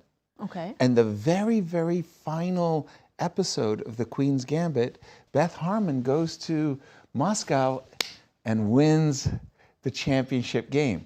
Well, guess whose game it was? It was a game of Patrick Wolf's. Wow. So he said, kids, that's my position. That's my game that I played with Ivanchuk. And the kids were like, come on, Dad, no way. And he showed them. And so he said, I gained 50 ELO rating points with my kids. They used his game. It was very nice, as we saw there at the World Chess Hall of Fame. Tatev, you got to forget about what just happened. That never happened, Tatev. It's a brave new world. All you got to do needs to refocus. Is win with the white pieces, draw with the black pieces, be professional, and force a playoff tomorrow. That's all it takes. Easier said than done. She probably had time to check the line if Alice repeats the same line she just played in the classical chess. I remember discussing the rules with Garry Kasparov for his match with Deep Blue. You know, like what about, you know, table bases, what about opening bases and things like that. And Garry says, yeah, but what do we do with the baggage? And I go, you forget about it. The baggage? He says, you know, I'm still carrying what happened in game 1, you know, like the computer has no emotional baggage. I have emotional baggage. How do we handicap the computer to deal with what just happened? Tatev has had a roller coaster ride emotionally in this event. Tell our viewers what she's experienced, the highs and lows, Kate. I mean, first she won against Anna Zatonsky, I believe that was the match. Then she won against Karisayev. Everything was going great. Knock out the first seed. That's absolutely brilliant. Beautiful games. And then she got to play with Alice Lee. Right. She lost the first game in the classical. Then in the second game, she's winning. To tie the match, she's just on the verge of winning. And then just one move or maybe a sequence of 2 moves, but she just blunders and she makes a draw in that game, which means she's eliminated to the elimination bracket. And she says she was watching videos until 4:30 a.m. because she just couldn't get that game out of her She's mind. totally disconsolate. And worse of worse, she's playing Irina Krush, a player who has an advantage on score over her. So that's not fun. Guess what she does? She wakes up and she plays perfect match. She wins both games. 2-0. She's back in the championship. Yep, and plays she faces Alice again. She wins the first game with black pieces again, but then she loses with white. Just a short while ago, lost with the white pieces. And now we're in a Blitz playoff, 2-game Blitz playoff as we're getting ready. Boy, those are a lot of them. That's an emotional ride. And we are starting. Tatev starts with the white pieces. Will she repeat? Well, Alice Lee, will she repeat the C6? No. We're gonna see No, Petrov. yes. Petrov. That is her go-to #1 defense. I didn't know why Alice didn't play that in the game of today, but here we go. Main Because line. she needed a win. She needed to win. Pardon me, of course. That's why she didn't play the Petrov. Of course, apologies.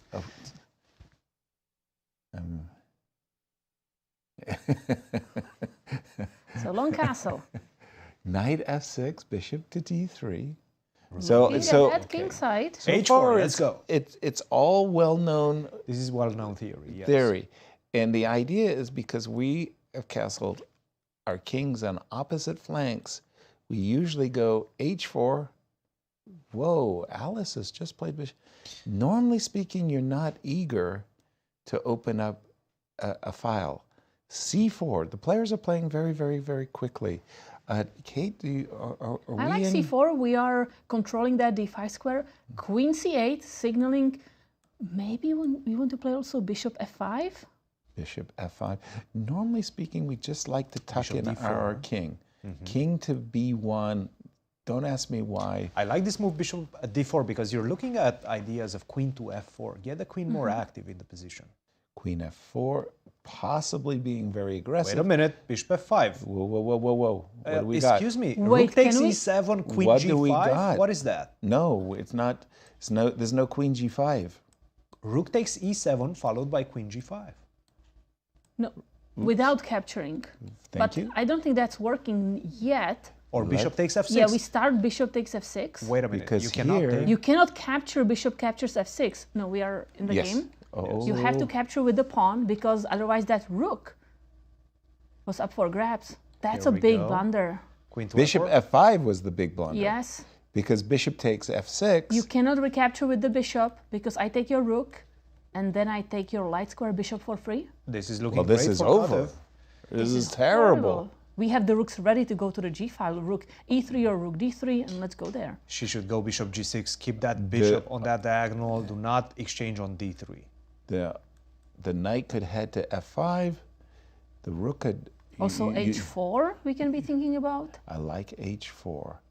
I like g4, h4 a Big lot. opportunity right now for Tatev to strike early. I like knight. Knight d4 also looks nice. Knight d4, knight f5. Knight d4, rook e3. So many No, very attractive Knight attack. d4 or knight h4 just going to f5, that looks extremely strong. I'm sorry, but I would have captured on f5 and not allowed bishop g6. Sorry, queen f4 is a fine move, but I just wonder why she didn't take. Bishop takes. I mean, queen takes. Knight d4. So the whole idea is I want to play g4 and knight f5. I know strategically, the moment I get a knight on f5, done and dusted. But she did allow bishop to g6, queen f4, bishop to g6. Knight h4. Still, I haven't won complete control over f5 with this bishop on g6. Okay. Queen to d7. Queen to d7. Alice is going to have to fight back. I think this position strategically is winning for Tatev. Still, she's got work ahead of her. She's spending a lot of time right now. I'm thinking about knight to f5 with ideas of queen to h6. Let's see what she goes for. Bishop f5. Bishop f5. So Queen a4. She's dreaming to force bishop takes f5, right? But she could have started with bishop takes f5. Queen a4, gift me the pawn on a2. King b1, No, you're not having the pawn. But now bishop f8, right? We need to Bishop reroute that bishop f8. to g7. I'm not sure I like this that much for Tatev. It's not as convincing. She got the best of what she could have gotten. Right. It's not as convincing. After Bishop f8, bishop g7. I'm really covering up that g file. d5. Whoa. Whoa. Wow. No. That's that just is the pawn. that Alice is Obviously, I'm not going to take with the pawn. That would be bad. Why not? What? b3 softening up the dark squares like that? d5. No way. This cannot be good. What was the trick? Tell us the trick. I think the trick was rook takes d5 and bishop d6, just forcing trades, and I see. maybe your first rank is weak. Okay. So d5, b3, missed opportunity according to our chess engine. Our chess engine thinks Tatev could have improved. You said weakening the dark squares. And I think that's a very important point. When you play g3, I ask you, who has the light squared bishop? When you play b3, on a good day, this bishop comes to a3. Down to our last minute, guys. 48 seconds for Tatev, a minute and 10 Knight seconds takes g6. for Knight Alice. Takes g6. I don't like that move. H takes g6. What is knight takes g6? It's queen g4. Queen g4. But what is queen g4 doing? I'm going to sacrifice. You want to make a draw, or? I want 3 pawns for a Let's see bishop. what she's going for. But She's I think I spending can, too much after time right now. queen g4, I can capture on c4, and then after your bishop takes g6, I fly over with the queen. Yes, that Bishop is true. d7. Bishop d6. Wait a minute. E1 is hanging. E1 is hanging. Alert. Rook takes c8. Rook takes c8. I thought she was forgetting that. But now bishop e5, queen c3 is coming. The dark squares are just going to be absolutely damaged. If she takes on f6, this was her idea. I don't think it was a very good plan. Oh no, rook e1. Rook e1 just wins. Yes, it does. Rook e1 just wins. Queen back to d3. Bishop e5. Bishop e5, queen c3. We know that's on Alice's Bishop e5, agenda. queen c3 is just unstoppable. Pause, pause, pause. Do I have bishop e8? That's okay. I'll go f6. You still capture the rook and queen c3. 3 seconds. c3. Whew. Did she just make that move like rook takes in record? d1, queen takes c3, and how do you defend? Checkmate. Well, it's checkmate here, so there's only one move. Queen e2. That's my only move. Queen but a1 now I can just start check. picking up your pawns. Or I can go d4, d4, d3. No, d4 cannot check. because that's... I'll just take your pawns. But the bishop will be hanging. She is going to just with take the pawn. With 1 second on the clock. I'm taking all the pawns. And what a terrible, terrible turnaround. Tatev just stormed off the board because she knows she had a great chance in this game. Bishop takes f6, it was game over. Strategically speaking, this was a terrible move by Alice Lee. And Alice, one win away from winning the tournament. Or maybe even a draw. Maybe even a draw. Away. Draw with the white pieces is enough. Yes. But I was going to ask, how could you not capture on f5? Bishop takes f5, queen takes f5. Tatev would win this game in her sleep. It's just so easy to play. You just plant your knight on f5. You go like queen d3, knight to f5. There's mates on the g.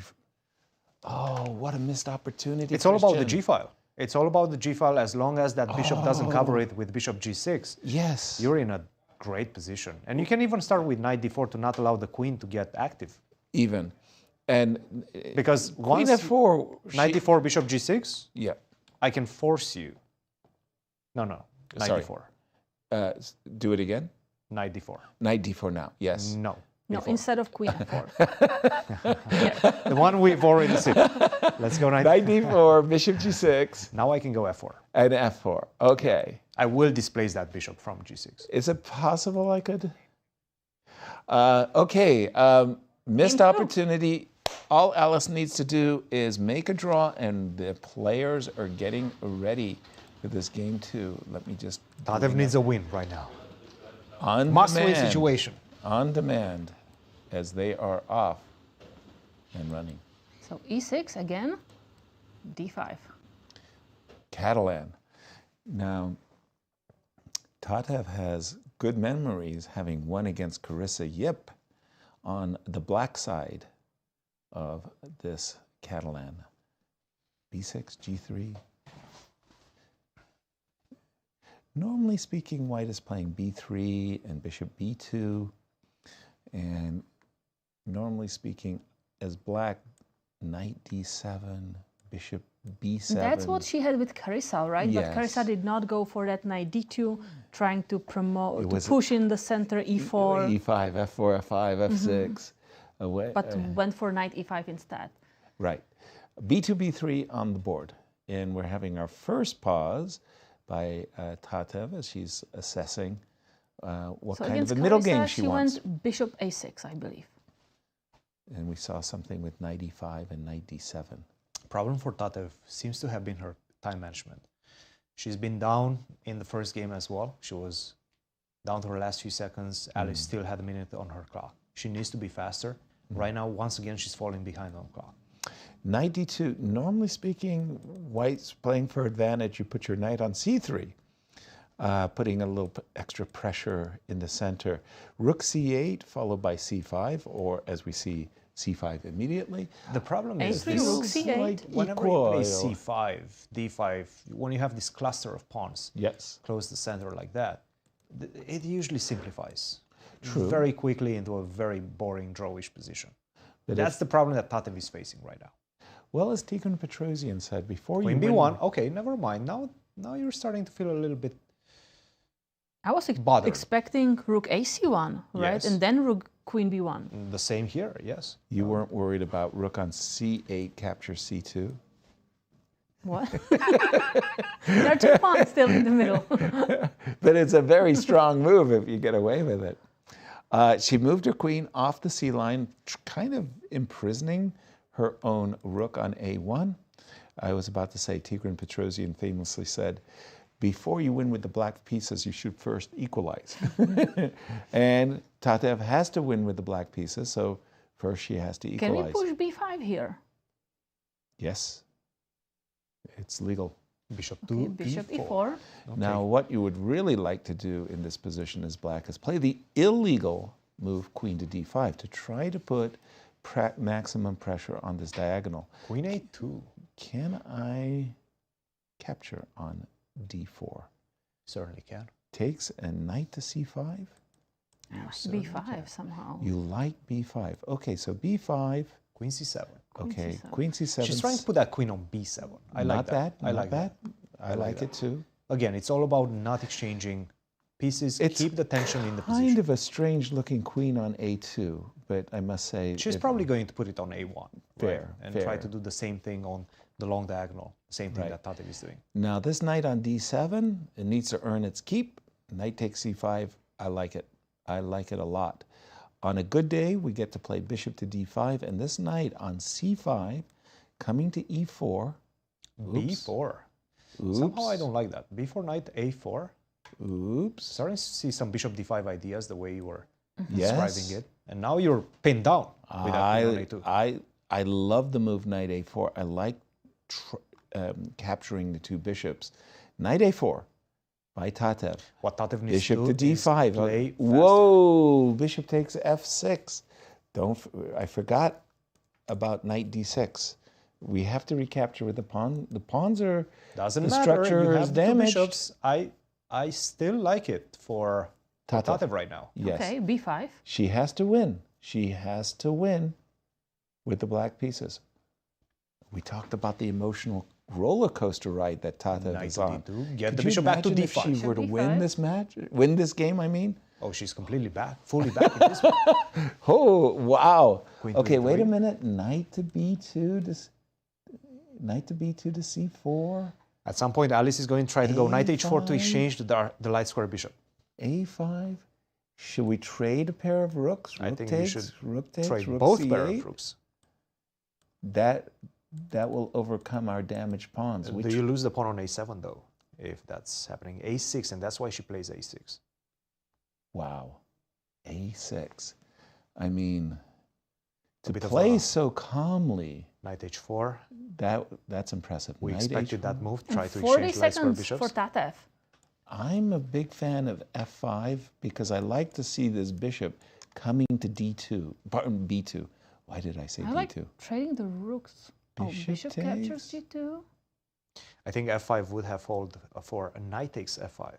So there was a bit of a tactic. Oh, in the there was a position. tactic. Apologies. Slight tactic.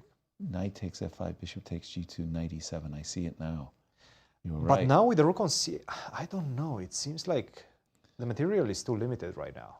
True that. Again, I'm looking to play the move bishop to B2. I'm also looking to play knight B2 to C4. Tatev needs a win. Clock times, if you don't mind. 17 seconds for Tatev. Versus? A minute 30. Minute 30. For Alice. That's the problem. Alice plays fast. Oh, She's a very that- practical player. That's a time mismanagement issue. 10 seconds only for Tatev right now. She only gets 2 seconds per move. That's not a... You can't build up any time. Bishop F8, knight H5. Knight H5. That Wait a plays minute. itself. Bishop G7, we can definitely exchange that. Why not? No, I like that situation. Queen A1, perhaps? Queen No. F4, Queen G4 is coming. Wait, how do you defend against that? Hello, and don't forget about this guy too. 3 seconds on the clock. I think this is over. Queen D1, King G2. And no time. And in fact, she flagged Alice Lee is the 2025 American Cup Women's Champion. And Tatev is just, over. Tough losses. Tough losses, but wow, winning What a on comeback. demand. Alice Lee, our sincere congratulations, 15 years old. but Back-to-back champion. she plays like a warrior. She just came back and wins when you have to. Back-to-back well champion done. at only 15 years of age, winning one of the strongest Tournaments championships in in America. the United States, Yeah, right? for ladies. The American Cup Championship. I mean, it's just incredible. I mean, today winning with black pieces on demand, Yep. and then winning both Blitz games. Yeah. And that first Blitz game, Tatev had it. I think that Tatev was actually doing really pretty darn good. Oh, she was. In this one as well.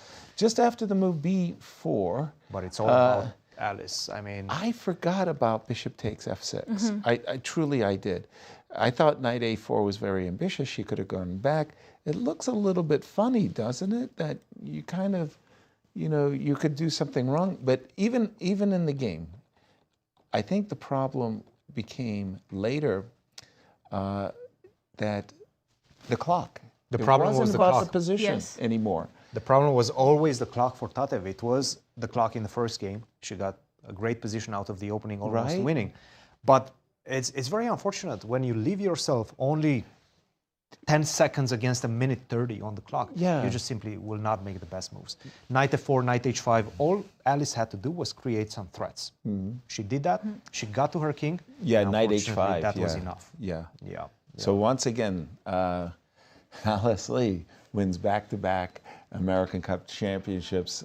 And let's take a look at the final standings for Yes, the and ladies. it's Alice Lee who's winning the first place, and she also won the champions bracket bonus. So Right. she's earning $49,000. Second, Tatev Abrahamian, and third, Irina Krush. I mean, I know Tatev is kicking herself, but congratulations to Tatev for pushing throughout all of these matches, and here she is. Congratulations to International Master Alice Lee, who is the 2025 American Cup champion. She is the back-to-back champion. Exactly.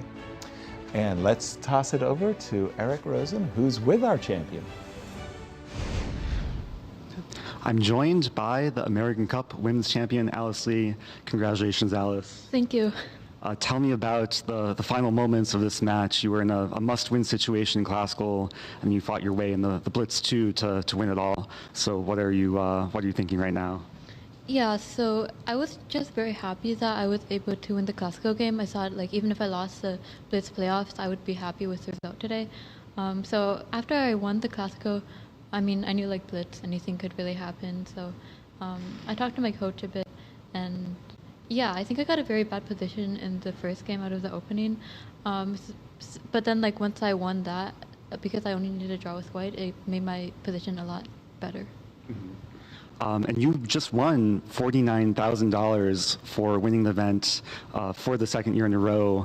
What are you going to do with the prize money? Probably save up for college. I'll have to pay taxes, I guess. But yeah, like, once that's over with, I mean, the taxes, then I'll probably both, like, save up for college and maybe also spend a bit on chess. Anything you're going to splurge on? I'll get my mom to buy my cats some new, like, treats or that sort of stuff because she's refusing to buy it. So, with the extra money, maybe I can do that.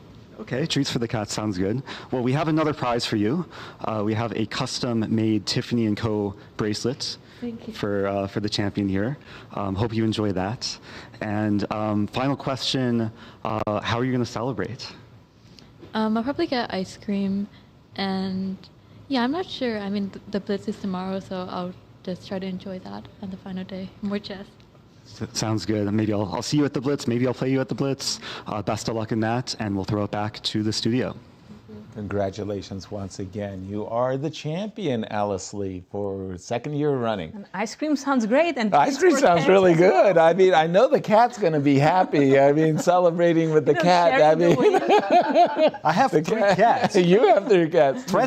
Treats are not that expensive, so I don't know what $49,000. How much she's going to spend on that. Right? Wow, those are some special She's treats. already thinking about taxes. I mean, And it is tax college season. That's taxes. painful. I But know, right? She's having all these systems already set up. Yes. Very impressive.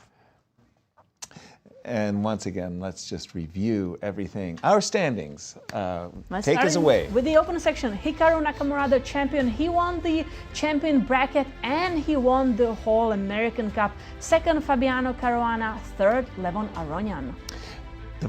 women's final standings. Final standings. Oh, and of course, And of course, congratulations to Grandmaster Hikaru Nakamura, who is the 2025 American Cup champion. So in the women's section, here it's Alice Lee again winning the champions bracket and the American Cup, earning $49,000. Second, Tatev Abrahamian really giving a run, Alice, for the title. And third, Irina Krush. And big congratulations to International Master Alice Lee, who is the back-to-back champion, 2025 American Cup champion. And let me just give a shout out to yourselves. I mean, really, Oh, really? Cristian, yeah, we don't get anything. There's no bonus money for us. No bonus money, but it was really enjoyable. Maybe we should No. Forget about that. Perhaps. No. I mean, we've had this little competition in between us. VAR. Check out VAR. Yes. VAR. Good job, VAR. Good job. You guys copied each other. Copy me or like? I think you were first. I was first. I was think you were definitely first. first. Well, you were first. You took Fabiano, and that's why I didn't take Fabiano. And you let me with Hikaru. Look, yeah, I have to do what I have to do. You have to do.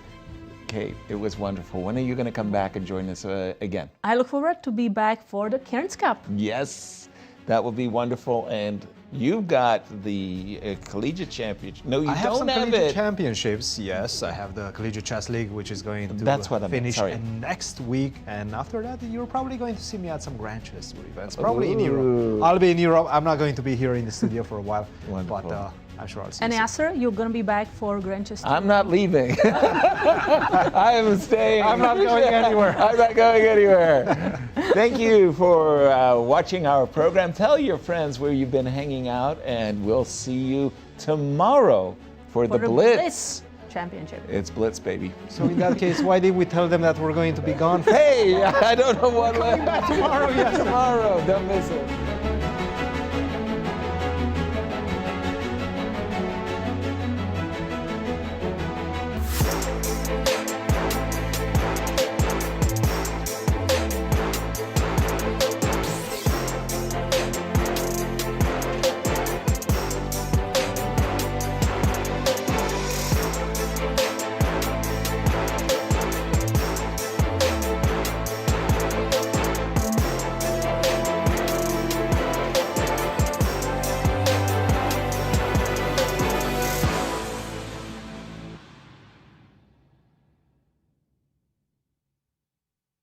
This has been a presentation of the St. Louis Chess Club.